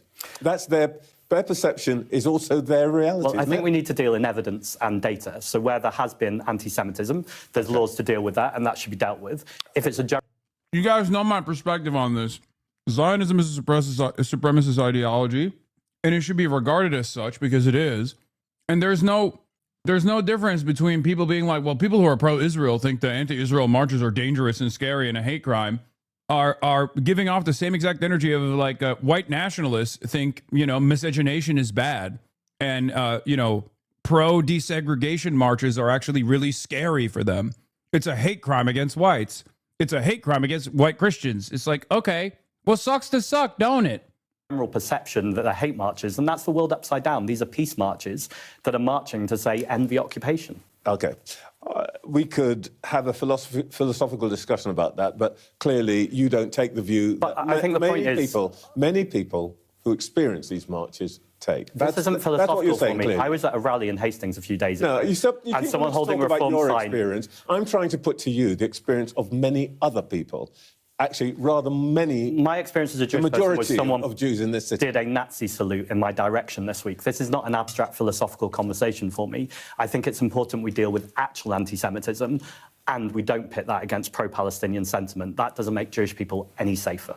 You retweeted this message about the behaviour of a group of Metropolitan Police officers when they had probably just saved several lives, including, by the way, the life of Essa Suleiman, who's since been arrested and charged with attempted murder because the armed police were on the way, and had he not been subdued, who knows what would have happened. What on earth was going through your head when you retweeted that? I know you've apologized. Oh, my God. Oh, my God. Oh, my God, I would lose my fucking mind. Oh, my God. I'm losing my mind watching this from afar. Who the fuck are you, bro? Who the fuck are you? What was going on through your mind? Oh, my God, I'm seething. Oh, my God. Wow. Wow, what a fucking piece of shit this guy is. Oh my God, how smug, how entitled. God damn, this motherfucker. Oh my God, he besties with Peter Mandelson. Of course, Trevor Phillips. I have not cut off Mandelson despite Epstein links. MCB responds to suspension of Trevor Phillips over allegations of Islamophobia. Trevor Phillips was actually suspended from UK Labour for Islamophobia, but rehabilitated by Keir Starmer. Oh my God. Oh, that's what he should bring up. Be like, oh, you think a retweet is disqualifying? Well, I think continuing a relationship with Epstein affiliate Mandelson is disqualifying. And here you are sitting across from me saying condescending nonsense that actually erases my Jewish identity. Fuck! But how did you get to that place? I think you can both recognise the bravery of officers who run towards incidents that most of us, including myself, would certainly want to run away from, and find the appropriate forum to say that no one, especially the police, should be above scrutiny. Reason why I've apologised is I accept that wasn't the appropriate forum. As a member of the London Assembly, a place I know you know well, the Police and Crime Committee would be an appropriate place, or indeed a meeting with the Commissioner, which I'm pleased I've reached out and he's now agreed to. I do also think, by the way, open letters aren't an appropriate way to do politics either in a local election. But I accept all of that, and I'll be having that conversation with the Commissioner. But you chose X to do this. And I'm just curious, what prompted you to look at this message and to repost it? You can say you didn't endorse it and so on, but you made a choice to do this. And I'm just curious, what thought process led you to do that? Well, the first thing I did was recognise that this was a horrific crime, and I showed solidarity to the victims and their families. I then thanked the emergency responders for the brave work they did. I found it all very traumatic, especially as a Jewish person. And I also found the video that was circulating online traumatic too. I accept, though, that conversation about that video needs to be had with the Commissioner rather than on X. What is this? Whereas Hassan Piker, prominent online speaker, has used pro-gaming rhetoric? Oh, shut the fuck up, chatters. Come on. What is this? Some kind of public shaming or takedown?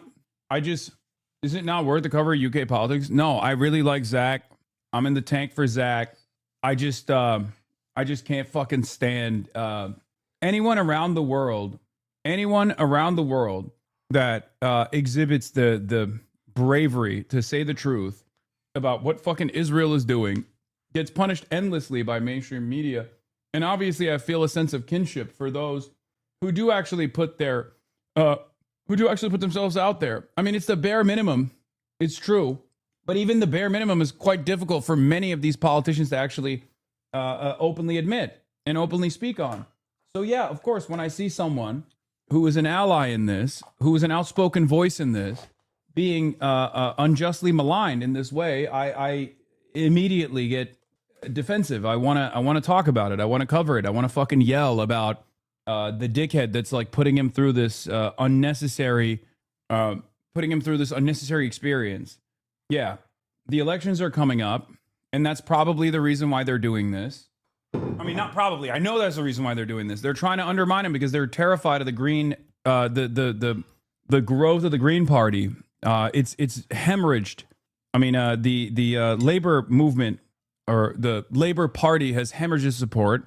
Many of them have gone by the way of the Greens.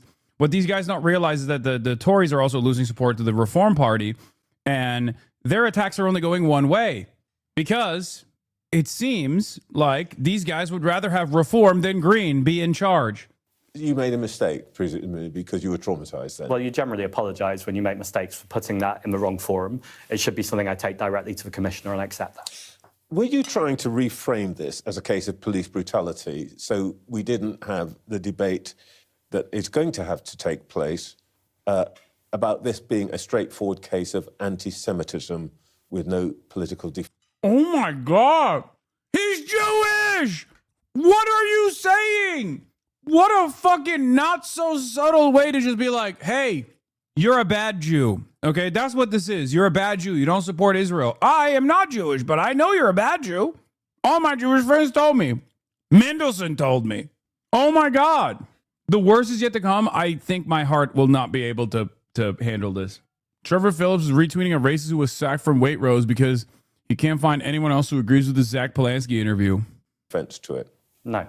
It's still very hard then to understand why you felt you had to intervene with some random tweet. Well, and the commissioner was... let me just add one thing.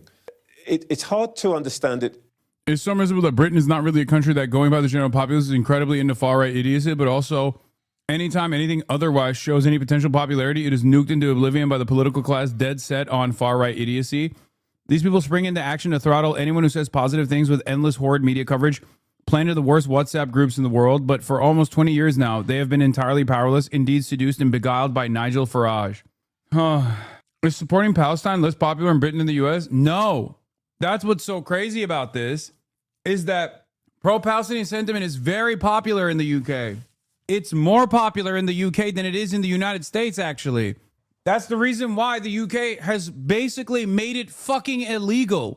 It's just that everyone in mainstream news is doing to Zach what they've been trying to do to me here in America, right? Which is just gum up the works and put this anchor around your neck where you're like, you have to withstand the most biased negative framing physically possible. And it's crazy because, like, at least I'm Muslim, right? So I expected. I truly did not think they would be able to pull this off on a Jewish man. The only Jew that's like a party leader, by the way. That's the other crazy thing. Everyone else is not Jewish.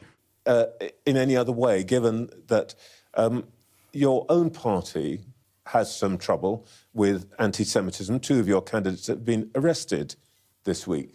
Is it the case that you basically wanted this not to be about anti-Semitism, but let's make it about the police?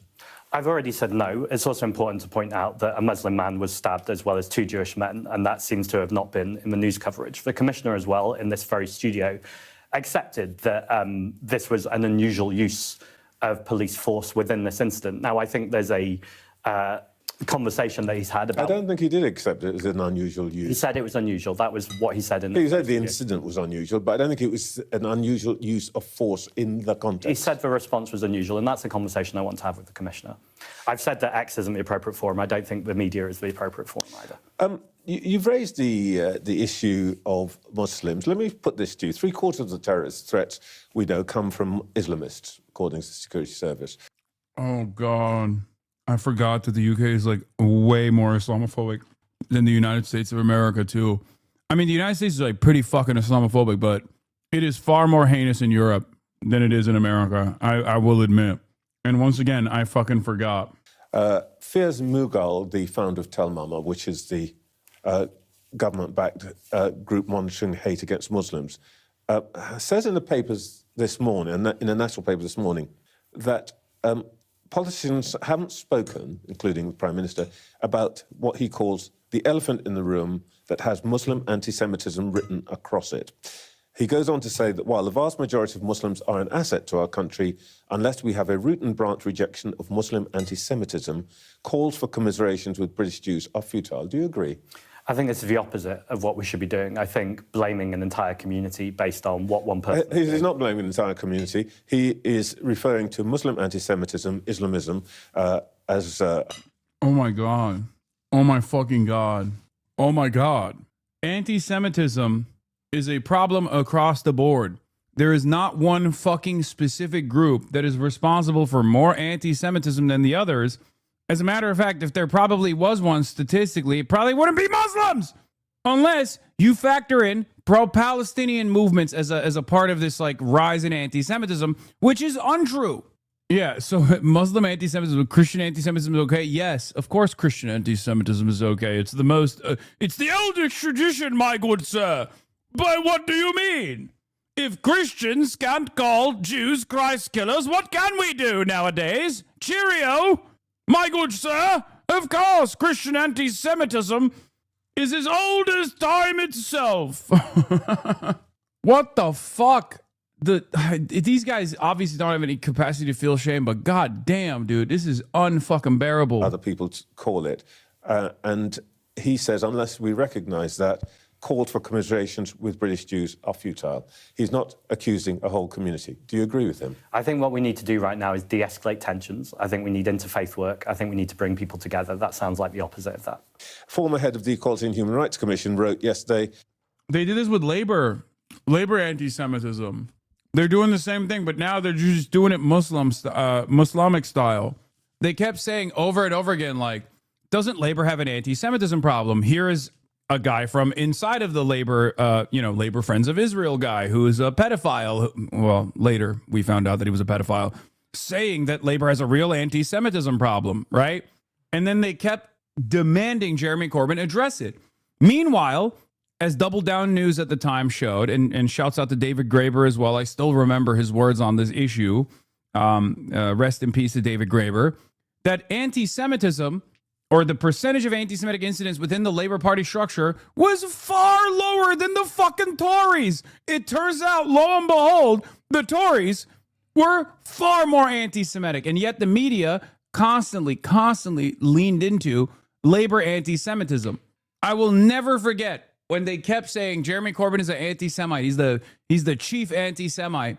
Meanwhile, the fucking Tories put up a statue of Nancy Astor. Okay? Nancy Astor literally said, famously, Hitler was right about the Jews. That's what she said. And the Tory party at the time, when there was unlimited wall-to-wall coverage of Jeremy Corbyn being an anti-Semite, suspected as an anti-Semite, that's what the fucking Tories were busy doing. And there was not a single fucking mention of that. Bro, Europe went so wrong so long ago. Like, it's done. What the fuck are my ears hearing? There's just nothing that... It's just so frustrating to see this, man. Farage stating places that elect Greens will be used for detention centers. What? They called a... This is getting silly now. The former synagogue was... Oh, I saw this. I saw this morning. Counter-terror police are investigating an arson incident in a former synagogue in East London. Yeah, former synagogue, current mosque, by the way. I feel like this media cycle is designed to make me insane. Some police are investigating arson at a former synagogue. It's a site in Nelson Street. Oh, former synagogue.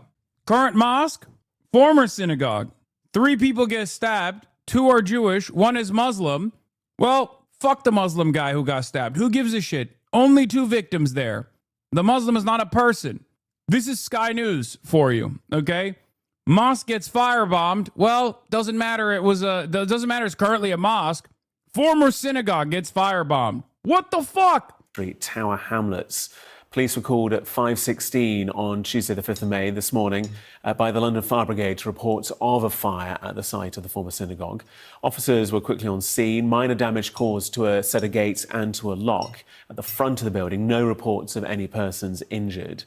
And initial inquiries looking at closed-circuit television indicate the fire was, quote, started intentionally at approximately 5:10, the incident being treated as arson.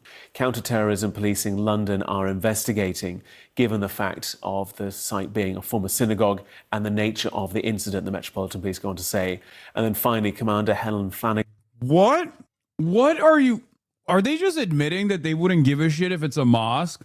On accident, they're going to uncover an Islamophobic hate crime because they thought they could, they thought that this was yet another anti-Semitic hate crime. Is that what it is? British police accidentally investigate Islamophobic hate crime because they thought it was an anti-Semitic hate crime is a funny title. The amount of, oh God, the injustice, man, the injustice. It just is so unbelievably frustrating. It's unbearable to experience. It's unbearable to watch unfold. It makes me so angry. Head of counterterrorism policing London, which is leading the investigation, says this incident follows on from a number of arsons and attempted arsons targeting Jewish Londoners in the northwest of the city, and we will be considering any potential links as their investigation gets underway. Detectives are working. They need a guy like me in fucking British media. There's got to be, right? I mean, come on. Someone needs to get in there. And no, not even like Owen Jones. I'm talking someone who will just get in there and be like, shut the fuck up. You're a bitch. Suck my fucking dick. Someone needs to get up there and just be like, what the fuck are you talking about? Someone needs to get in there and throw some goddamn elbows in the room. Make some fucking breathing space for yourself. Jesus Christ. They'll be arrested? Oh, whatever. The British version of yourself is in jail? That's, I guess. Fuck it, I'll be the version of myself in the UK if necessary. Hassan Abi, genuine question here. You've mentioned a couple times that you should lean into his Jewish identity to defend against the bullshit from the interviewer, but I'm curious why. Isn't that standpoint epistemology which you're usually against, or am I misunderstanding your POV? Yes. You're not misunderstanding my POV at all. Okay, I'm saying fight dirty. Do you not understand? I'm saying like fuck it, fight dirty. If they're going to be philo-Semitic, use the fact that you're Jewish to your advantage. You know what I mean? Yes, they're going low as fuck. Under different circumstances, they'll be like, I don't care about your standpoint. I don't care about standpoint epistemology. As a matter of fact, even in the process of describing like the idea that, you know, the overwhelming majority of Jews are terrified of pro-Palestinian marches, I said, I don't give a shit. Okay? I don't care. The fuck do you mean? First of all, you made that up. Okay? You made that up. And even if that was the case, it still wouldn't fucking matter. What do you mean? Oh, I'm sorry. We can't say the truth about what Israel is doing because it might offend people's sensibilities. You know what I find offensive? The fact that the Royal Air Force was creating strike targets for the Israeli army. That is a genocidal army. That's what I think is offensive. That's what was going on with our fucking British tax dollars. At a time when there's an unprecedented energy crisis, at a time when the UK is suffering, that's what Keir Starmer thought was an appropriate use of funds. I find that to be unbelievably offensive. You know what else I find offensive? The idea that we here in the UK find ourselves to be the bastion of liberalism, defenders of the Magna Carta. That's what the king said when he went to the United States of America, delivered a speech in front of Congress. Okay? And here we are, using some of our exhausted resources upon British pensioners who dare say that they support Palestine action. That is offensive. That is unbearable.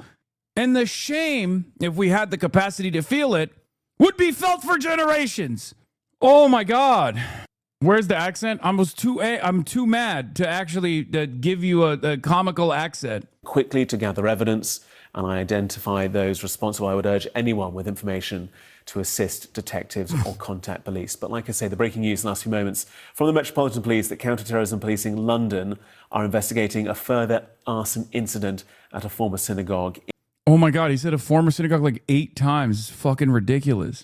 The following: when members of the Muslim community commit violence against Jewish people for simply being Jewish, there are no mosque vigils or prayers, no loud hailers condemning perpetrators.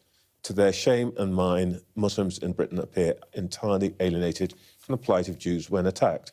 This silence speaks volumes. Do you understand her anger? She is a Muslim. I think those are inflammatory comments. I think some of the work that I'm proudest of when I see in London is when imams and rabbis stand together side by side and say that attack on one is an attack on all, and together Jewish and Muslim people will stand in solidarity. I think that's the sort of leadership that we need right now, people standing up and working together in unity, not reaping further division. So the point of view of two prominent Muslims, from your point of view, are just inflammatory because what, they're not your kind of Muslim? They can be as prominent as they want. I can still disagree with them. Yes. Yes. Also, he should just flip the script and be like, the overwhelming majority of Muslims disagree. If you're going to hit me with the overwhelming majority of Jews disagree with me, a Jewish person, you're not a Muslim. You're actually an Islamophobe. So we both know you don't give a fuck what Muslim opinions are. You're just using these two as a fucking pawn, which right off the jump is enough for me to assume that their perspective is worth nothing. No, but you seem to be saying that somehow their views are not legitimate. I think their views are wrong. You're not engaging with them at all. That's different to not legitimate. What I'm saying is that I think people in positions of power and people with responsibility right now have a responsibility to bring people together. That is not language that I think sounds like bringing people together. Even if it doesn't, even if it involves trying to tell the truth, what they see as the truth? I think it's really important to tell the truth. And the truth right now is we need interfaith work. We need to make sure that we're bringing people together. We need investment in our communities, both faith and non-faith communities. I think that's what's important right now, rather than, I know you rejected earlier on when I said blaming an entire community for one person's actions is not what those words are saying, but that's very much what I'm hearing. Well, we're going to have another conversation about perception and reality. Sure. They go out of their way specifically to say that they don't accuse all Muslims, and how could they? They are Muslims themselves. But I just wonder whether this is a political situation for you in which you can't recognise what they say because you're trying to appeal to that community. I mean, again, I think it's an outrageous slur. Anti-Semitism is unacceptable in the same way that Islamophobia is unacceptable. I don't think we challenge anti-Semitism or Islamophobia or any form of racism by pitting communities against each other. I think we challenge those things by investing in our communities and bringing people together. All right. You are fighting elections this week. Smart Money says that you're going to do very well as a party. Are you going to instruct your councillors to reject coalition or cooperation with other parties, specifically Reform?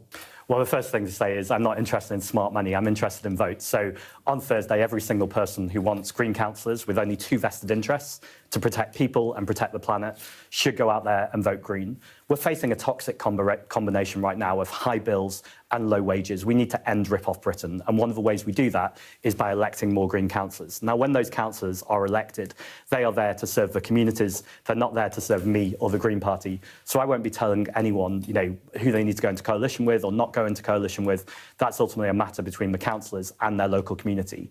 I would be very surprised, though, and I would be bothered to see anyone going into coalition with Reform, and I don't expect to see that happening. Oh, and you'd be bothered because? I think Reform offer a politics that's divisive. I think that it's toxic, and I think it's the opposite of everything that the Green Party represents. And I can't imagine any councillor or council wanting to work with the Reform Party. At the same time, it's an important principle that we are not a top-down party. It's up to those councillors to make their decisions. But as I say, I can't imagine any scenario where you'd see the Green Party and Reform working together. Let's talk a little bit, if we may, before we end, about what party you are.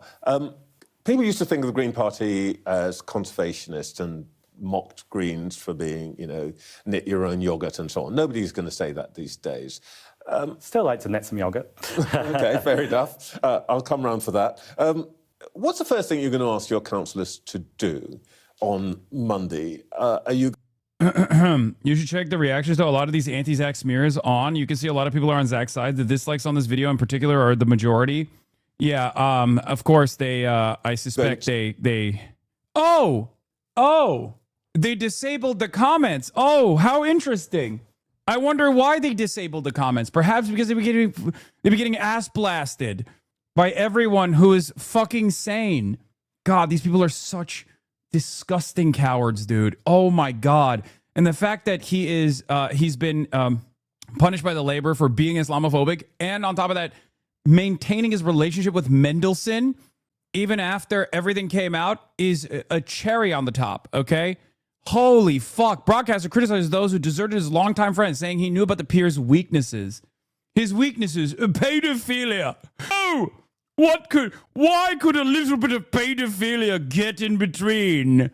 Two friends, lifelong friends. Oh! Dastardly. I'm just so sick of ignorant media Islamophobes in senior positions of the UK-US media viciously going after anyone that dares stand up against the slaughter and ethnic cleansing of the Palestinian people. Trevor Phillips notoriously got suspended from the Labour Party for Islamophobia. And you get the feeling watching this astonishingly rude and sneery interview with Zach Polanski, virtually the only senior British politician to show any sympathy for Gazans, that Phillips frankly wouldn't lose a wink of sleep if every Palestinian was erased from the face of the earth. He certainly can't see anything positive about protesting their genocide, which raises the question, how and why did someone with such a record of toxic divisiveness ever get offered a primetime show in the first place? It is for that reason that they got offered a primetime show. God damn, dude. It's actually worse than I remember. I always forget how fucking bad British media is because, I'm so used to just smears from American media. I'm so used to being in the American media space. It actually blows my mind how much worse it can get.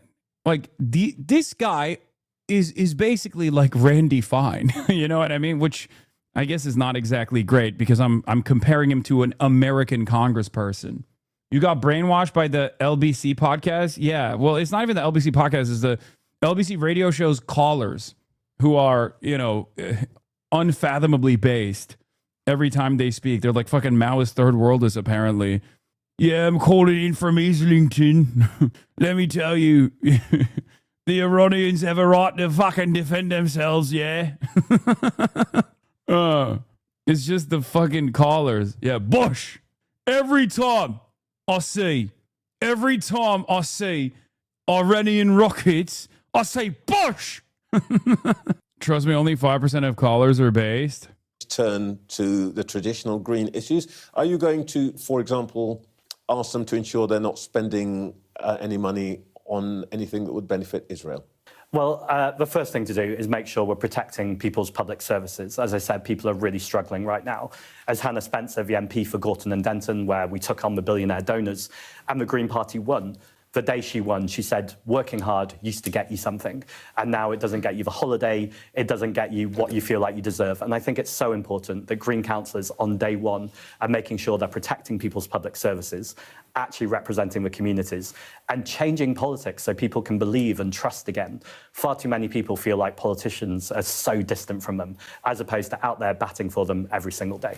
That's so interesting, because in that answer, no reference to hedgerows, small animals, even sewage in the water. Well, they're all part of the public services. Have the Greens become more Corbynista now than conservationist? Well, inequality affects everything, and ultimately the climate crisis is a crisis of inequality because corporations who destroy our environment are also destroying our democracy and our communities too.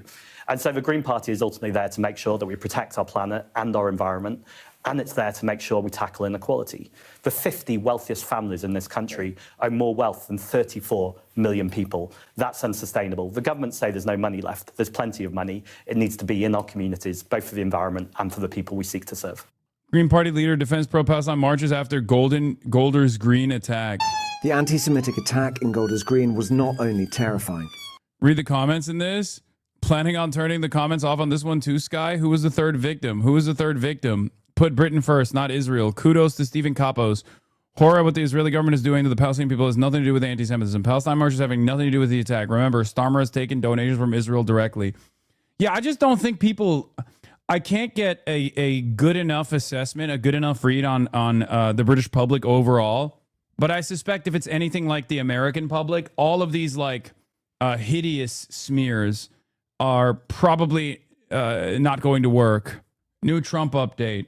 Trump, based on the request of Pakistan and other countries, the tremendous military success that we have had during the campaign against the country of Iran, and additionally the fact that great progress has been made toward a complete and final agreement with the representatives of Iran, we have mutually agreed that while the blockade will remain in full force and effect, Project Freedom, the movement of ships through the Strait of Hormuz, will be paused for a short period of time.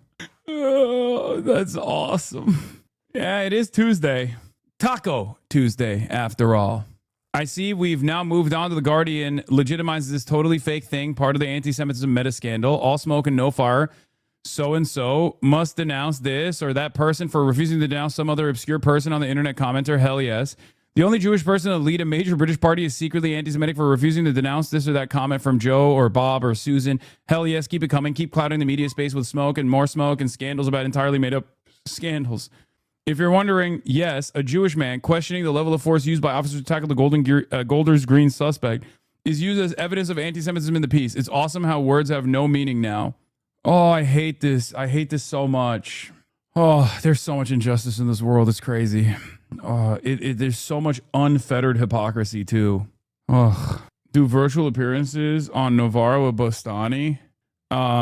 Yeah, I might. I mean, I'm going to be in the UK physically. It started a fresh debate at the highest political levels about policing, protest, and the safety of British Jews. 4 days later, we've come to Golders Green to speak to Jewish people about how safe they feel. The authorities and the police and the government have to take care of the underlying cause of this anti-Semitism. Yeah, these guys will be like, oh, 2 Jewish people and a Muslim guy got stabbed. We should stop the pro-Palestine marches. I mean, that kind of gives the game away, you know? Like, you're not taking this shit seriously at all. What the fuck do you mean? The first thing that comes up in your mind is like, oh, we got to stop the pro-Palestine marchers. That's crazy.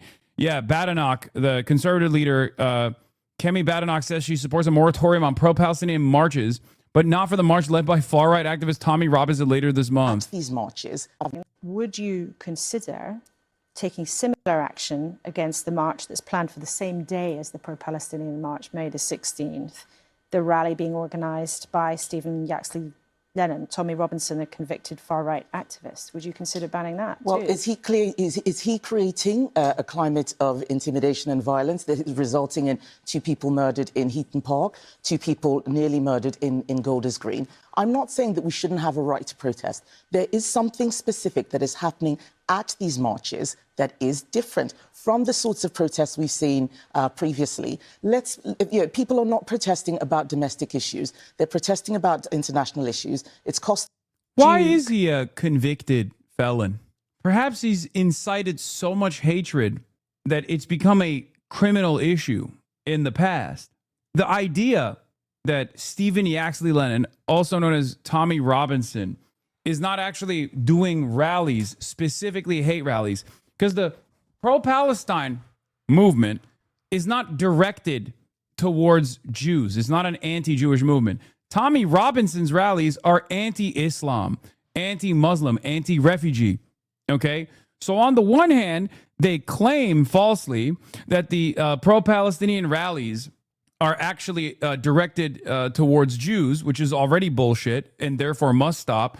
But also on the other hand, they don't even do a both sides thing here where they just go, no, the wrong side. The rallies that are fomenting hatred towards refugees, towards Muslims, towards immigrants, those rallies must continue. What the fuck? 2 people nearly murdered in Golders Green. I'm not saying that we shouldn't have a right to protest. There is something specific that is happening at these marches that is different from the sorts of protests we've seen previously. People are not protesting about domestic issues. They're protesting about international issues. It's costing us a fortune. It's resulting in the normalization of violence towards a minority group. I think that we need to do what we can. But some people might feel, and some people did feel, at that last big march called Unite the Kingdom, many people there were protesting perfect. Yeah, imagine writing for Tommy Robinson as a black woman being against the liberation movement, but is for a movement that will happily Thanos snap black people out of existence, given the chance of little chickens for KFC moment.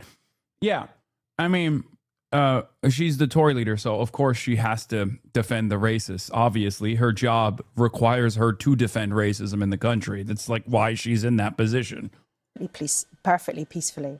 But some people did look at that march and feel intimidated. Right. Some people did look at that and think, I don't want to see that. There were who did? concerns at that time, and there were arrests, and people were charged with racially aggravated offences at that particular march. Right.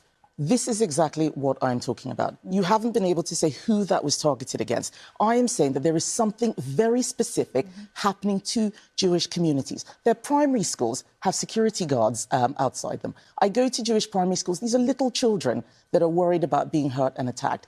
Gale's Bakery, a bakery being graffitied, Jewish businesses are being smashed up.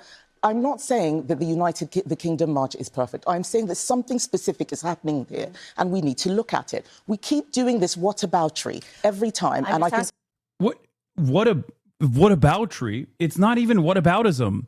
You're being asked a direct question about your do you have a blanket ban on what you perceive as hate marches? And you clearly are like, no, I don't actually. I just only care about marches that I perceive to be anti-Semitic. This is not whataboutism. I don't know what to say. This is unfucking believable, dude. They're so open about this. What I also don't understand is like, how is this not? They're also trying to make calling out the third victim into a conspiracy theory. Yeah, Green's deputy leader shared conspiracy theory over Golders Green attack. Rachel Millward shares post that says third victim from the day who was Muslim erased from the news to suit weaponized narrative. It's literally what happened. She got pressed for this again. Ban their marches. But when it was put to you the other day that on the same time as a very big pro-Palestinian march is due, there's one. By the way, the reversal should take place. They should ban Tommy Robinson's marches, which have literally led to hate crimes, and not the pro-Palestinian marches, which are, in my opinion, it's a hate crime to ban the pro-Palestinian marches, a hate crime against those who are trying to stop a genocide from taking place. By Tommy. The UK is literally upside down world, man. Robinson, who, after all, is overtly anti-Muslim. He's a man with multiple criminal convictions. You said you wouldn't ban that. Why allow him to march and not people who want to protest about the plight of people in Gaza? So, first of all, this is not a defence at all of Tommy Robinson. I don't endorse anything he does, but they are different. What we have seen with the marches that have been going on for 3 years around Palestine is sustained every week, marching in front of synagogues, people who are visibly Jewish harassed and abused. The Tommy Robinson marches often turn into violence. Other groups turn up. They get into a squabble. Police officers. Oh, other groups turn up. Oh, the pro-Palestinian movement is visibly targeting or is directly targeting Jewish areas and visibly Jewish people. It's the pro-Palestinian movement is like doing this. But when Tommy Robinson is instigating a hate rally, putting together a directly named hate rally, it's not like these guys have any, like there's no ambiguity about the goals of a Tommy Robinson rally, by the way. They just openly say it.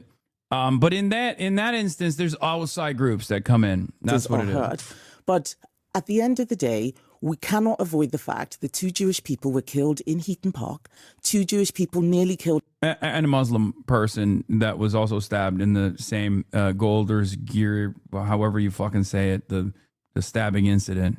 Golders Green attack. Last week, just luck that Shomrim and the police got there on time. But that is very different. Protester. That's what people are anxious about. They point out this new... Yeah, by the way, Tommy Robinson, they can't ban him from marching because he is an Israeli asset. He is an agent for both the United Arab Emirates and also Israel. This is 100%, by the way. Okay? Perhaps that's the reason why they can't fucking do anything about it. God damn, I didn't realize the UK was this cucked to Israel, bro. It is worse than America somehow. How is that possible? The organisers claim is going nowhere near a synagogue. It's part of the normalization of these attitudes. So if Muslims said to you, well, hold on, we do feel threatened by Tommy Robinson. We do get threatened by the use of Christian iconography to try and say somehow this is a Christian country and you're not. They made Israel, come on, man. I know, but there's been a dramatic role reversal, it seems. Yeah, I don't know which one is more cucked. Is it Germany? Is it the UK? Or is it the United States of America? I feel like the US is pretty cucked on a policy, on the policy side, but at least like there is tremendous pushback, you know? Like, and it's crazy because like even in Germany or even in the UK, they have to do higher level of enforcement on pro-Palestinian speech. And because they don't have the First Amendment, they can get away with doing that kind of thing. They can like prescribe certain organizations as terror organizations and like they did with Palestine Action. And in spite of all of that, there is a higher level of disapproval for Israel in especially the UK, than the United States of America. Welcome here as Muslims, and of course there are multiple attacks on Muslims around the country. You say, well, it's not at that level yet. No, it's not even the same. Criticism of religion is allowed in this country. We mustn't mix the two things. I am talking about the attacks on Jews. It's not the faith that's being attacked, it's the people. And I do have to ask... Yeah, right. First of all, I definitely don't believe that. Because you're literally criticizing the pro-Palestinian rallies, which has nothing to do with Judaism to begin with. Can you imagine if the pro-Palestinian rallies were also like, well, we're just criticizing Judaism? Oh my God. Then you would actually have a good reason to fucking talk about anti-Semitism. Oh my Lord. If the pro-Palestinian movement did what Tommy Robinson is doing to Muslims, but instead the Jews, then you would understand whether or not these are hate rallies or not, okay? Because then it would be. Because Tommy Robinson is a hate monger, and his rallies are hate rallies. Why is it that whenever we're talking about Jewish hatred, we always have, well, what about? When something happens to black people, when there are atrocities, that no one does the whataboutery. When something does happen to Muslims...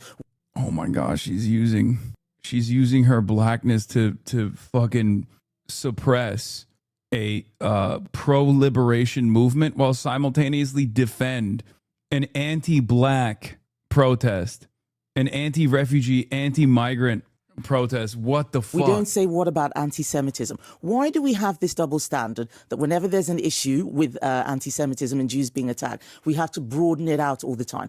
I mean, she's got no emotion anyway, but it's still, annoying to see it happen. Lawyer defending Israel at the International Court says Owen Jones, that The Economist is pro-Hamas.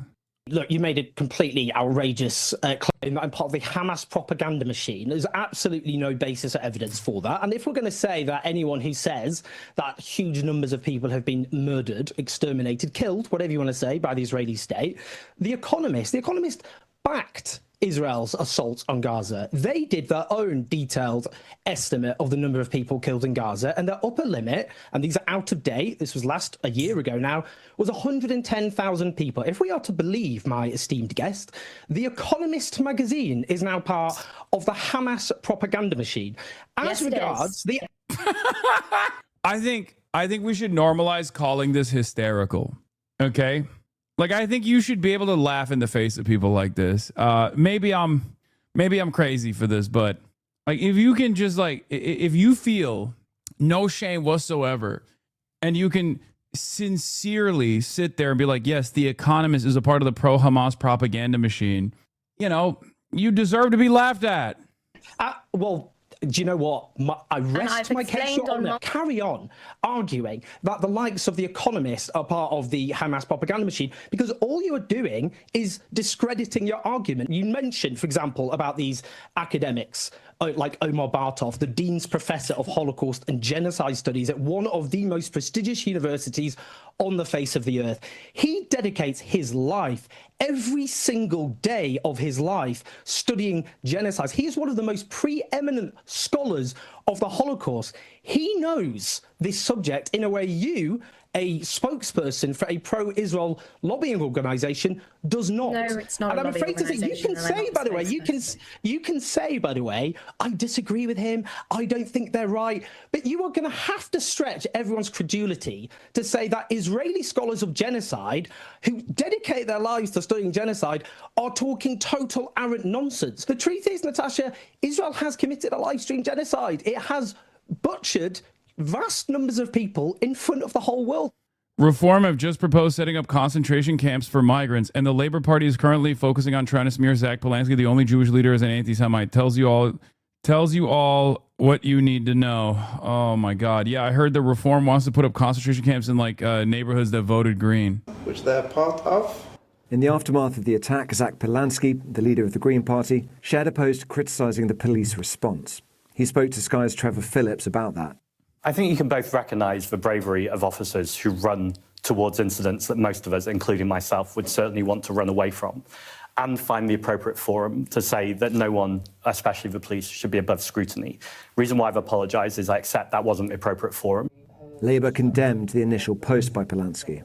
I thought it was disgusting what he did and absolutely abhorrent.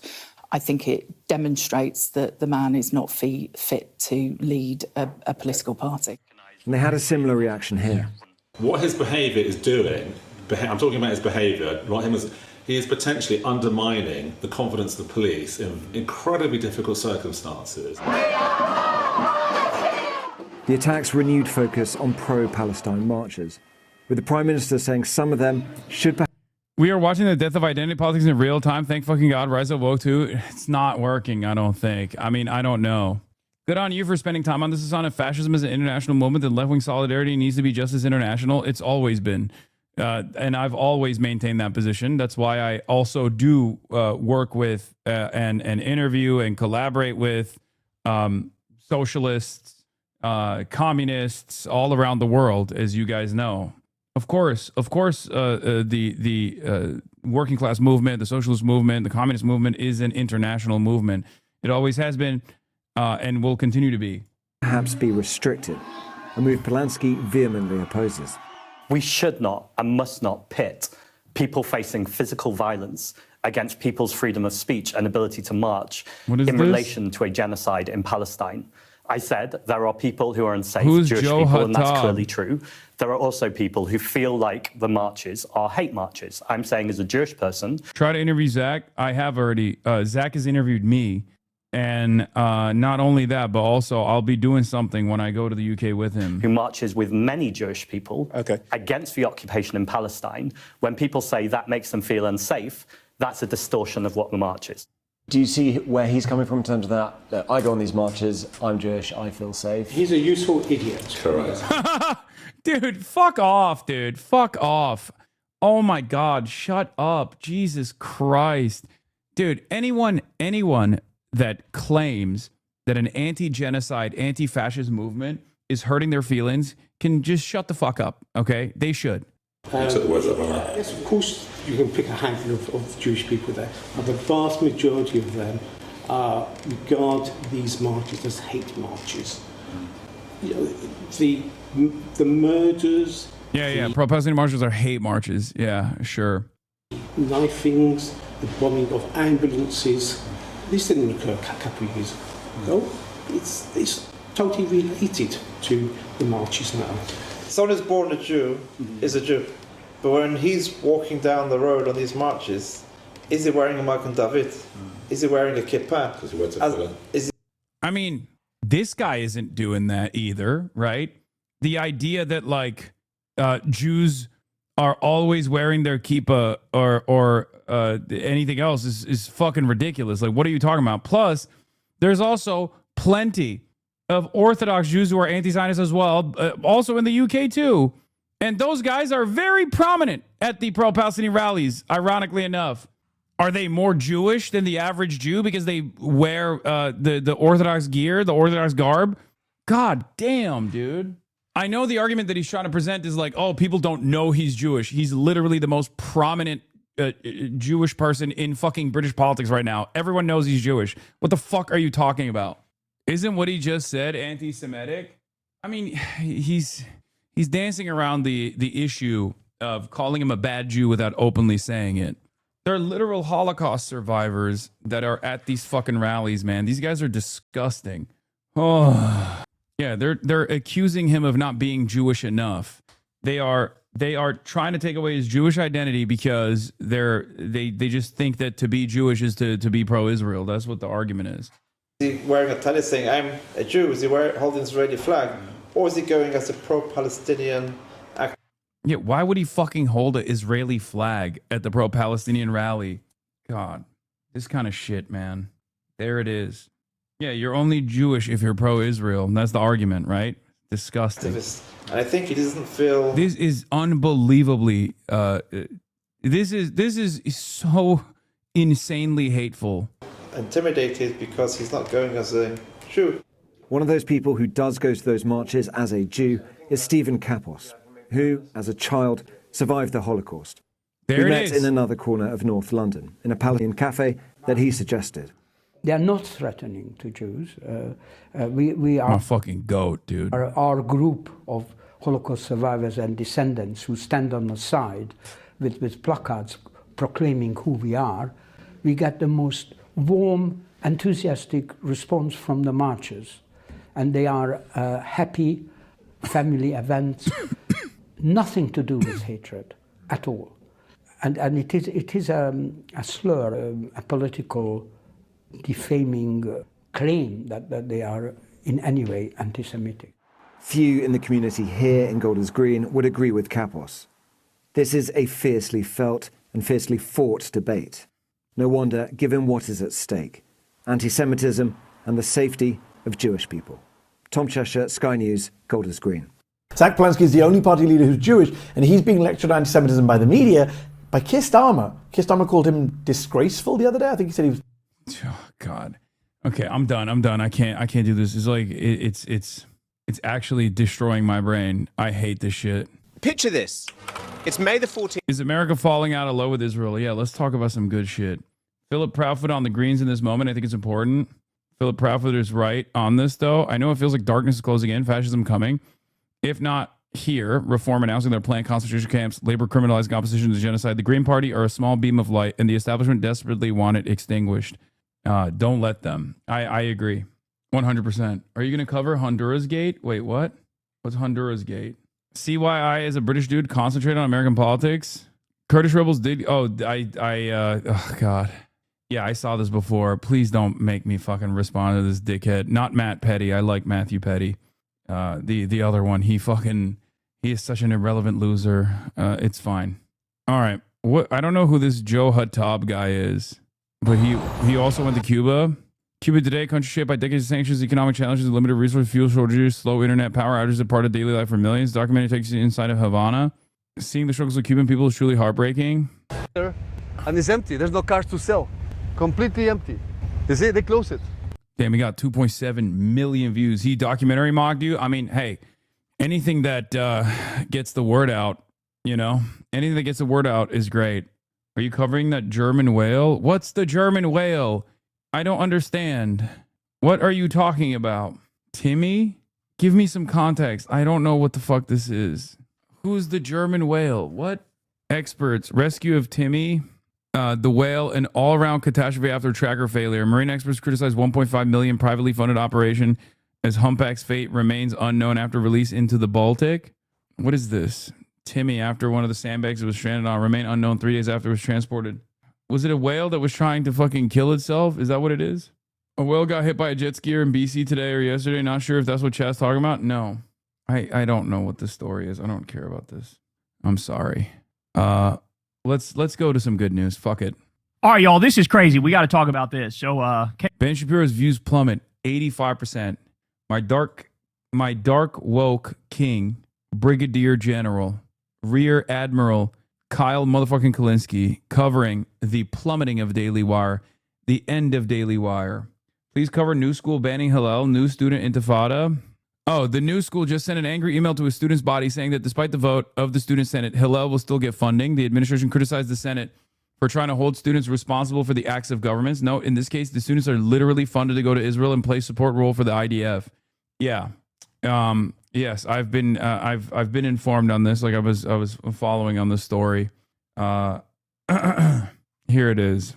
Representative Dan Goldman, of course, unsurprisingly, criticizes the decision. The new school rejects the student senate dismissal of Hillel, claiming that the student senate does not have the authority. The new school's university student senate does not have the authority to determine the recognition, funding, eligibility, or official status of registered student organizations. The authority rests with the university administration and is exercised through established institutional processes applied consistently and equitably across all student organizations. Our Hillel chapter remains, as it always has been, in good standing, eligible for funding, and supporting Jewish life at the new school. The administration is taking immediate steps to address the USS's actions and ensure it acts within its actual purview now and going forward. The new school was founded on a rejection of violence, hatred, and discrimination towards any individual or group, except for Palestinians and Arabs and Muslims in general, and a commitment to understanding, learning, and open dialogue. Those values apply to every member of our community without exception.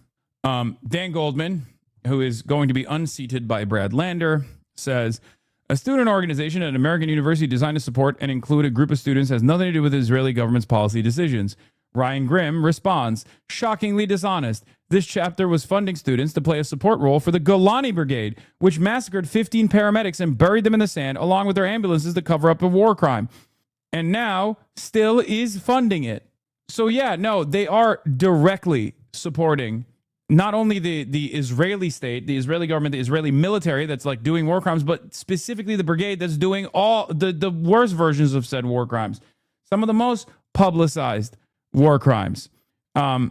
If I had a nickel for every small bean student organization liberal Zionists said was being unfairly attacked, and then after 5 seconds of research learned that the student organization in question is providing material support to the 108th Genocide Brigade, I'd have a lot of nickels. Either Israel is a state and a political entity with missiles and nuclear weapons and F-22s, or it's an abstract, warm, and fuzzing feeling and cultural ideal. It cannot be both. I'm going to need everyone to grow up and stop rounding down to the most disingenuous, sectarian, and small beans description of things and events. Political entities with militaries and tanks and six-figure death counts are not a protected class. Israel, small nation, size of New Jersey. Adam Johnson. Ah, you are great anti-Semite. You are anti-Semitic. No? Yeah. So that's what the new school is doing, protecting the Hillel, regardless of the fact that the Hillel was straight up offering material support to a terrorist group. Okay. I'm done with British news. I'm sorry. I'm checking out of that. I can't see. I can't cover this. I don't want to see it anymore. I'm done looking at it. Oh, speaking of which, there's also more information about unlimited anti-Semitism in New York City. That's right. The mayor, Zohran Kwame Mamdani.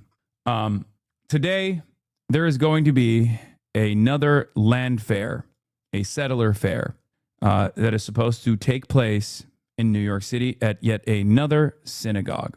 Okay? Now, Zohran Mamdani has criticized these settler fairs in the past. Here's an Intercept reporter, Noah Hurowitz, who got the pamphlet for the Israel real estate sale event at Park East Synagogue. Inside, I saw at least one table advertising properties in the West Bank, including Kfar Eldad and Karnai Shomron. So we'll get to that in a second. Outside event promoting Aliyah in real estate in Israel at Park East Synagogue. Protesters gathered on the intersection of 68th and Lexington, chanting Intifada Revolution. There's only one solution. From the river to the sea, Palestine will be free. And we don't want a two-state, we want 48. From Hannah Fuhrer. From the river to the sea, Palestine will be free. It's never gonna happen. From the sea. It's never gonna happen. Yeah, anyway, there's also... So here's the event. This evening in Manhattan, the Great Israeli Real Estate Event will be advertising land available for sale in Gush Etzion, a cluster of illegal West Bank settlements, while also making tax, legal, and banking services available for those who want to become settlers, according to the event's publicly listed information. Despite the commercial and internationally illegal nature of the event, the UN considers Gush Etzion to be an illegal settlement. It is being hosted at a religious institution, Park East Synagogue, on the Upper East Side. Previous events have drawn protesters and counter-protesters, leading to charges of anti-Semitism leveled at the protesters for demonstrating near a synagogue. The protesters have countered that it is inappropriate to use a religious institution to shield such a contentious practice. Not a contentious practice, but a morally repugnant one, and also an outright illegal one. In the wake of previous protests, the New York City Council, with a veto-proof majority in March, passed legislation restricting such demonstrations. Mamdani spokesperson Sam Raskin told the Drop Site News, Mayor Mamdani is deeply opposed to the real estate expo this evening that includes the promotion of the sale of land in settlements in the occupied West Bank. These settlements are illegal under international law and deeply tied to the ongoing displacement of Palestinians. Our administration has also been clear that we are committed to ensuring safe entry and exit from any house of worship and that such access never be in question while all protesters are able to exercise their First Amendment rights. Yeah. So, he didn't condemn the protesters, so that's good, like he did last time. Again, I think it should be illegal to do this. I think it's, I don't know what else to say. I think he should arrest the people who are, I think he should utilize the NYPD. It's not going to happen. But in a just world, the mayor would use his standing military, the NYPD, to arrest the people that are making these illegal stolen land sales. Of course, it's never going to happen with Tish as the NYPD commissioner. Do they do this in a synagogue intentionally for protection? I don't know. I have no idea why they do it in synagogues. I suspect it's a double bind because they get the additional protection of this being a house of worship. The inability to name what a group is doing today while renting space from Park East while going into detail about the chants heard last year is pathetic. Oh, Assemblyman Alex Boris and Councilwoman Virginia Maloney on planned protest and counter rally outside of Park East Synagogue said this naturally conjures painful memories of when people have been harassed while entering houses of worship. Oh no. Like, we know that they don't just do random fucking protests outside of random synagogues, okay? This is not a random thing. This is not a random incident. Protests happen outside of synagogues while they're doing illegal land sales, okay? Illegal. Yeah. If Park East Synagogue, and Michael Lasher also, also had a statement. Boris did too. Remember, this is New York 12. Cam Kasky was supposed to be on this ballot, but he dropped out, unfortunately. And all of the remaining candidates for New York 12 are, to varying degrees, annoying on this issue, to outright morally repugnant. It's annoying to morally repugnant. It's a real shame because even Alex Boris, who is supposed to be like a little bit better than the other guys that are running, is not using this as an opportunity to just speak convincingly on this issue. If Park East Synagogue wasn't hosting an event to auction off stolen land, then nobody would be protesting in front of it. It's that simple. If these groups are anti-Semitic, why aren't they also protesting other synagogues that don't hold auctions on stolen land? No one will ever answer this question.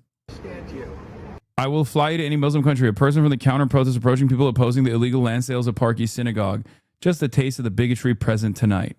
Stand here supporting terrorists. I'll offer you a free trip to any Muslim country. I'll fly you business class. Where do you work? You're a doctor. Do you go? Do you go on with the just saying, I'll fly you business class if you want. This if you're is serious. a doctor. Look, this is a doctor, guys. Free trip to any Muslim country. Insane. What is this? Dude, okay, come on. All right, now let's get to some good news. the demise of the Daily Wire. And Klibenstein points out here, insane how much Ben Shapiro fell off. So Ben Shapiro's YouTube channel, over 7 million subs, which is fucking impressive. That's a lot of subs. But as you can see here, you know, a video was up for 10 hours, it got 11,000 views. A video was up for a day, it got 39,000 views. You know, his videos are struggling. Now, to be fair to him, his, you know, I guess his live stream does better overall. He'll get, you know, a couple 100,000 views or whatever over there. But the individual clips that he posts have gotten worse and worse and worse and worse. And of course, the reason why this is happening is because the bottom has fallen out from under MAGA. MAGA's a joke. It's not cool. It's not edgy. It's not fun to be MAGA anymore. MAGA is, they have the power. They have the control. They're ruining this country. The economy's in the shitter. The fucking illegal and offensive war waged against a country that didn't attack us is something that only like 27% of the country is on board with. So it turns out if you're just a little regime simp, it doesn't work out well in this moment, right? Like, you know, Fuentes, not struggling as much. Tucker, not struggling as much. Ben, massively struggling because all he does, he's a fluffer for the regime. He's Donald Trump's fucking ball boy. That's what he is. He washes Trump's balls on a daily basis. Well, if he was just doing that, there's you know, you can do that and maintain your audience. The problem is it's Israel. And also because he's Jewish and also supporting Israel, a lot of the people on the independent media side are not really interested in hearing from someone who is constantly defending Israel, and certainly not interested in hearing that argument from a Jewish person. This is precisely the reason why Patrick Bet-David has been able to withstand the loss of revenue that Ben Shapiro hasn't been able to withstand. Also because Ben Shapiro is like unbelievably pro-Israel too. Like Patrick Bet-David at least is like he'll have like a little bit of ambiguity when he talks about these issues. He knows better. Whereas Ben Shapiro can't stop himself. Like every time the issue of Israel comes up, he's giddy. He's like, "Oh yeah, we're fighting Iran. It's so good," you know. There's also another reason, and that's a larger problem, I think, in the MAGA movement. I have talked about this before. In the 2016 era, the MAGA movement wanted to present itself as like both counterculture, but also somewhat intellectual. And I think in the post-Andrew Tate world, they realized, oh, we don't have to have like unfuckable, nerdy losers who are debate perverts defend our movement. We can have like cool guys. Now, I don't think Andrew Tate is a cool guy at all, but I think a lot of unfuckable, nerdy losers perceive Andrew Tate to be like a jock, a cool guy. So when that happened, I think there was a sea change in what the market demands were from a conservative audience. Ben Shapiro was never a real intellectual, mind you. I'm not saying that he was an intellectual at all, but he had the capacity to intellectualize right-wing reactionary framing. Okay? So I think that is one of the major problems. The next wave of this is to not even be like a cool guy, but instead to be like an unwashed, disgusting creature. Asmongold fills that void in the market for many conservatives who don't want even a convincing case to be made for conservatism, but just like wear it on their sleeves, like a vice signaling, and like that the aesthetics actually match their own personal living circumstances. And that's where we're at in the conservative movement right now. That's my humble opinion as someone who observes conservative commentators by trade. To give you some more here, this is monthly gained views for Ben Shapiro, and you can see the line is fucking straight down, ski bro, straight down. This dude was getting over 175 million views a month just 2 years ago. 175 million, that's insane. And now he's down to like 30 million views a month.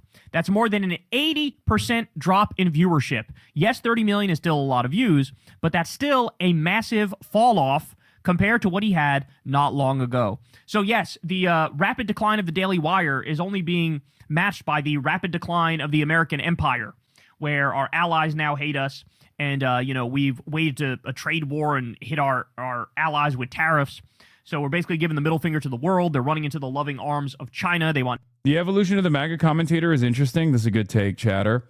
From what they think they need to be, Ben Shapiro, to what they think they are, Andrew Tate, to what they actually are, Asmongold. Yes, the evolution is complete. And that's precisely the reason why Nick Shirley and Asmongold get so much play in the conservative sphere, because they're not trying to even present an argument at all. They're just running around being like Somalis are parasites and need to be fucking banished from the land. That's it. That's what the market demands are. And I suspect they can get even dumber. I think the next step in the conservative rhetoric is going to be someone even dumber than Nick Shirley, which is, I know, unbelievable, but you know, I'm sure they can go even dumber than Nick Shirley Nothing somehow. to do with us. Nobody could take our words seriously because Trump will say one thing and do the other, or say How one is thing that and possible? Just a guy that groans, a guy that just films himself basically like, I don't know, groaning at black people or something, like on the streets. That's it. That's the content. A guy that just like walks up to people who he perceives as like migrants or Mexican or black and just goes, "Ah! Ah!" And then that's it. That's it. Guy who grunts in the direction of non-white people. Watch this space. We have that already. Predict himself within the next sentence. People don't know how to deal with us, so we're alienating ourselves. The Daily Wire is in a similar position. They've made enemies of a lot of their former hosts. The message they're spreading is no longer appealing.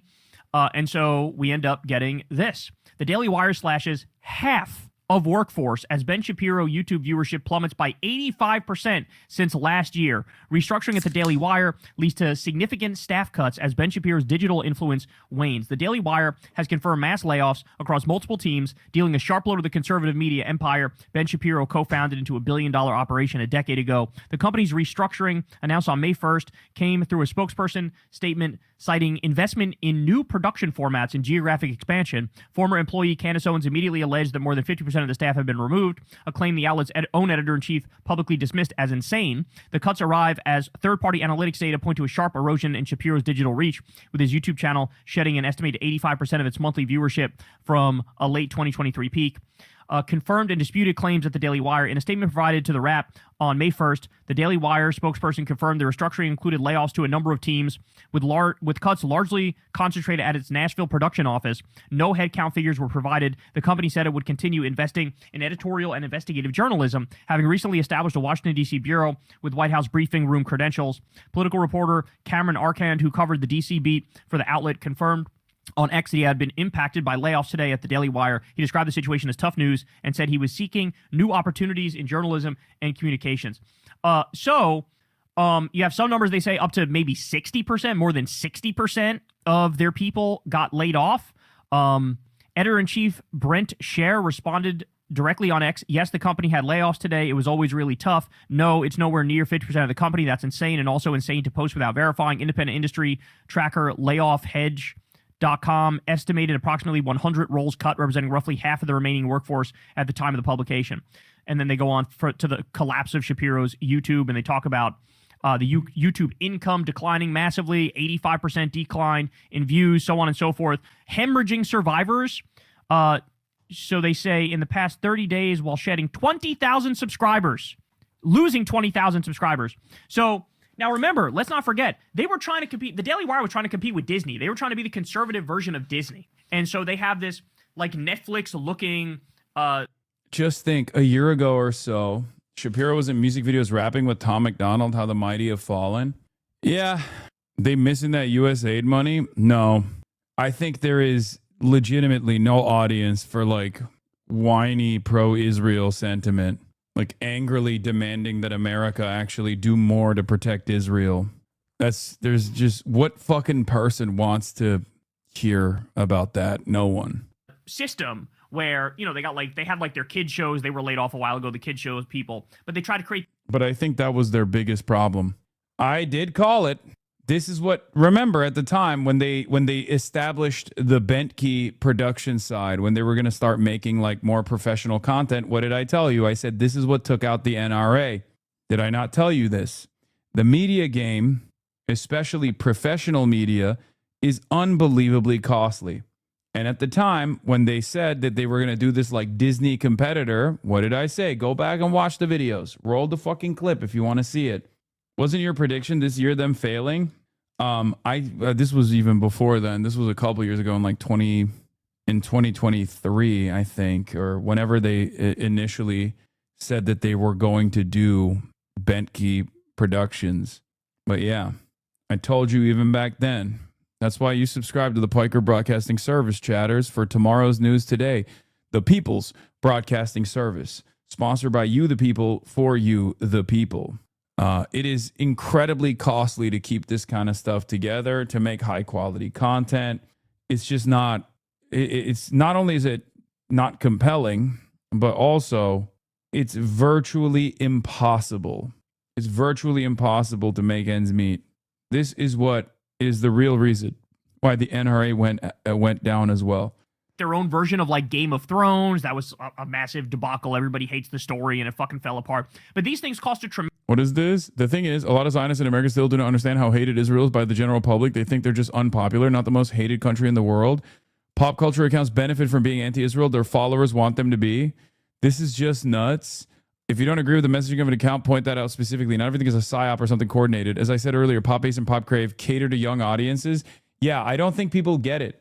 Like, this is why I didn't have too much smoke for, you know, when young people compare something like unpopular to Benjamin Netanyahu or something shitty to Israel. A lot of people in my community were getting upset about it, where they were like, oh, you're like undermining, you're diluting the cause, right? You're like making something super serious unserious. And I, at the time, thought, no, that's not a bad thing, actually. That's a good thing, because it just reasserts how unbelievably unpopular Israel is. And yeah, we are now officially in a place where Israel is so insanely unpopular, especially under the age of like 45, that usually people, when they want to say something sucks, they will literally say, oh, this is like the best content creator in Israel, right? Yeah, my kids call it spiritually Israeli. Yeah, when someone is being annoying or feel a sense of entitlement, people go, oh, you're being spiritually Israeli. Tel Aviv impressed. Numerous examples of this. And a lot of people simply do not understand this. Like, people that are over the age of like 45 to 55 and above, they don't even get it. Yeah, Somber is my favorite Israeli artist. Shit like that. Tremendous amount of money. They were over leveraged, bro. And we've seen this time and time again in political media in particular, where people think like, you know, hey, we'll make this the hub. We'll make this the, you know, central casting for like the CNN of online news. And bro, people make kiss the wall jokes. Like normie content creators that for years and years were terrified. For the last 3 years, there have been a shit ton of normie content creators, including but not limited to very prominent ones that we all know in this community, that unironically are afraid of appearing with me on camera, now making kiss the wall references. Okay, kiss the wall jokes. Like shit that I wouldn't even fucking say. So I hope you guys understand, like, we are in a totally different, totally unique media environment at this point. So yeah, Roblox started making AI slop, and the top comment under its videos were Tel Aviv approved AI slop. Everyone hates Israel. Yeah. Chuck Schumer, unbelievable success in making everybody pro-Israel. Yeah, I was really worried about how standing up to the lobby would go. Their shit has no motion anymore. I mean, in the public, they don't, but that's why they're fucking desperately flinging at anyone and everyone they can to try and make an example out of them. Myself is who I'm obviously referencing here.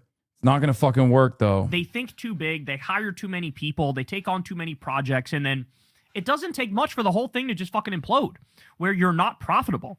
And so that's exactly what happened here. They're not fucking profitable. But the good news for them is the billionaire class, I guarantee you, will love to rush in and prop up the Daily Wire. I would be shocked if there isn't some right-wing billionaire out there that immediately goes in and props them up. Because the fact of the matter is, they're one of the only major, outside of like Fox News, the mainstream ones, they're one of the only major big right-wing outlets that is still not only dick-riding Trump, but dick-riding Israel and Zionism, supporting the genocide and all that. So I do think there will be some form or fashion of a lifeline for the Daily Wire, in the sense that it's not going to go away. And, you know, the billionaire sugar daddies will rush in to save the day, because that's always what happens with right-wing outlets.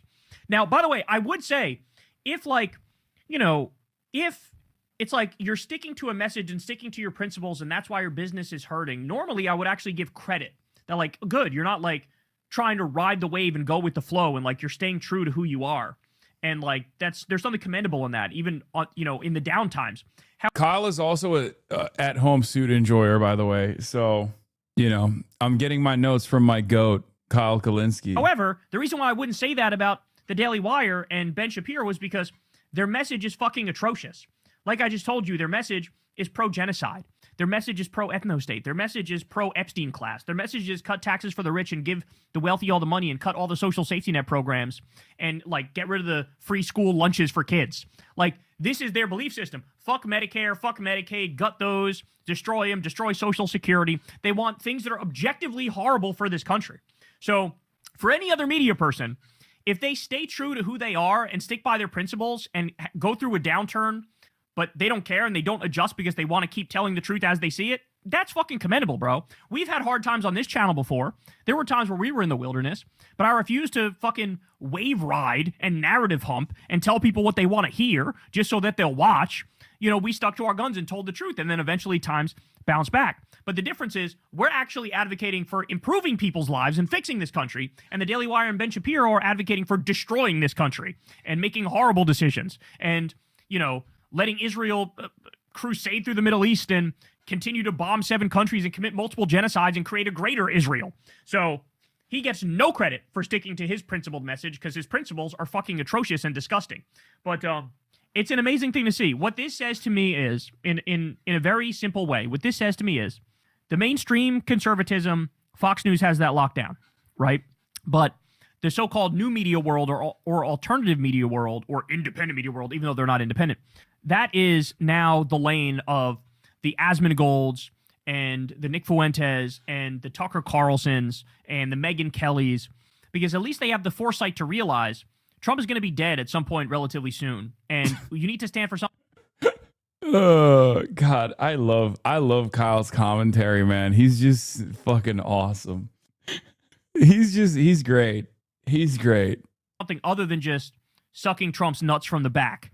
And so that's why they're trying to carve this other path, right? The other path being, yeah, we're conservative, but we're anti-Iran war, right? Like they need to find a way to appeal to a broader audience. That has to include being against that war because nobody fucking wants this war. Nobody with a functioning brain wants this war. But, it'll be some form of like Christian fundamentalism mixed in with anti-war politics, mixed in with white nationalism. Like that's sort of the future of conservatism in the way. What do you think about Mélenchon's very strong start into the French presidential campaign in 2027 and his chances of winning? If he can't establish a popular front like he did last time, he's dead in the water. And I am not so confident in the party socialist slash the social democrats slash the social fascists actually allowing that to happen. I hope it does. I would love to fucking be homies directly with the next president of France. I love him. He's amazing. He's fantastic. He is what France needs. Speaking to friends of mine in France, I feel like they just can't get over the aesthetics of Mélenchon being too much of a curmudgeon and too angry. So a lot of lib Frenchies think he's anti-Semitic. Oh God, that stuff is bullshit. It's just yeah. That I don't even think that's the main concern. I think the main concern is that they think he's like goofy and old and angry. That's what I've seen. He needs that Wemby endorsement. I don't think Wemby is a LFI guy, unfortunately.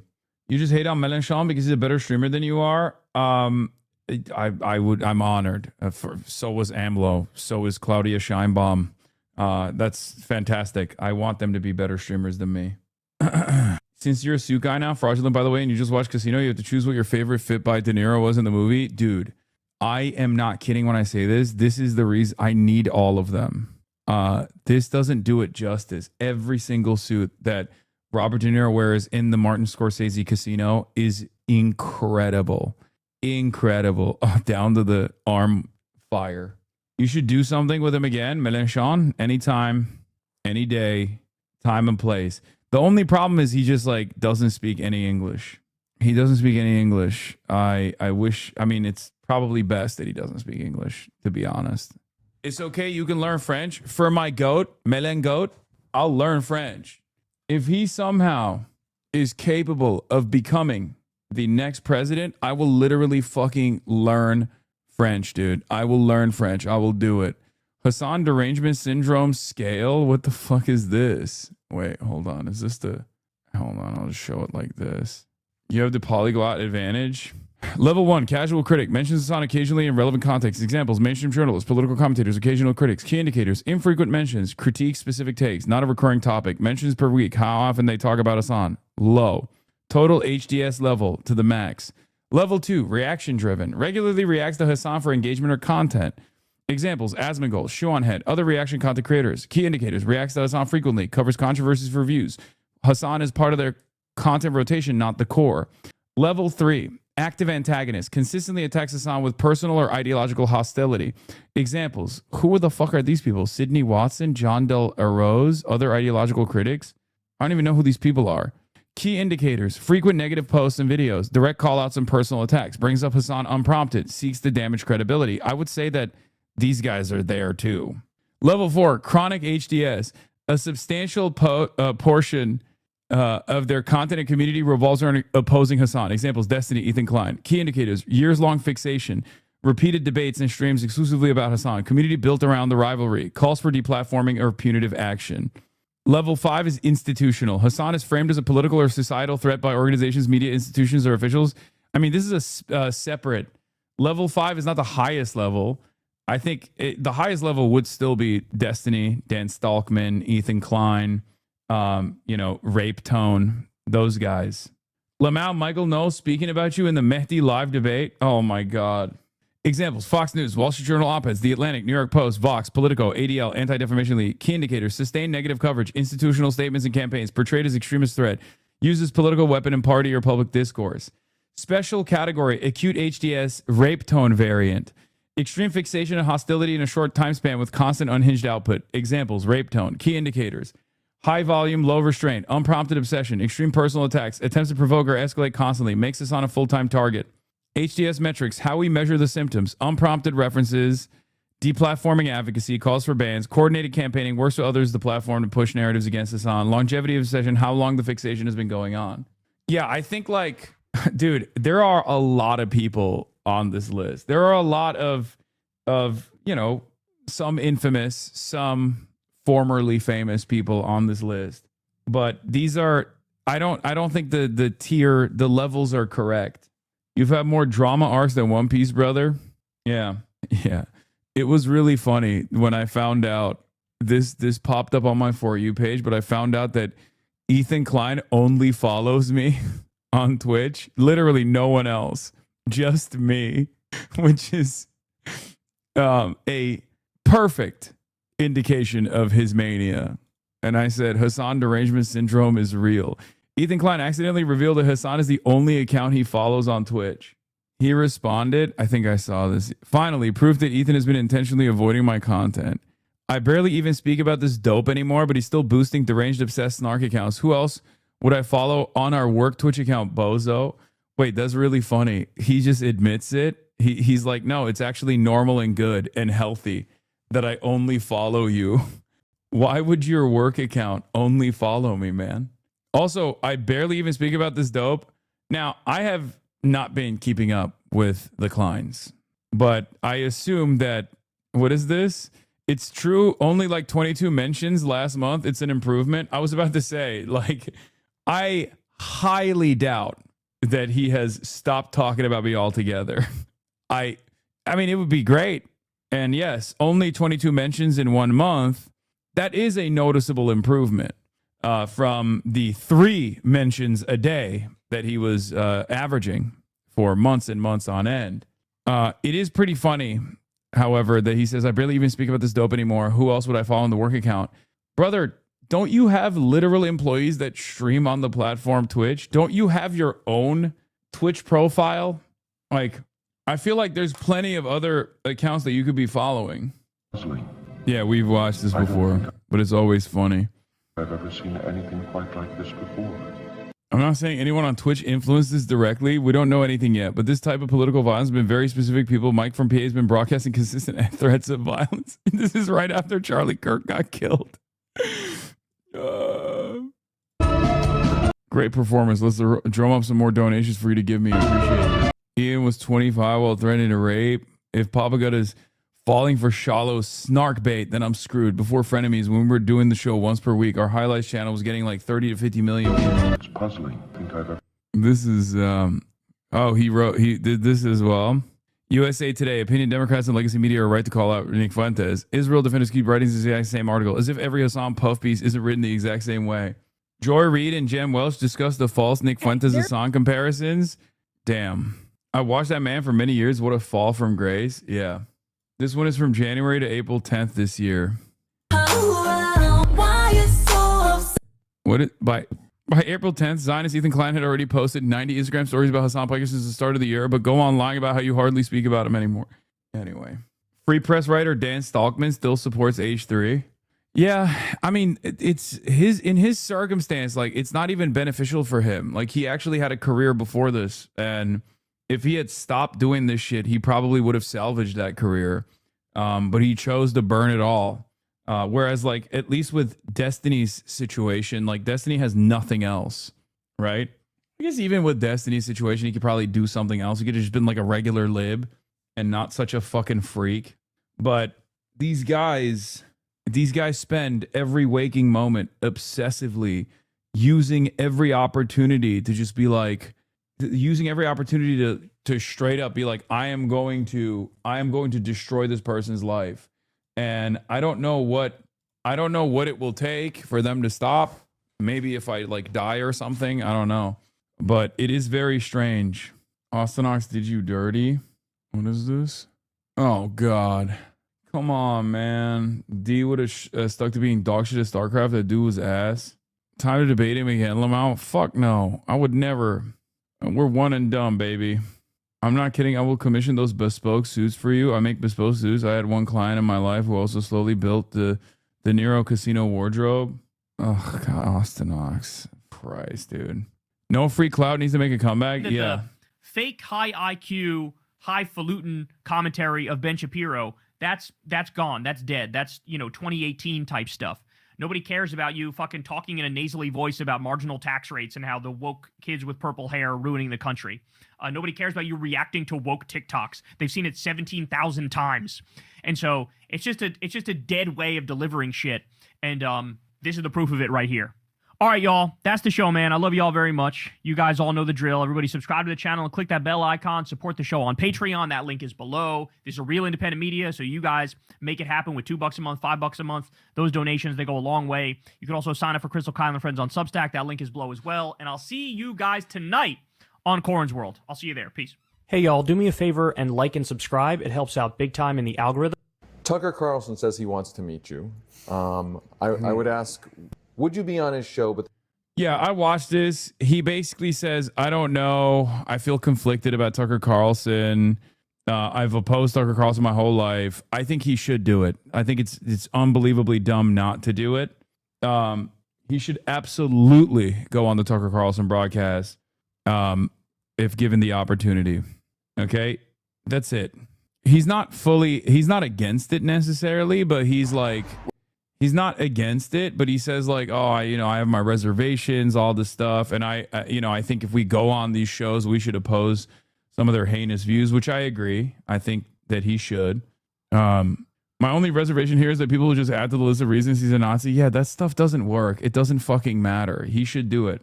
At the end of the Sirota video, he points out the same thing you did about Tucker using backstabbing tropes of anti-Semitism control. Yes. Why go? He's already winning.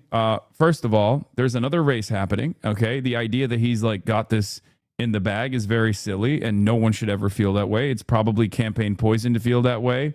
When we set out on this campaign, I was fully convinced that working people in this state have a lot more in common with each other than they might think. We often find ourselves surprised to realize that we have almost everything in common. And in the spirit of that, we're going to sit down this morning with a Republican voter from Machias and try to find out what we agree on.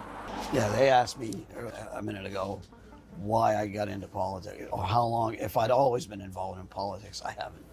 10 years ago, Trump decided to run and he spoke my language. And I voted for him again. I voted for him 3 times because I wanted to see how he was going to continue. Because I thought he was doing okay, and then this turn, What are you going to say if he turns into a Fetterman? Imagine being more mad at Tucker using anti-Semitic tropes than Plattner mass murdering people. Dog, Tucker Carlson is a fucking media figure that defended with the maximalist racialized terms all of the fucking wars that Graham Plattner partook in. What the fuck are you talking about? And Tucker Carlson is still currently a white nationalist. What the fuck? Dude, what the fuck? Like, this kind of stuff is so busted. Like, you can't be... If you're anti-Graham Plattner and you're anti-Tucker Carlson, at least you're consistent. If you're pro-Tucker Carlson and anti-Graham Plattner, you're inconsistent. You're a fucking moron. Last time we talked about Plattner, Chatter said he was worse than Fuentes. Oh my God. Oh my God. Oh my God. I can't. I don't want to. I can't do this. Answer the Fetterman question. I've already explained it to you. Anyone can be John Fetterman. Anyone can get brain damaged into conservatism. What the fuck are we talking about? John Fetterman is a unique case, okay? It's so unique that if you apply the Fetterman technique, then anyone could get stroked into being a reactionary conservative. I told my wife, I said, I'm going to vote for him this time, but he's got 1 year. He's not only not done what I thought he was going to do, he's gone not. Yes, far worse than Fuentes. The guy who volunteers to kill is worse than an edgelord. Please don't tell me you're that dumb. Okay, is Donald Trump worse than Graham Plattner? Is Donald Trump worse than the average person that went into active duty? Donald Trump has never killed someone with his own hands. I mean, we don't know if Plattner did either. We just assume that he did. But let's say he did. Iraqis are dispensable? No. Yes, Trump is worse because he has executive orders. Fuentes doesn't. Oh, so it's the executive orders. So the reason why Nick Fuentes, who has dined with the president, by the way, who's at January 6th, he simply doesn't have enough motion yet. Why are you dying on this hill? Because it's an unbelievably stupid argument to craft. You're talking about a fucking Holocaust-denying neo-Nazi who in a white supremacist country like the United States of America, Trump orders people to kill. Fuentes makes racist jokes. I'm not saying Nick Fuentes is worse than... I'm not making the argument that Nick Fuentes is fucking worse than Donald Trump, dumbass. I'm not saying that he has a worse impact than Donald Trump. I made the comparison between Donald Trump. I'm making the comparison between Donald Trump making statements with an executive order authority, for sure, as the commander-in-chief, as you are defending a neo-Nazi. Until the neo-Nazi comes into a position of prominence, you just assume that he's not bad then. Okay? Just jokes. What the fuck? I mean, you can't have Operation Timber Sycamore as your username and then fucking say an active white supremacist threat, an active white supremacist neo-Nazi is not a significant threat in an active white supremacist country like the United States of America. Okay? Jesus fucking Christ, dude. Like the propaganda minister or the fucking neo-Nazi newspapers during the Holocaust were prosecuted for a good fucking reason, right? They were also actively fomenting and defending the violence that was taking place, the violence that was taking shape. Guy who's like, well, Der Stormer is not that bad, actually. Like, what a fucking stupid argument. We always end up here when we talk about Plattner. I know. Why can people not just agree to disagree about one fucking Senate candidate? I don't know. I don't know why all these fucking ultras handshake with radlibs and ultra Zionists for some weird fucking reason. It genuinely feels like it's an active psyop. It genuinely feels like a psyop. Nick Fuentes is commanding legions of fucking fans into white supremacy, okay? Do we have to sit around and wait for them to, like, kill people or know that they have killed people because Nick Fuentes has actively fomented that hatred to say, oh, that's bad? You have to, because they watch Bad Empanada. I don't know. Holy shit, dude, just because some bad people don't like Plattner doesn't mean he isn't bad. I just don't see it. I don't see it, okay? There are millions of people that go into the fucking military. This doesn't mean that the military is a force for good. I certainly don't believe that. Having said that, there's something in my analysis that is missing from what people are seeing, and I haven't been able to like adequately explain it. Because people just go, oh, it's not a psyop. I just value Iraqi lives. That's it. No, you don't. You don't. Okay? You just don't. You want to feel like this is a moral choice that you're making. But if you were to ask fucking Iraqi people, if there was an anti-war veteran who went to Iraq, they would choose the anti-war veteran who went to Iraq over the person who didn't go to Iraq, who defended the Iraqi invasion and continuously defends more military incursions. That is literally the calculation that Iraqi people make. I'm an Iraqi idiot again. I said I'd vote for Plattner. He's the lesser evil. Oh, okay. So you'd vote for him. So you understand that voting for Graham Plattner is a far better choice than voting for Susan Collins. What you're missing from your analysis is that they are creating a record so they can point to it and say, I told you so, I told you so. I mean, maybe. It's weird because you only see this kind of behavior online and towards other leftists. I've been in a mouse organization for a long time, and IRL is completely different. We have critics of U.S. politics, but never this annoying. Yes. Anyway, the thing I was going to explain is I have a firmly held commitment to a fundamental value that many of you do not have in this community, no matter what happens. And that is, one, the idea that people can change and grow and that nothing is like irredeemable except like, you know, I don't know, being Jeffrey Epstein or being Adolf Hitler, right?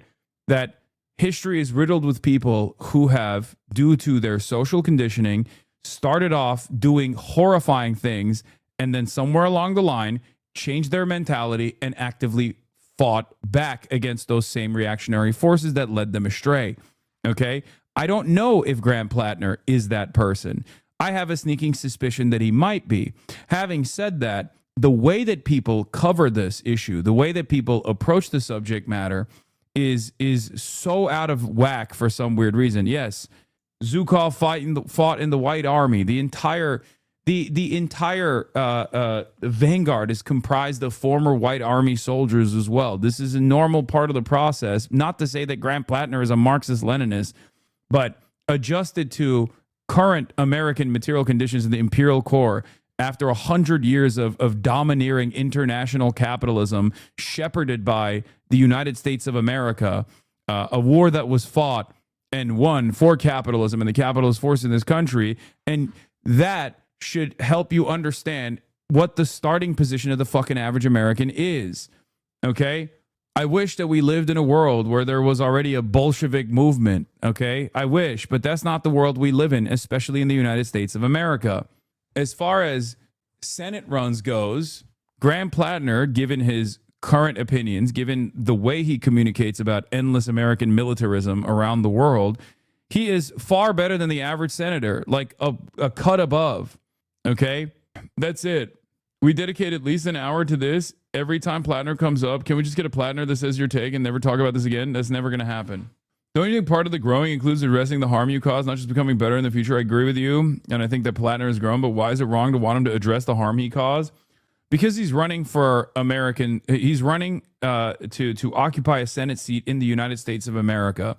And the fastest way, and from what I understand, he has talked about his past and his military record, but the fastest way to get completely destroyed by even fucking Susan Collins is to come out and be like, the American military is dog shit, and I'm a war criminal, and I murdered children, okay? Because that's the expectation that some of you have. Some of you unironically want him to come out and do a fucking Maoist struggle session and be like, I'm up 20 points. It's time to see if we can destroy this fucking campaign. I'm going to come out and say the American military is comprised of fucking baby killers or some shit. And even then you'd be like, oh, he's just saying that to win my favor. As though you are in any way, shape, or form relevant to the fucking public discourse. As though you are representative of any significant demographic in this country that goes out to vote, or not even fucking vote, really. You're like less than 1% of the fucking entire country as far as a political movement. You are Jay Sakai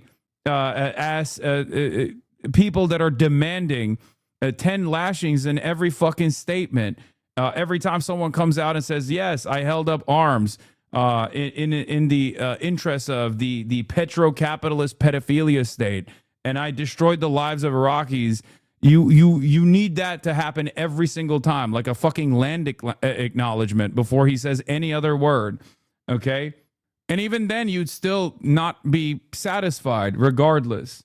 The SA is already at like 5% of this, and this is like 5% of that. Yeah, this is way past the point of even the Democratic Socialists of America. And it also annoys me because it comes across as somewhat insincere, because half of you motherfuckers learned about what anti-imperialism is by spending a good deal of time in here, and now you run around talking about how I have no need for Hassan's commentary anymore. I've moved beyond it. I've become a true moral being, a very annoying person. That's why it fucking frustrates me to no end. Okay? Yes, in the grand American realm of political discourse, even my perspective is considered fucking radical. Okay? And many of you think I'm a pussy who loves American empire and murdering Iraqi children. That's what you think about me. Okay? Sometimes I think maybe I have done sometimes I think maybe I've done too much of a fucking safe space here for a lot of people. Like, you have to go outside and talk to the average person every now and then. They do not have these sorts of opinions. Our goal should be to educate people on the dangers of American empire, but you're not going to be able to get a word in edgewise if your starting point is to literally be like, every fucking person that you know that has joined the military is a fucking baby killer. Okay? There's a fuck ton of veterans in this community as well. Many veterans who are now fighting against American imperialism. I've had plenty of veterans on the show. I've interviewed plenty of veterans. I'm friends with plenty of fucking veterans who are anti-imperialist. Okay? I have not and never will be one of the, troop exploder style leftists. I think it's gross. I think it's a substitute. I think it's not only counterproductive, it comes across as repulsive to the average person, and our job is to communicate our goals and our desires and our ideology to as many people as possible. And on top of that, I think it's just unbelievably unappealing. It just makes it seem like you are somehow automatically a more moral person because you didn't make the fucked up choice of signing your life to the Defense Department. Okay?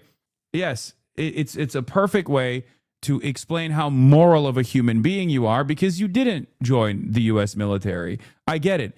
It's free ball. And that's why a lot of people, I think, in this community love saying that shit. Okay? Everyone has the capacity to rehabilitate themselves. What they do now matters more than what they have done in the past. Anyway, any lefties here who have served in the military, this is from Grant Plattner in 2021. I did 4 years in the Marine Corps infantry and 4 years in Army infantry and 4 total combat tours in Iraq and Afghanistan. I was leftish when I was in. Vehemently opposed to the war in Iraq, but somewhat supportive of Afghanistan, although when I left there in 2011, I was fully against our presence in the country. It was always difficult to square my politics with the job, something made harder because if I'm being honest, I really loved the work at the time. I often rationalized by thinking it was better that I was an NCO where the metal meets the meat and could influence my guys to do the right thing as opposed to embracing the baser instincts of people at war. But it was difficult. Every day was a stark reminder of the ethical horror show that imperialist adventures always turn into. It was also deeply disheartening to see men I liked and respected conduct themselves in awful ways because, frankly, morally bankrupt military campaigns always seem to extend that rot down to the people tasked with doing the fighting.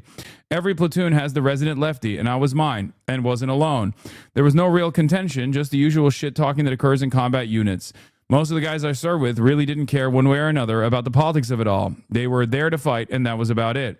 Hardcore, flag-waving nationalist types were about as common as those who felt it was all bullshit, with most falling on the side of apathy. This has definitely resulted in a long-term issue for a lot of guys I fought besides, as it becomes increasingly clear the wars were a waste of our time and dead friends / violence we committed was all for naught. At least my pre-existing cynicism meant I never felt let down by the experience, while a lot of guys I served have struggled with that over the years. My time in America's imperial wars definitely radicalized me further, and I'm significantly more left today than I was back then.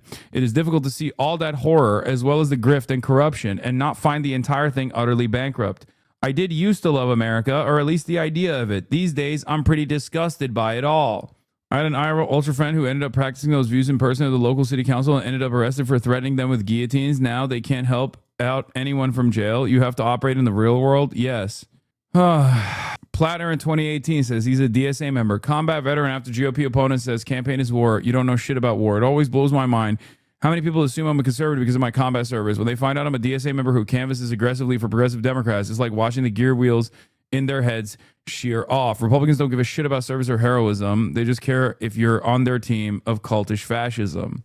Anyway, I've never been the type of person who just like automatically venerates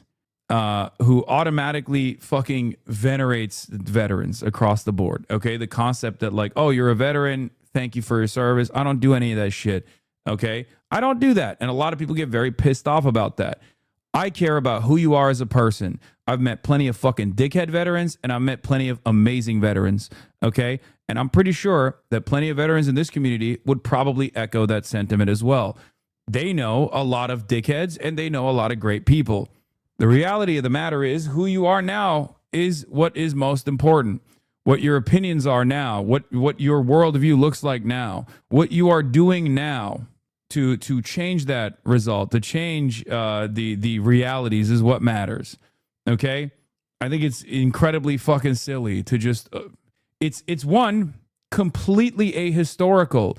The idea that you can build a fucking movement, especially in a country like the United States of America, where the military is a jobs program, is the largest hiring body in the fucking country after Walmart, and you're over here being like, no, we're gonna eradicate every single person from the playing field. Like they can never be fucking socialist. They can never be anti-imperialist.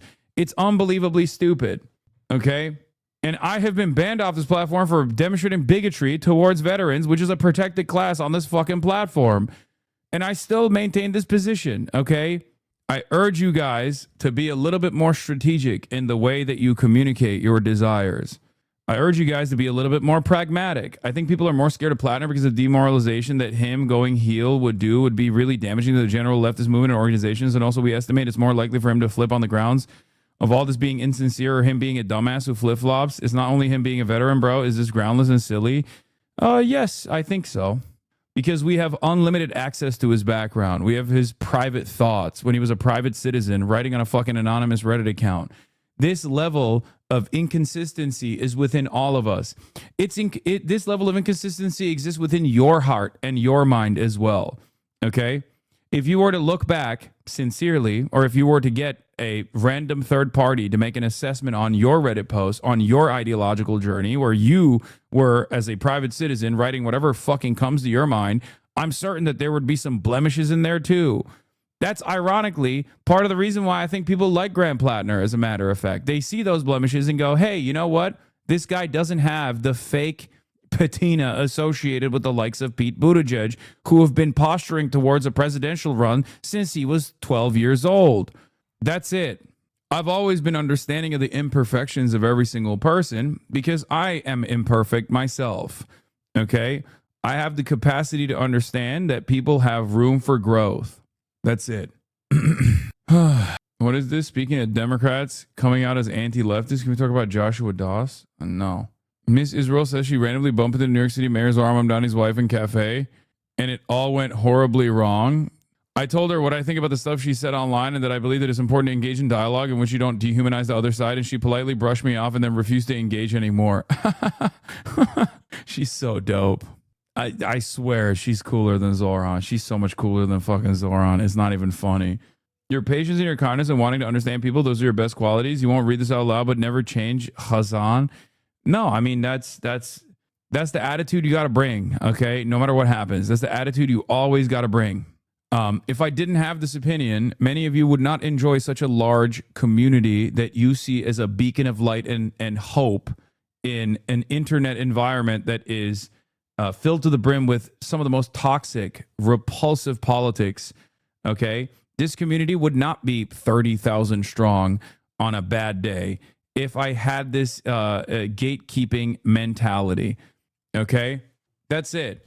I understand that my goal is to change people's fucking minds. And in order to be able, in order to do so, I understand that there are certain things that people believe because their starting position is totally clouded by the social conditioning, by the systems themselves. The overwhelming majority, what is this? Guys, okay if you rape a child in another country on duty, y'all can grow from that? Dude, I'm sorry, but you're a schizophrenic fucking loser, okay? You're a psychopath. Like this is what I mean. You're not doing good politics. You're not doing organizing. You're just being a fucking schizophrenic psycho and then thinking that this is like the peak of morality. Wow, dude, you did it. You're not even a good person at that point. You're just fantasizing about child rape. Like, what the fuck? I've been watching you since like 2017 when I was still in active duty. You're fine, my guy. I've been told I'm an imperialist just for being enlisted, and I understand that too. You encourage people to go outside and organize with their communities and do a lot more than make smug posts. I know a lot of people in my local org who join because they watch your stream. Yeah, that's the goal. Bro, he said he was joking, Lamau. Come on, man. What a funny joke that was. That was a Quebec chatter. It's just their humor.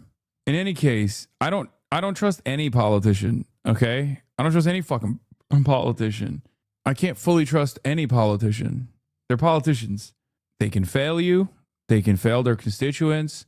As long as they're doing the right things, you know, I'm going to grade them on a curve regardless, adjusted to what that position entails. Even Bernie Sanders, yes, of course, Bernie Sanders. I have many disagreements with Bernie Sanders. Bernie Sanders has been somewhat disappointing, not somewhat, very disappointing on the issue of Israel, for example. But I will still always work with Bernie Sanders, as well as all these other people. Okay? Yes, even Burn Dog. Burn Dog voted. Burn Dog voted for the appointment of Marco Rubio. Do you think that's a good decision? Do you think that I agree with that? No, of course I don't. What? But refusing to talk about sexual violence because it's inconvenient is not right. You think Graham Plattner has like anything to do with like someone doing child rape? The fuck? I banned that person because in an effort to like justify their distaste, they chose to invoke raping a child. People's arguments always revolve around, well, you wouldn't say this about the IDF. Yes, I would. Okay. If an IDF veteran turned around and became an anti-Zionist, then yes, of course I would talk to that person.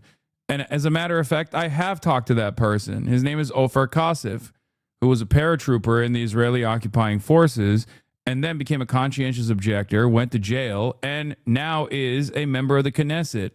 So yeah, it's so fucking stupid. Completely the opposite direction, but pretty far. Yeah, he's gone pretty far beyond what, and it's not good for the country. Right. None of what he's done is good for the country, and that's what I wanted.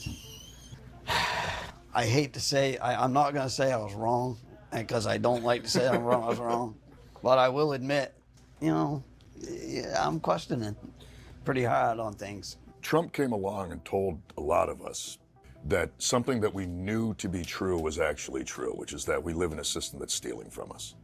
And, you know, it's funny,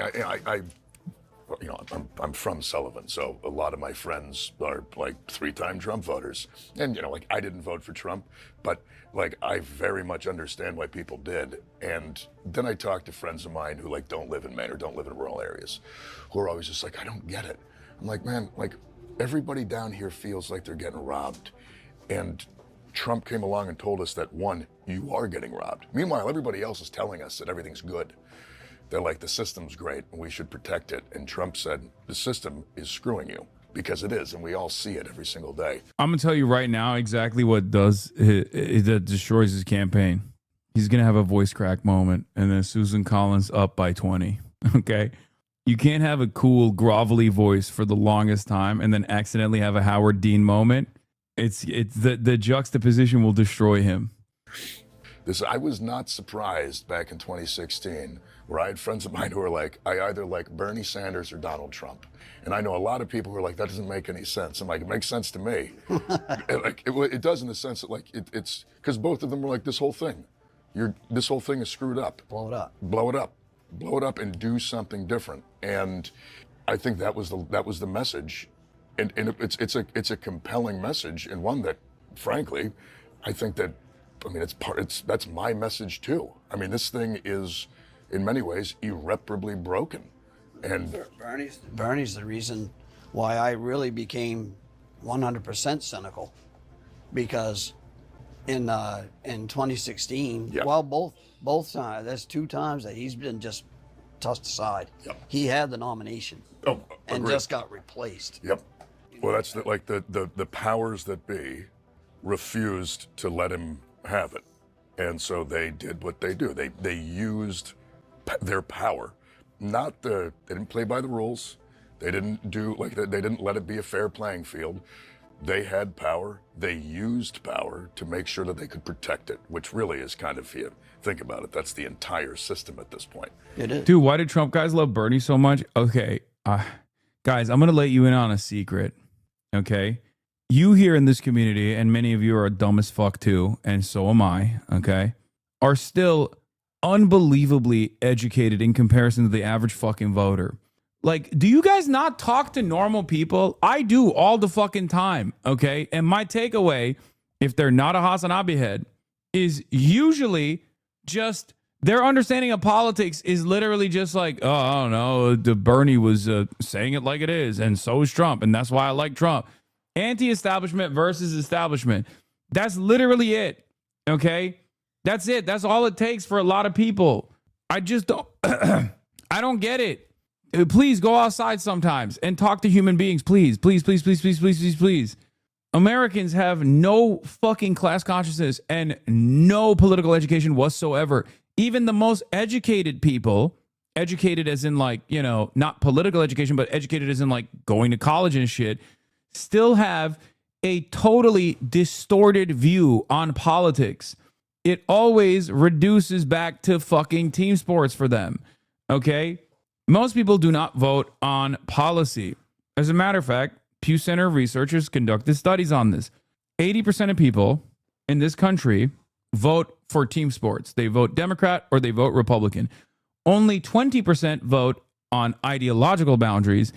And even then, the ideological boundaries are not necessarily because like they are self-identifying like liberals or self-identifying conservatives, okay?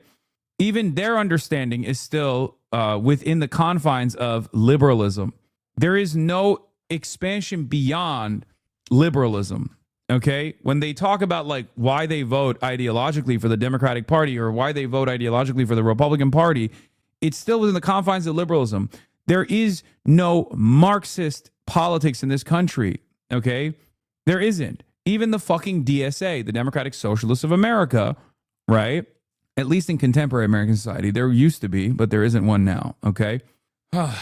In contemporary American society, even within the Democratic Socialists of America, many people don't fully grasp their ideological tendency, okay? For a lot of people, and that's only 100,000 paying members, okay? 100,000 paying members. Do you understand how tiny, how minuscule that is? Even within the DSA system, there are plenty of people who join the DSA because they're like, oh, this is a cool kind of Democrats, okay? And within the DSA system, there's still plenty who are on the right flank of the DSA, plenty who are even liberals, plenty who are social democrats, okay? So that's just how it is. And that is the most successful modern socialist movement in this country's, recent history, okay?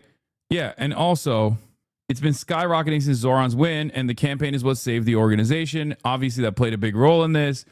But that is why we also work with campaigns, okay? That's why we work with campaigns. Campaigns are, even in the current duopoly that exists, campaigns are one of the most effective vehicles to get in front of as many fucking people as possible. You go out and you elect a DSA endorsed or DSA candidate, okay? And then that candidate comes out and actually performs like Zoran is.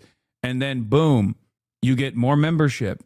And through that membership process, you start to build class consciousness, okay? And then you start to build political education on top of class consciousness. First, you need to develop class consciousness. Then you need to develop political education, okay?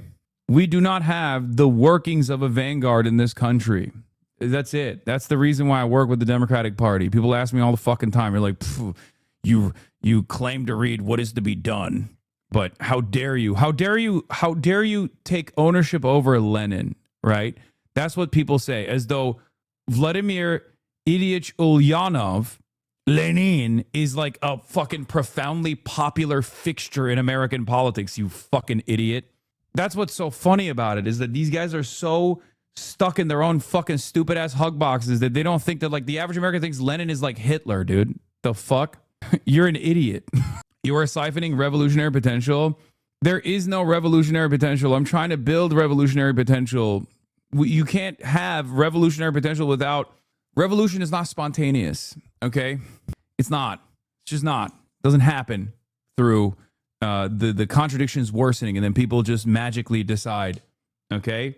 And I'm not a fucking opportunist either, in the way that, you know, some people will be like, oh, he's a tailist. It's not the case. Okay. You need to at least have some semblance of a significant percentage of this population. There's a far larger counter-revolutionary, and I don't mean like liberal counter-revolutionary, okay? I mean straight up fascist movement in this country than there is a socialist or a communist one, okay? That's just the truth. So what the fuck do you think will happen if this entire thing falls apart? Who do you think will be more organized? Who do you think will be able to take advantage of that? Sorry, mate, you're a tailist and need to be boycotted. It's not my call. Hasan Piker admits he's a traitor to the working class, left-wing tradition, and is a tailist for the Zionist Democrat Party. Hasan Piker needs to be boycotted. Anyone still repping this guy should be embarrassed and public shamed. Mossad bot activate. Hasan is a Zionist. You're R-worded. No argument? Yes. I'm a tailist of the liberal Zionist Democratic Party. Like, I understand the necessity for drawing a line of demarcation, okay? It's just, if you were to draw that line today, you would have 12 people on your side. Okay? That's it. That's it. It's that simple. We're not there. I'm not saying the Democratic Party is the salvation of the working class in this fucking country. Okay? I understand that it's a bourgeois party. Okay? I get it. Yeah, most of those people are also, you know, not even directly petite bourgeois content creator, small business owners. They want to be petite bourgeois small business owning content creators. Okay, they haven't even gotten there yet. So all they're doing is fucking chirping. All they're doing is chirping on Twitter. That's their most you know, that's their biggest contribution to developing class consciousness. Okay, but Fidel had 13 people, eats Domino's and drinks Mountain Dew. Yeah, he had 89 people. That was reduced to 13. And you know what he also had? A fucking communist movement in the urban areas that joined their movement, okay? In a country that was dominated by a brutal, authoritarian, fascist dictatorship that was aligned with the American state's interests. He developed a peasant army. Do you guys have a peasant army? Do you even, like, here, if you want an apt comparison to a peasant-based movement, okay? Historical examples obviously exist. I'm not talking about like the Russian Revolution. You know, there's obviously back and forth friction there. But if you were to look at it, like one of the most successful peasant movements is obviously under Mao. Okay, there is nothing in the industrially developed world, especially in the imperial core, that resembles a peasant movement. The closest that you can arrive at with a peasant movement would be the undocumented migrant labor force in this country. And I don't see any of you dumb bitches going out, not you in this chat, but any of these dumb bitches going out and fucking organizing the undocumented migrants. Okay? They are the closest as a class, like as a peasant class. They are the closest to a peasant class. And none of you motherfuckers are organizing around that. Anyway. This isn't to say that there aren't fantastic movements all around the country, even in deep red states. There are. But if you're wondering why I do what I do, I make it very clear. What's your health insurance situation? I'm on my wife's. Yeah. Okay. Health insurance is horrible. You really couldn't come up with a... Chairman Mao didn't have social anxiety. He absolutely did. That's not even a joke. He did have social anxiety. He had tremendous anxiety. As a matter of fact, I forget what it's called, but he had like... anxiety related, he had like physical convulsions as a consequence of the anxiety that he felt. Of course, he was like constantly under threat, so he was you know, experiencing tremendous state repression. But yes, he did have a lot of anxiety. So you're wrong about that. Or inefficient way. It's just like everything else. It's broken. It's broken. What did Ronald Reagan say? The 7 words. I'm from the government. I'm here to help. Yeah. Well, the thing is, for me, is like until this last year, because this last year with the Republican budget cuts, it hit the VA pretty hard. But until this last year, my VA care has been spectacular. Like I go up to Bangor, or I can do community care in Ellsworth for the small stuff, like going to the urgent care and stuff. And my VA care has been... Also didn't speak Mandarin. Granted, China didn't have unified language at the time. Yes. He spoke a regional dialect. Just it was life-changing. Something feels weird, I just call up my doctor. And I'm like, hey, this hurts. And they're like, come on in. They do an x-ray, they take a look at it. And then I go, and we just take care of it. Things don't have to wait. I don't have to like set things off because I'm afraid that I have to pay Platter for it. isn't even a Demstock though, and that's bare minimum. Yes, he is. He's a Socialist Rifle Association guy. He's a DSA guy since like 2018. He is. The fuck? And now he's like, when asked, he's like, oh, I'm not a socialist, I'm a small business owner. Like, yeah, dude. He's running in fucking Maine, okay? To me, that was one of the things that really kind of changed my opinions on what well-run government programs can do. I've never received a VA benefit. Really? I got out of the military in '86. You've got an honorable discharge? I got a general discharge. A general, yeah. Really? Yeah, but geez, you've got a general that... Last fall, because I am getting older, and last fall, Hassan knows as much about this as I don't know what this is. Mal could read Mandarin, standard Chinese characters. The beauty of an ideographic language is that people speaking many dialects could still all write and read the same. What? No, I was just saying like he spoke in a regional. Is it? Why are you getting fucking mad? Oh wait, never mind. You were actually giving me praise. I didn't understand because you wrote in a Hunanese dialect, I think. Hassan knows as much about this as a Chinese person. Mal could read Mandarin, standard Chinese characters. The beauty of an ideographic language is that people speak many dialects, could still write and all read the same. Is praise. I thought you were fucking making fun of me. I'm sorry. I don't read Mandarin, so. Maybe I'll check into it. So I went to my local VA in Machias. Yep. And there's one woman that works there. And she gave me a phone number, and I said, so is this, she said, that's to a lawyer. And I said, what's the lawyer for? She goes, that's who you're going to have to go through to get your discharge upgraded. And I said, you kidding me, really? No. A lawyer? I said, why not just go to why can't the VA do it? So one of my best friends from Iraq, guy did 2 tours, did Fallujah Ramadi, a legitimate war hero. I've seen this guy do like actual heroism in combat. He smoked pot after we got back from our second deployment, popped on a test, got discharged out of the Marine Corps, kicked out, OTH, other than honorable, no benefits. He spent years just struggling. I mean, this is a guy who legitimately, is an actual war hero. And he didn't get a single shred of support from the VA. And it was all because the way that they write the rules. We wound up getting his discharge upgraded. But it took, like myself and a couple other guys that he served with, we all kind of got together. We got a lawyer involved. We got this, and what was awful the whole time is being like, this shouldn't be complicated. Right. I mean, this guy has a combat record. Like, we can look through his service record book and his DD-214, and you can see that this guy did things for the nation in war. And yet somehow now we got a lawyer involved, and we did all this thing, and it worked in the end. But it was a multi-year process, and it was so frustrating. And that's something that for me, one of the reasons I want to go to the U.S. Senate is that having gone through these things personally and seen directly like what the bureaucratic problems are that keep people from getting it, I want to go up and write policy to make all this easier. I also want to, frankly, unleash like an army of social workers to go around the country and find vets who aren't getting the benefits they deserve and then do the process for them.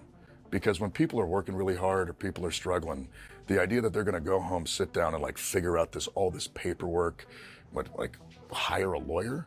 I mean, if you're working paycheck to paycheck already, who's got nobody has extra money to go hire an attorney? Yeah. You're doing it in the evening when all the offices are closed. What's up, man? How goes the battle, bro? It's going. How are you? I'm good. Yeah. Oh, by the way, one of the things, I hate this guy. He's a chud. I like Tucker. He's based. I'm a low common denominator hater. Ask me anything. Ask him if there's a plea of attention. Wait, what? I think war is bad. Debate me. You will lose. I too think war is bad, chatter. So I guess we are in agreement. All right, let's see what the fucking CNN debate looks like. California governor Just outside debate. of Los Angeles, candidates are about to take the stage in the fight to lead the I mean, honestly, I don't want to do this right now. To save our beautiful state of California. The Golden State's top job is up for grabs as Gavin Newsom exits after 2 terms and high-profile clashes with President Trump. Poll if you will be mentioned. I don't think I will be. Who the fuck? I've only interviewed Tom Steyer, and aside from sending me the Clash Trader hat, we don't have really. Alex might mention me. That'd be kind of funny. Career has been about affordability. We don't believe our politicians. Which candidate can seize the momentum and who won't make the cut? This race will come down to those who've earned it versus those who are trying to buy it. Democrats vying to break away from the pack. Billionaire who wants to tax billionaires. I am the only candidate who does not take corporate contributions. If I have something, it's experience. I want to make government work for people. God, I hate all these fucking candidates. I mean, honestly, they're all dog shit. Tom Steyer is the only one that's like interesting out of all these fucking candidates. I mean, there's 2 Republicans on there, Bianco and Hilton, obviously. One of them is British. The other one's a sheriff. I don't know what's worse. They're also both Republican. But ultimately, yeah, Javier Becerra is terrible. No, I do not fucking support him. Does it not even cause a little bit of concern that Javier Becerra, all of the people that were pushing for what's his fucking face, Swalwell, immediately went to Becerra. They're all worried about Steyer. Javier Becerra is a oil industry lobbyist, basically. States and around the world. Yeah, SEIU endorsed Swalwell. They also endorsed Becerra, but And this is the CNN California governor primary debate. I'm Caitlin Collins. And I'm Alex Michelson. Tonight, you'll hear from 7 candidates. It's crazy that I the know most both of these populous people state now. in the nation and manage the 4th largest economy in the world. Early voting is already underway. Ballots are now being cast. And a reminder that the top 2 finishers, regardless of party, advance to the general election. did you call That's why we Becerra have an both oil industry lobbyist? I said he's basically an oil industry together on lobbyist. stage here tonight, and this race is wide open. The candidates are former Los Angeles Mayor, Democrat Antonio Villaraigosa, former Congresswoman, Democrat Katie Porter, businessman, Democrat Tom Steyer, businessman and former television host, Republican Steve Hilton, Riverside County Sheriff, Republican Chad Bianco, former Health and Human Services Secretary. They just flew to Camp David. What's happening? Probably military escalation. About to begin, but first a review of the ground rules that your campaigns agreed to in advance. Our goal is to facilitate a fair and productive debate. Each of you will receive 1 minute to answer questions, 30 seconds for responses and rebuttals, and 15 additional seconds if one of us moderators asks you for a clarification. The timing lights in front of you will remind you of these limits. Yeah, I hate Please this respect limp dick them double and the endorsement other shit candidates on the that stage SEIU during their does. Like, no disrespect, but just fucking endorse one or don't endorse anybody, okay? I don't like that. I don't like that at all. It's so fucking whack, dude. It's like, fucking American labor unions. Jesus Christ. Population between 2024 and 2025. Secretary Becerra, They pulled given back everything the that I just Wiener laid out endorsement there, in San why do Francisco. Democrats deserve another 4 years in charge? Caitlin, because Democrats are the ones that aspire to include everyone and not leave anyone behind. Like my parents who came with $12 in their pocket to California, and they live the California dream. My 3 sisters and I, we got to live the California dream. But it doesn't come easy. You have to work hard. My mother today still shops with coupons, and you learn that when you watch that growing up. And I know that my job as Attorney General, as Secretary of Health and Human Services, is always to help people like my parents who are working hard. And that's why I fought for our families, made sure that when Donald Trump was attacking us the first time, we went toe-to-toe with him more than 120 times. I had to sue Donald Trump to keep him from destroying our state of California. When I was Secretary of Health and Human Services, we expanded access to health care to more Americans than ever in the history of the country. We were able to negotiate lower drug prices for the first time in history for Medicare, and we proved that we could drop prices by up to 80%. If we fight to make California affordable, people will stay and they will come to this great state. Thank you, Secretary Becerra. Mr. Steyer, that question, why do Democrats deserve another 4 years in charge, is a key one. What's your response? Well, the biggest problem in California is that Californians can't afford to live here anymore. And it starts with housing, but it definitely includes healthcare. It includes electric costs, which are twice as high as in the rest of the country. And it includes soaring gasoline prices. I have a plan for every single one of those. The difference between me and everybody else is I'm willing to take on the corporate special interests. I'm willing to push for single payer. I'm willing to take on the electric monopolies. They're spending big against me, and that proves it. I'm the change agent, and I'm the progressive. Mayor Mahan, what's your response? Well, Caitlin, we deserve better. I'm the only Democrat in this race who has challenged the establishment within my own party to demand better results. I've made San Jose the safest big city in the country, unblocked thousands of homes that are now under construction, led our city to reduce homelessness faster than any other city. We don't need MAGA values, but we also don't need more of the same. There's a lot of talk on this stage, but we should be honest. The experience we hear from Secretary Becerra didn't lead to better outcomes. It led to 85,000 migrant children who were lost, more fraud in our healthcare system. Tom Steyer's making a lot of false promises up here, things that the legislature already rejected because we don't know how to pay for them. We need pragmatic results. Oh, God, there it is. Thank God he said it. I don't even need to say it for him. Now you get his vibes. We were paycheck to paycheck growing up. Better things are not possible, candidate Mahan, okay? Mr. Steyer, do you want to respond to that? I absolutely do. I will, on the first day, call a special election to close a corporate real estate tax loophole that's worth over $20 billion.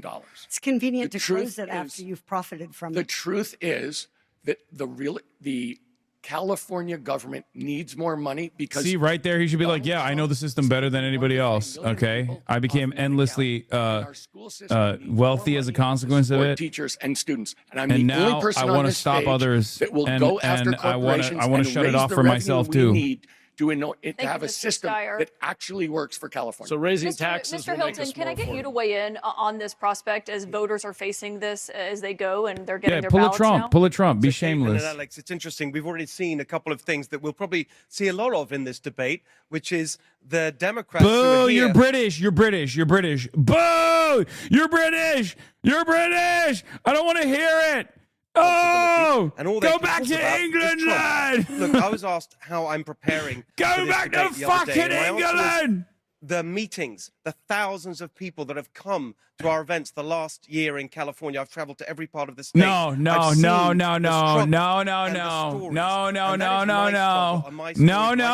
We can't be having this. The California dream is my dream, and I want that for every single one of you watching out there. Mr. We Hilton, can get it back. You heard Mayor Mahan invoke MAGA values. We did not do the American Revolution to be led by a fucking Brit.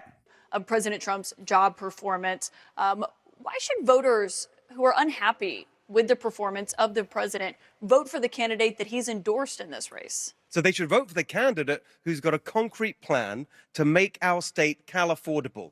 $3 gas, cut your electric bills in half. Your first $100,000 tax-free, a home you can afford to buy. Oh it's my God! Katie Porter's on with that shit too. I hate that. I know that. how to get things done, and we need to change. We need some fresh thinking after 16 years of one-party rule from these Democrats that have given us the highest poverty rate, as you mentioned, the highest unemployment rate, and the highest cost of living in the country. Mr. Hilton, Secretary Becerra, go ahead. Mr. Hilton, how can you say that Democrats have it wrong when you can't admit that Donald Trump lost the 2020 election? The fact is, all you do is point at Democrats, scream Well, at you have been in Democrats, charge for 16 and don't years, have anything Antonio. else to say. And I want to chime in on what Matt Mahan said. He's not the only Democrat that's challenged his party. I have as well, and I have for a long time. Alex, you said a few months ago that I've been talking about affordability for years. I've been challenging my party for years because it's been Democrats that brought us here. But I can also okay, I kind of don't want to watch this. I just realized I don't want to fucking watch this at all. Like, bro, your state is a nightmare. It really is. It's so dog shit. My state's politics is so ass, dude. Maybe that's why I'm constantly traveling out of state to go help others elsewhere, because my own backyard is fucking ass. New York is right there. No, I'm not a coward. I'm not going to run away. Bro, I'm in fucking Indiana. Why California doesn't have good politicians? It just doesn't. It does not. Raising the cost of living in California the most, and that's Donald Trump. The price of gas has gone up $1 to $2 because of Donald Trump and his war in Iran. The price of goods, groceries, have gone up in California because of Donald Trump's illegal tariffs. You Let's see, all focus they on can really say is down not to the true. most. That's All just they've not got. true. We've had the highest gas prices on average. I'm in over freaking $2 Ohio. I'm in rest Alabama. of the- Literal hell. than the True, rest true, of the true. nation for a very long time. Antonio's Trump's made right it about worse that. for sure. Boys. But it's not. Boys. Enough with Villaraigosa, the I'll get right back bickering. to you, but Congressman Porter, I mean, to this question in and of itself, you're a Democrat who served in Washington. What's your response? Look, California does need to make changes. The world is changing around us. We are seeing AI come and present real challenges with jobs. The pace of climate change is real. We have an unreliable federal partner who's made clear that California is going to attack California. Donald Trump has not made any bones about that. This is a real opportunity for California to set its eyes on the future. It We is do need to make liberal-fornia. change It's not in California. California. That's and true. It is ridiculous for Mr. Steyer to claim that he's the only candidate that has taken on corporations, when I will tell you there are a lot of CEOs who've been whiteboarded who would beg to differ. Thank you, Can I Congressman. respond Sheriff to that? Bianco, we haven't heard from you. Let me get your response. Well, thank you. I just want to actually answer your question. Oh my God, I was not Why do expecting that Democrats voice out of deserve this it? man. You just listened to probably 10, 15 minutes of why they don't. We are going to get. Oh my nothing God, I was not expecting him to have such a Weasley voice. That is so career funny. politicians Unexpected brought voice us to guy. the point where we are here today. They do not deserve another chance. They have broken us with endless regulations. Oh my that God, have he sounds destroyed- like Reno 9/11. Oh my God. Oh my God, he sounds like Reno 9/11. Oh my God, what And the fuck? unfortunately for all of them, I'm the only one on this stage that has spent a career making California lives better. We're going to talk about the economy now. We'll get you in a moment, Mr. Steyer, but we're going to go to you, Mr. Mahan, with this question and the issue of affordability. As we know, right now, gas prices across the country are skyrocketing, due in part to the Iran Reno 911, whatever, shut up. in California. Mayor Mahan, it costs $6 He's new boot right now goofing. or more to fill up buy a gallon of gas in this state. Your opponent, Mr. Hilton, is promising to bring that price down to $3 a gallon in his first year in office. Is that realistic? No, it obviously isn't. Look, I grew up in a farming town. I know what it means when the cost of gas goes up $1. People start actually having to make really tough trade-offs. Can you pay the rent? Can you put food on the table?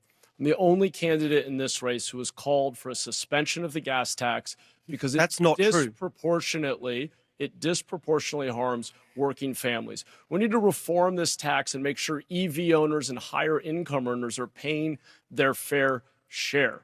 But the truth is, Javier Becerra is misleading when he blames all of our cost issues on Donald Trump. I've fought against Trump. We've sued the Trump administration. We've blocked his cruel immigration enforcement tactics.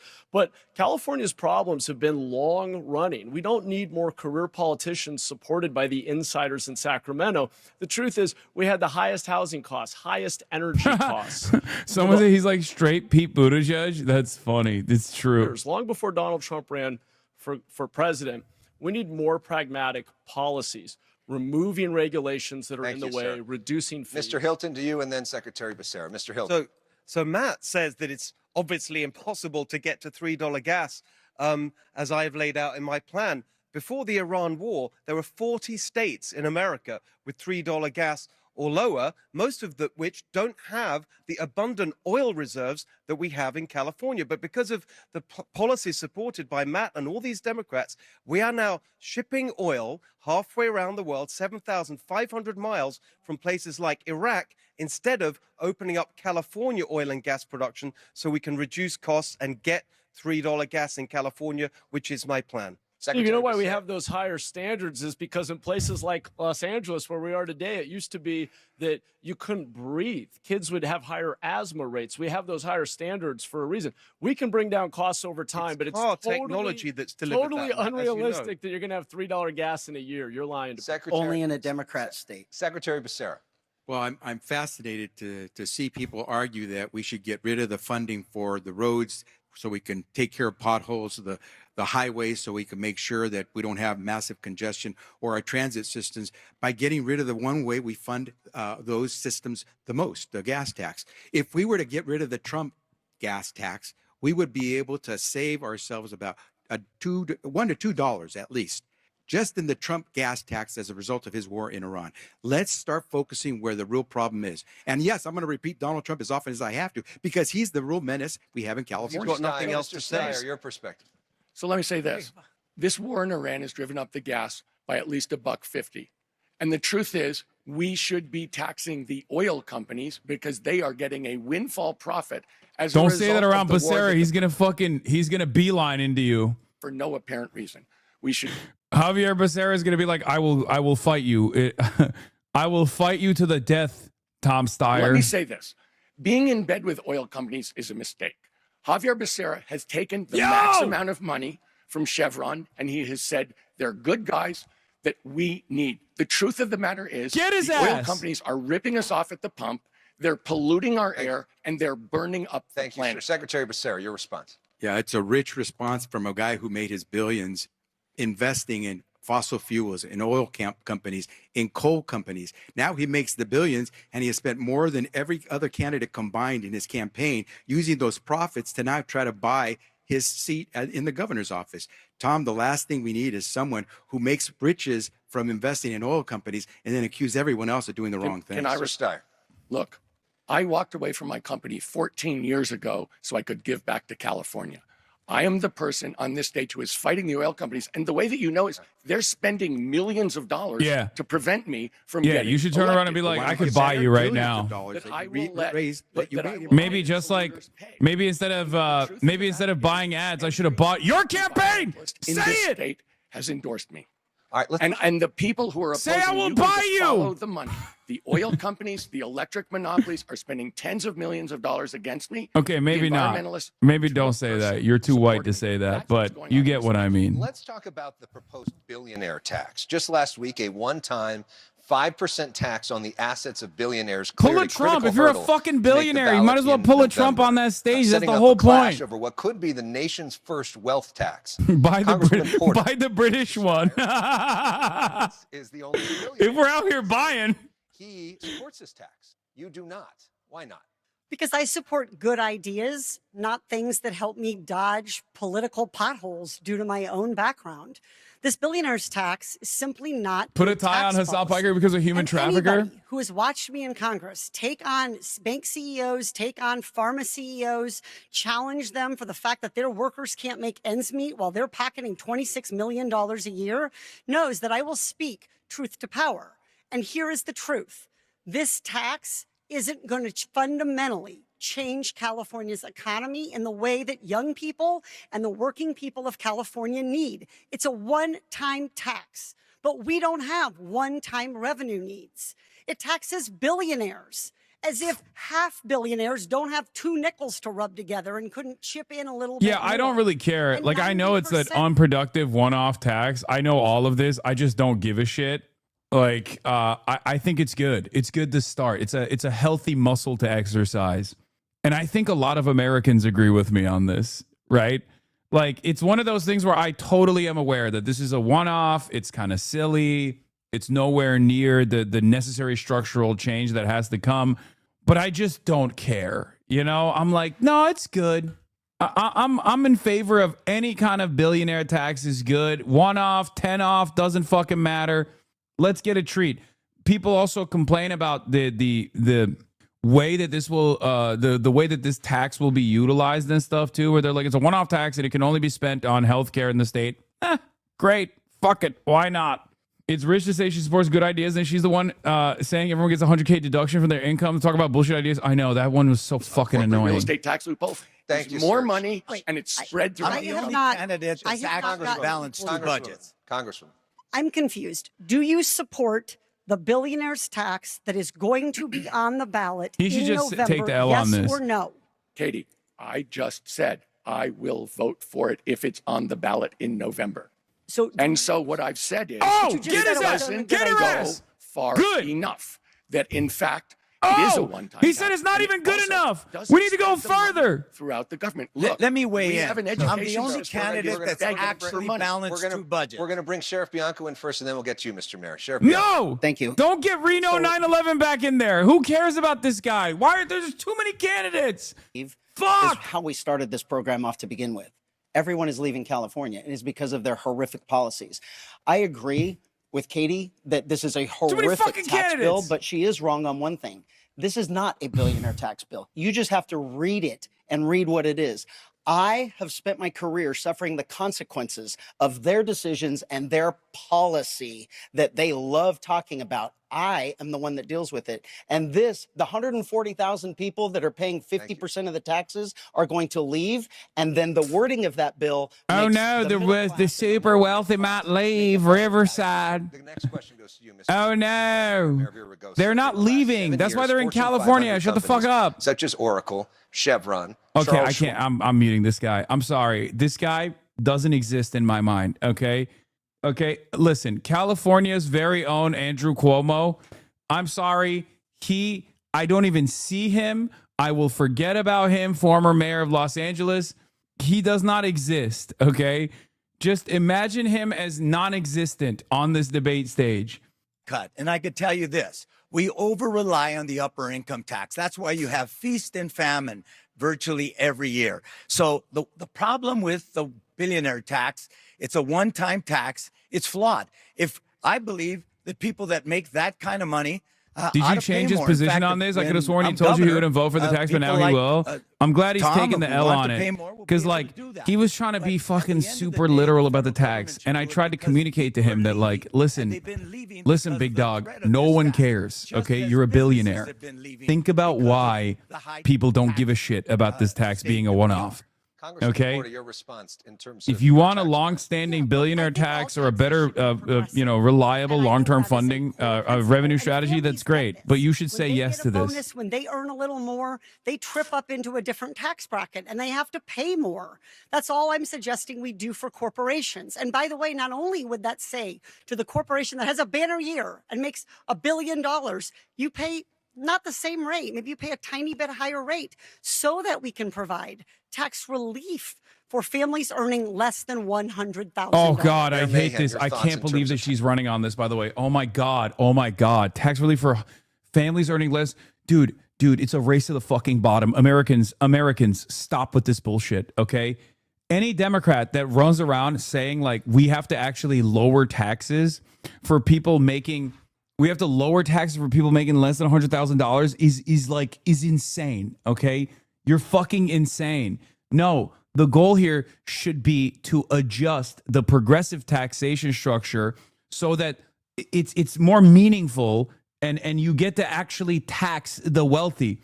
Okay. Taxing wealth, for example, not just income. This is what we are supposed to do in this fucking country. Not cut the taxes for 99% of the fucking population. No, don't say you can do both. Don't be stupid.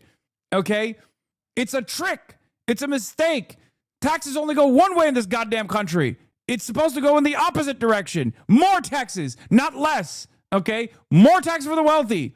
The working class already pay a tremendous amount of their yearly income in the form of taxes already. The overwhelming majority of Americans already get taxed on income, okay? The real problem, the real thing that we have to tackle is taxing the wealth, okay? The idea that we are supposed to cut taxes is unbelievably stupid. It's a major fucking revenue driver.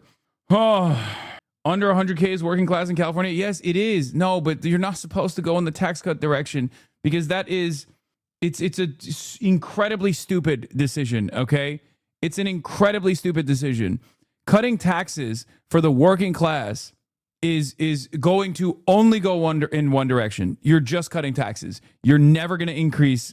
You're never going to be able to increase taxes for the wealthy. You're just going to cut taxes, a race to the bottom. Our services are already struggling. What the fuck are you talking about? Biggest corporations. The truth of the matter is, what I stand for is shared prosperity, real growth, supporting businesses, but sharing it work so that the people in California get what they need. Thank you. And going after corporate special interests is the way we're going to drive down costs. Thank you, Mr. Steyer. Secretary Becerra, Mayor Mahan suggested that you're interested in growing the size of government. He says he wants to cut it. Your response? I didn't say I want to cut it. I said I want to use the revenue we have today to make government better. We need to demand Sacramento do better before we ask working people to pay more. All of Tom Steyer's proposals will just increase cost. Secretary Becerra. Mayor Mahan should take a look at my record and he'll realize that the largest health enterprise in the world, the Department of Health and Human Services, is big. It's because we have to make sure we're doing everything to improve the health care for 333 million Americans. And we balanced our budget 4 years in a row. So, Matt, here's the thing. I've been able to balance budgets much larger than your city of San Jose and make sure that we continue to improve healthcare for more Americans. But on the issue of taxes, here's the point. Everyone should pay their fair share. No one can claim that a CEO who's making more than 1,000 times more than their line workers is paying their fair share. And Tom, one of these days, let us know how much money you have in the Cayman Islands so we can make sure we tax you your fair share. Okay, I'm going to answer that because I pay full taxes on everything. I'm invested in all over the world, and I pay full California and U.S. taxes on absolutely everything. That's not fair. But what is fair is this. I'm going to drive down costs. The idea that you use every tax drive loophole down available. By You pay the lowest tax rate of anyone on the stage. By going after the electric monopoly that no one else here will take on. We're going to introduce competition. I'm going to go after the oil companies, make them pay for their pollution, and have a windfall profits tax. Look, I am going to drive down costs for working people, and that will not only work for them, it will work for the corporations to employ them and make them more competitive. Thank you, Mr. Steyer. Mr. Mahan, your chance. Yeah, I have to go back to this point about it's not always about the size of the budget or how big government is. But being able to balance it is an important point. Yeah, but Javier, I think you have to admit that. Here's what I would ask you to acknowledge, which is you keep referencing your experience as your main qualification, but what have those 30 years of experience gotten us? More Americans insured than ever in the hold on. history Let of me the finish. country. Well, you asked the question. Higher and less affordable health care that's squeezing. Actually, not on my watch. We Squeezing reduced out. the price No, of we did healthcare. not. Not on my Healthcare costs have gone up relentlessly. You haven't Health talked to the millions outcomes, of Americans we helped insure. If I could just finish my point. Well, you have to make sure you say something that's factual. Okay, it's pretty. You can go look at the data. Healthcare costs. That's right. Look are at the data. up. We were able to Health get more out- Americans insured than ever in the Do you history. mind of if the I country. just finish the point? Mr. And Mayor, then yeah, finish I your just point, three, and then three Secretary really, Bissell, you'll One get at a it. time. One at a really, time. three really quick points. Yeah, I'll just Can we make it talk about quickly the and then you issues can here, not respond. just So, yelling Be at each prepared to fact check, though. when it's your turn, go ahead. So higher healthcare costs that are squeezing families today, worse health. Yeah, the top opponent, the single payer, by the way, the doctor's lobby, straight up maxed out the Becerra. And as Gotta HHS fact check secretary, that one. well, it's as bad as ever, and you've been a career politician. That's So- time, Secretary Becerra. Yeah, totally untrue. Man, that sounds like a MAGA talking point. Listen, No, it's just the facts. Under my watch, more Americans gained health coverage than ever in the history of the country, more than 300 million. Under my watch, we were able to give folks access to the Obamacare insurance policies on the marketplace for, in some cases, $10 or less a month in premiums. Today, those are skyrocketing, and people are losing those premiums and insurance coverage because Donald Trump abandoned those health care subsidies. Thank you, Secretary. Learn the Becerra. facts, Matt, before you start talking We're on the going to stage. come back to healthcare because obviously it's a huge topic for everyone in this state. I Come wanna on, turn man, to you're another parroting critical talking issue, points not like just you've in been paid off. California, This but is also in the shameful of entire you. nation, which is immigration, as all of you know. Mr. Hilton, right now, Steyer President is Trump lying. is enacting Steyer a lies policy- about shit all the time. Steyer still has a financial stake in oil stocks. You know this. You are ignoring. Are you ignoring the research? 40K maxed out. Come on, man. You're parroting talking points like you've been paid off. I have sources and research. Sit down. Oh, you're a Becerra fan. Look, man. Anyone that says they're in favor of Medicare for all or single payer that then gets the opportunity to implement it and chooses not to is always going to be a fucking enemy in my book. Okay? That's it. And yes, it's not like Tom Steyer is someone I'm super excited about either. I've told you already. I've told you from the start that I'm not in favor of you're paid off with 3 white hats. How dare you? Yeah, it's because Tom Steyer sent me the class trader hat. That's why. Clyburn endorsed Becerra. Yes, the entire corporate Democrat political machine, the entire corporate. Oh God, Javier Becerra wants single payer. Sure, okay, dude, get the fuck out of here. Listen, Javier Becerra is a product of machine politics in this state, and machine politics in California has been devastating for California politics. I live in it, and I'm sure you live in it too. But you clearly don't have as much as a distaste as I do for machine politics. This is not talking points. This is lived reality. This is what the fuck? What are you talking about? I'm third gen California. Okay, who gives a fuck? So you've experienced it, as have I. What are you talking about? I didn't even know that Javier Becerra had Javier Becerra heads in this fucking community. You're talking to Mr. LA man. Yeah, he said 3 generations. Okay, well, I've only been here for 13 years, you know. I'm not 3 generations in. Tom Steyer is a billionaire. Javier Becerra is a slave to the billionaire interests. That's it. And same with Katie Porter. Both Katie Porter and Becerra, but especially Becerra, is the one that they immediately consolidate support behind once Eric Swalwell was no longer viable because it came out that he's like fucking sexually assaulting all of his staffers. Mr. Bianco, you've been very well behaved tonight, especially compared to CBS, and I actually appreciate it that you've been waiting your turn and following the rules. And I would appreciate it if everybody could do that, because I think Californians are actually owed some answers to questions. We were told we can interject. Congresswoman Porter, on the question itself on these farm workers, which are a big part of California's economy, what's your answer to that? Chevron, they're not the bad guy. Yeah. It's the job of the governor to protect every single Californian, period. There are no qualifications on that. Are you doing that? Are you doing that by having a sanctuary state policy? Absolutely not. And I was on the stage telling everyone what was going to result I would like to get from sanctuary state. Complete and it's forcing us to be less safe. May I give an answer? Go ahead. It's the job of the California governor X to is protect trash, dude. every What do you mean? single Californian. What do you The mean? sanctuary Twitter is state trash? policy Yeah, is I know Twitter is designed to make trash. sure that our state resources, the taxpayer dollars, the public servants that we have are focusing on doing their jobs, which is not cooperating with the federal immigration authorities. These are Californians. They contribute to our economy. They pay taxes, and they're one of the only ways that our state has been growing in recent years. Mayor Villaraigosa?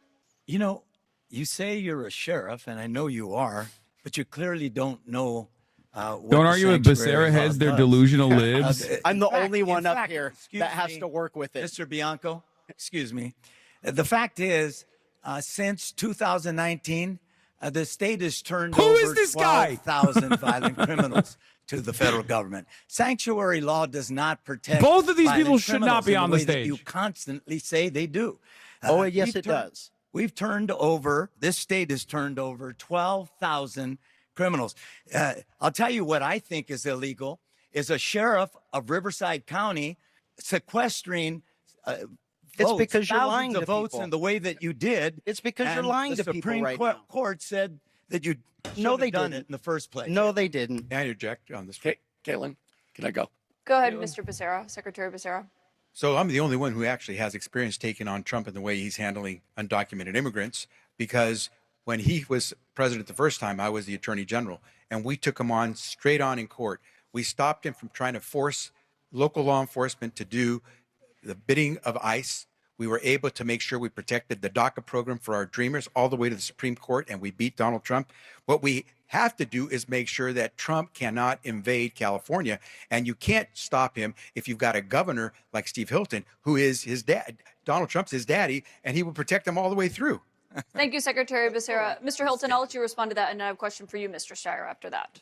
I don't want to respond to silly name calling, but I'd like to actually respond to something Katie said. And I think it's probably a sincere policy difference between us. She said something very revealing, which is the only way really that California's economy has been growing in the last few years is through illegal immigration. And I just don't think that's the right way for us to be growing. I think we need to help small businesses create jobs and opportunity, and for Californians to be able to earn more and live the California dream, and for entrepreneurs to want to start businesses in California. That's how we should be growing our economy, not by What is this? illegal immigration. Congresswoman Porter? I mean, given that you're an immigrant and you added to our Illegal population immigrant. and we're all having to live with the consequences of that decision. Katie, there's a difference I think you'll accept between legal and illegal immigration. Yes, and I wasn't referring to, I was saying that immigration has been a major source of growth in California's economy, and that is true. Thank you, Congresswoman. Mr. Steyer, I've got a question for you on immigration, because you want California's Attorney General to be able to hold both ICE agents and their leadership criminally liable for what you say is, quote, violent illegal conduct on the job. Does that include the former DHS Secretary Kristi Noem, who oversaw the ICE operations in Los Angeles last year? Look, the governor of California should hold people accountable who break the laws of California, specifically including ICE agents and the people who send them to racially profile, which is illegal, and Joe, just use say yes, violence bro. You're against too California, wordy, Tom. which is illegal. Thomas! And it should go up the chain. Say yes. Fuck it. Eat the media cycle. What do you mean? Lean into the fucking drama. Come on. You're a fucking billionaire. What are they going to do? Should be held liable. It is Oh not my legal God. for federal agents to come Oh to my God, California Thomas. and break the law. It is absolutely critical. He's just so fucking wordy. Oh my Lord. Just But say in yes. fact, ICE to me is a criminal operation. I've said all along, we should abolish ICE. It's breaking the law. It is coming Yes, here and- deliberately yes, to break the law. and that's then why I'm saying explain we should it. hold them accountable. We should inspect the detention centers that they have in secret. So just to we clarify, should have a Mr. legal Steyer, defense fund. Yes, just to I do. I don't know. I would go all the way up the chain. I've gone as far as Stephen Miller. Stephen Miller should be held accountable. Yo, for the that's ICE what I'm agents talking do about. in California. That's the that he point. sends. But just Say to it. clarify, since Kristi Noem was the Senate-confirmed Department of Homeland Security Secretary, do you believe that she is someone who should be prosecuted? If she has given the orders to break the law in California, yes. Sheriff You have Bianco, to what's be your able response to to that? prove it. No one has broken the law in California. And this is why No one. Cop. Classic cop. No one. I'm sorry. It doesn't matter. If you're law enforcement, you are incapable of breaking the law. infuriated up with emotion because they don't want to tell the truth. ICE agents are Yeah. enforcing the law. Yeah, ICE And agents are sanctuary good. state policy, They're so handsome Democrats in the way that they forced prattle around in ICE their into our cities and tactical streets and gear. neighborhoods to find these criminals. I and love want ICE. Mr. Yeah, this guy's Villaraigosa really going to fucking do a great job as the California governor. You are not making it. because of an illegal immigrant that had been deported 3 times because of DUIs. That Sometimes I walk up to ICE agents and I say, arrest me, officer. Here, I put my hands behind my back for you. Mayor Villaraigosa, do you want to If an respond? undocumented worker killed somebody, Who is this guy? He should go to jail. He should be prosecuted. It's too late, don't you think? How about the 3 DUIs before that? Finish? No, Or do you want because to be the no. bully that you always are? No, You know, you're an oath keeper. We all know that. And I'm very proud of it. No, well, you should. I'm very proud of it. And guess what? You're going to Sorry. swear an oath, and you swore an oath. You should know what you were Well, swearing I'm and be sorry. proud of defending I it. don't think an oath keeper is qualified to be governor. I don't think of you know what California. an oath keeper But is. let me answer. This the guy question. can't even fucking get his. Oh my God. He can't even get his dunks out. God damn it. You're talking to a fucking member of a white supremacist militia, bro. No, I Just didn't. say No, it I out said it. loud. Be like, my opponent here is perhaps standing around too many brown people for the first time, given that he's a part of a white supremacist militia. Just say that. Not enough. Steve Hilton, let me be clear. You know, I know you're recently arrived to California, but if you've read the Bay Area Institute, the UC Merced study, immigrants, if we took them all out, including the undocumented, it would be a $274 Thank you, billion Mr. Mayor. hit to the Sheriff California Bianco, economy. just to follow up on what you were just saying there. you Okay, said I that- literally think he's just Andrew Cuomo on Ozempic. I think he's Andrew Cuomo on Ozempic. Call him out for being British. Everybody that wants to, like, again, lie and emotionally get all spun up about the Oath Keeper organization, I just would, before you. Dude, one of the top candidates who is a Republican in the California jungle primary is literally a fucking oath keeper from a different state. Okay. And he is defending being an oath keeper on the goddamn debate stage. What the fuck are we doing? Extremely proud of swearing an oath to defend my constitution against politicians like You this. misunderstood my wife's comment and gave her a day off, and now she's trying to pay an Etsy wish to make you shit your pants. Please don't. Do you also support Don't do that. prosecuting the leadership of ICE? I think we should police Donald Trump's masked mercenary force that they call ICE. I think we should prosecute any of the forces that violate the law. And I think we should jail anyone who has violated the law.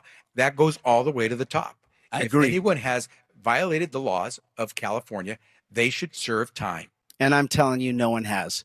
That's, you know, there are 2 people who are dead in Minneapolis because they were simply doing Don't their lie. civic duty and being able to Your act civic under duty the is Constitution. bringing Oh a my gun and God. fighting with Oh my cops. God. Your He's civic so duty is to try aggro and about run over defending cops. ICE. Come on. Well, You've already been a called lot out of about your other keepers defenders. brought guns to the Capitol, Mr. Let's just be honest. Sheriff Bianco, as the member of law enforcement here, last week the Department of Justice sued the state of New Jersey because the governor there signed into law a mask ban for ICE agents. A similar law in California was blocked last month. Do you believe that ICE agents who are Southern California billionaire Stuart and Linda Resnick, the owners of AgriGiant, the wonderful company, pistachios, pomegranates, giving Javier Becerra. Dictate what they do. Would I Nice. Do I allow my deputies to do that in certain circumstances? Nice. The answer would be, I guess, yes, because depending on the circumstances that the federal government has jurisdiction over. Okay, I'm fucking bored. This sucks. I'm already out. I saw at least a little bit of it. I'm done for the night, everybody. Almost 8 hours. You already know what it is. Half day Hossie, 7 hours and 55 minutes. We'll look at some of the highlights from this debate tomorrow. I'm tired. I'm gonna go hang out with my family. Yeah, that's all I got for today. Please run for some kind of office. Fuck no. Okay. Anyway, love you guys. All right. Peace, everybody. Stunning lo-fi introduction, starting off the day. All the chatter's trickling in, hostile people hate. Sunny in Los Angeles, California, says Hassan. Stun luck to the stun luck to the topics just begun. 'Cause there he is again. Hassan is streaming, Hassan is streaming. There he is again. Hassan is streaming, Hassan is streaming. Reviewing a Chinese train, telling Kaya place. Sun and Asmin chatter loves, giving Grinning's grace. Zoran winning NYC, woke two back with the force. The Rogan of the left, to me a dumb himbo still of course. The Charlie Kirk assassination, the Fear and Online show. 8 full fucking years of this, and plenty more to go. Doing fun stuff tomorrow, throw PBS up on the screen. A man-made horror reaction brought to you by this life's dream. 'Cause there he is again, Hassan is streaming, Hassan is streaming. There he is again, Hassan is streaming, Hassan is streaming. Kicked out of the DNC, IRL we march the goat. Combating the propaganda that shoved down people's throats. CBS Israeli news, a coup, a regime falls. A full-blown fascist takeover, and still the duty calls. Total radicalization coming out to see. The system will always fail, it's up to you and me. On these daily streets, whether short or whether long, have helped millions of people keep it moving right along. 'Cause there he is again, Hassan is streaming, Hassan is streaming. There he is again, Hassan is streaming, Hassan is streaming. But hey, what can you say? That's BBS for you. But he'll play games real soon, just you wait. Say, hey, what can you say? That's BBS for you.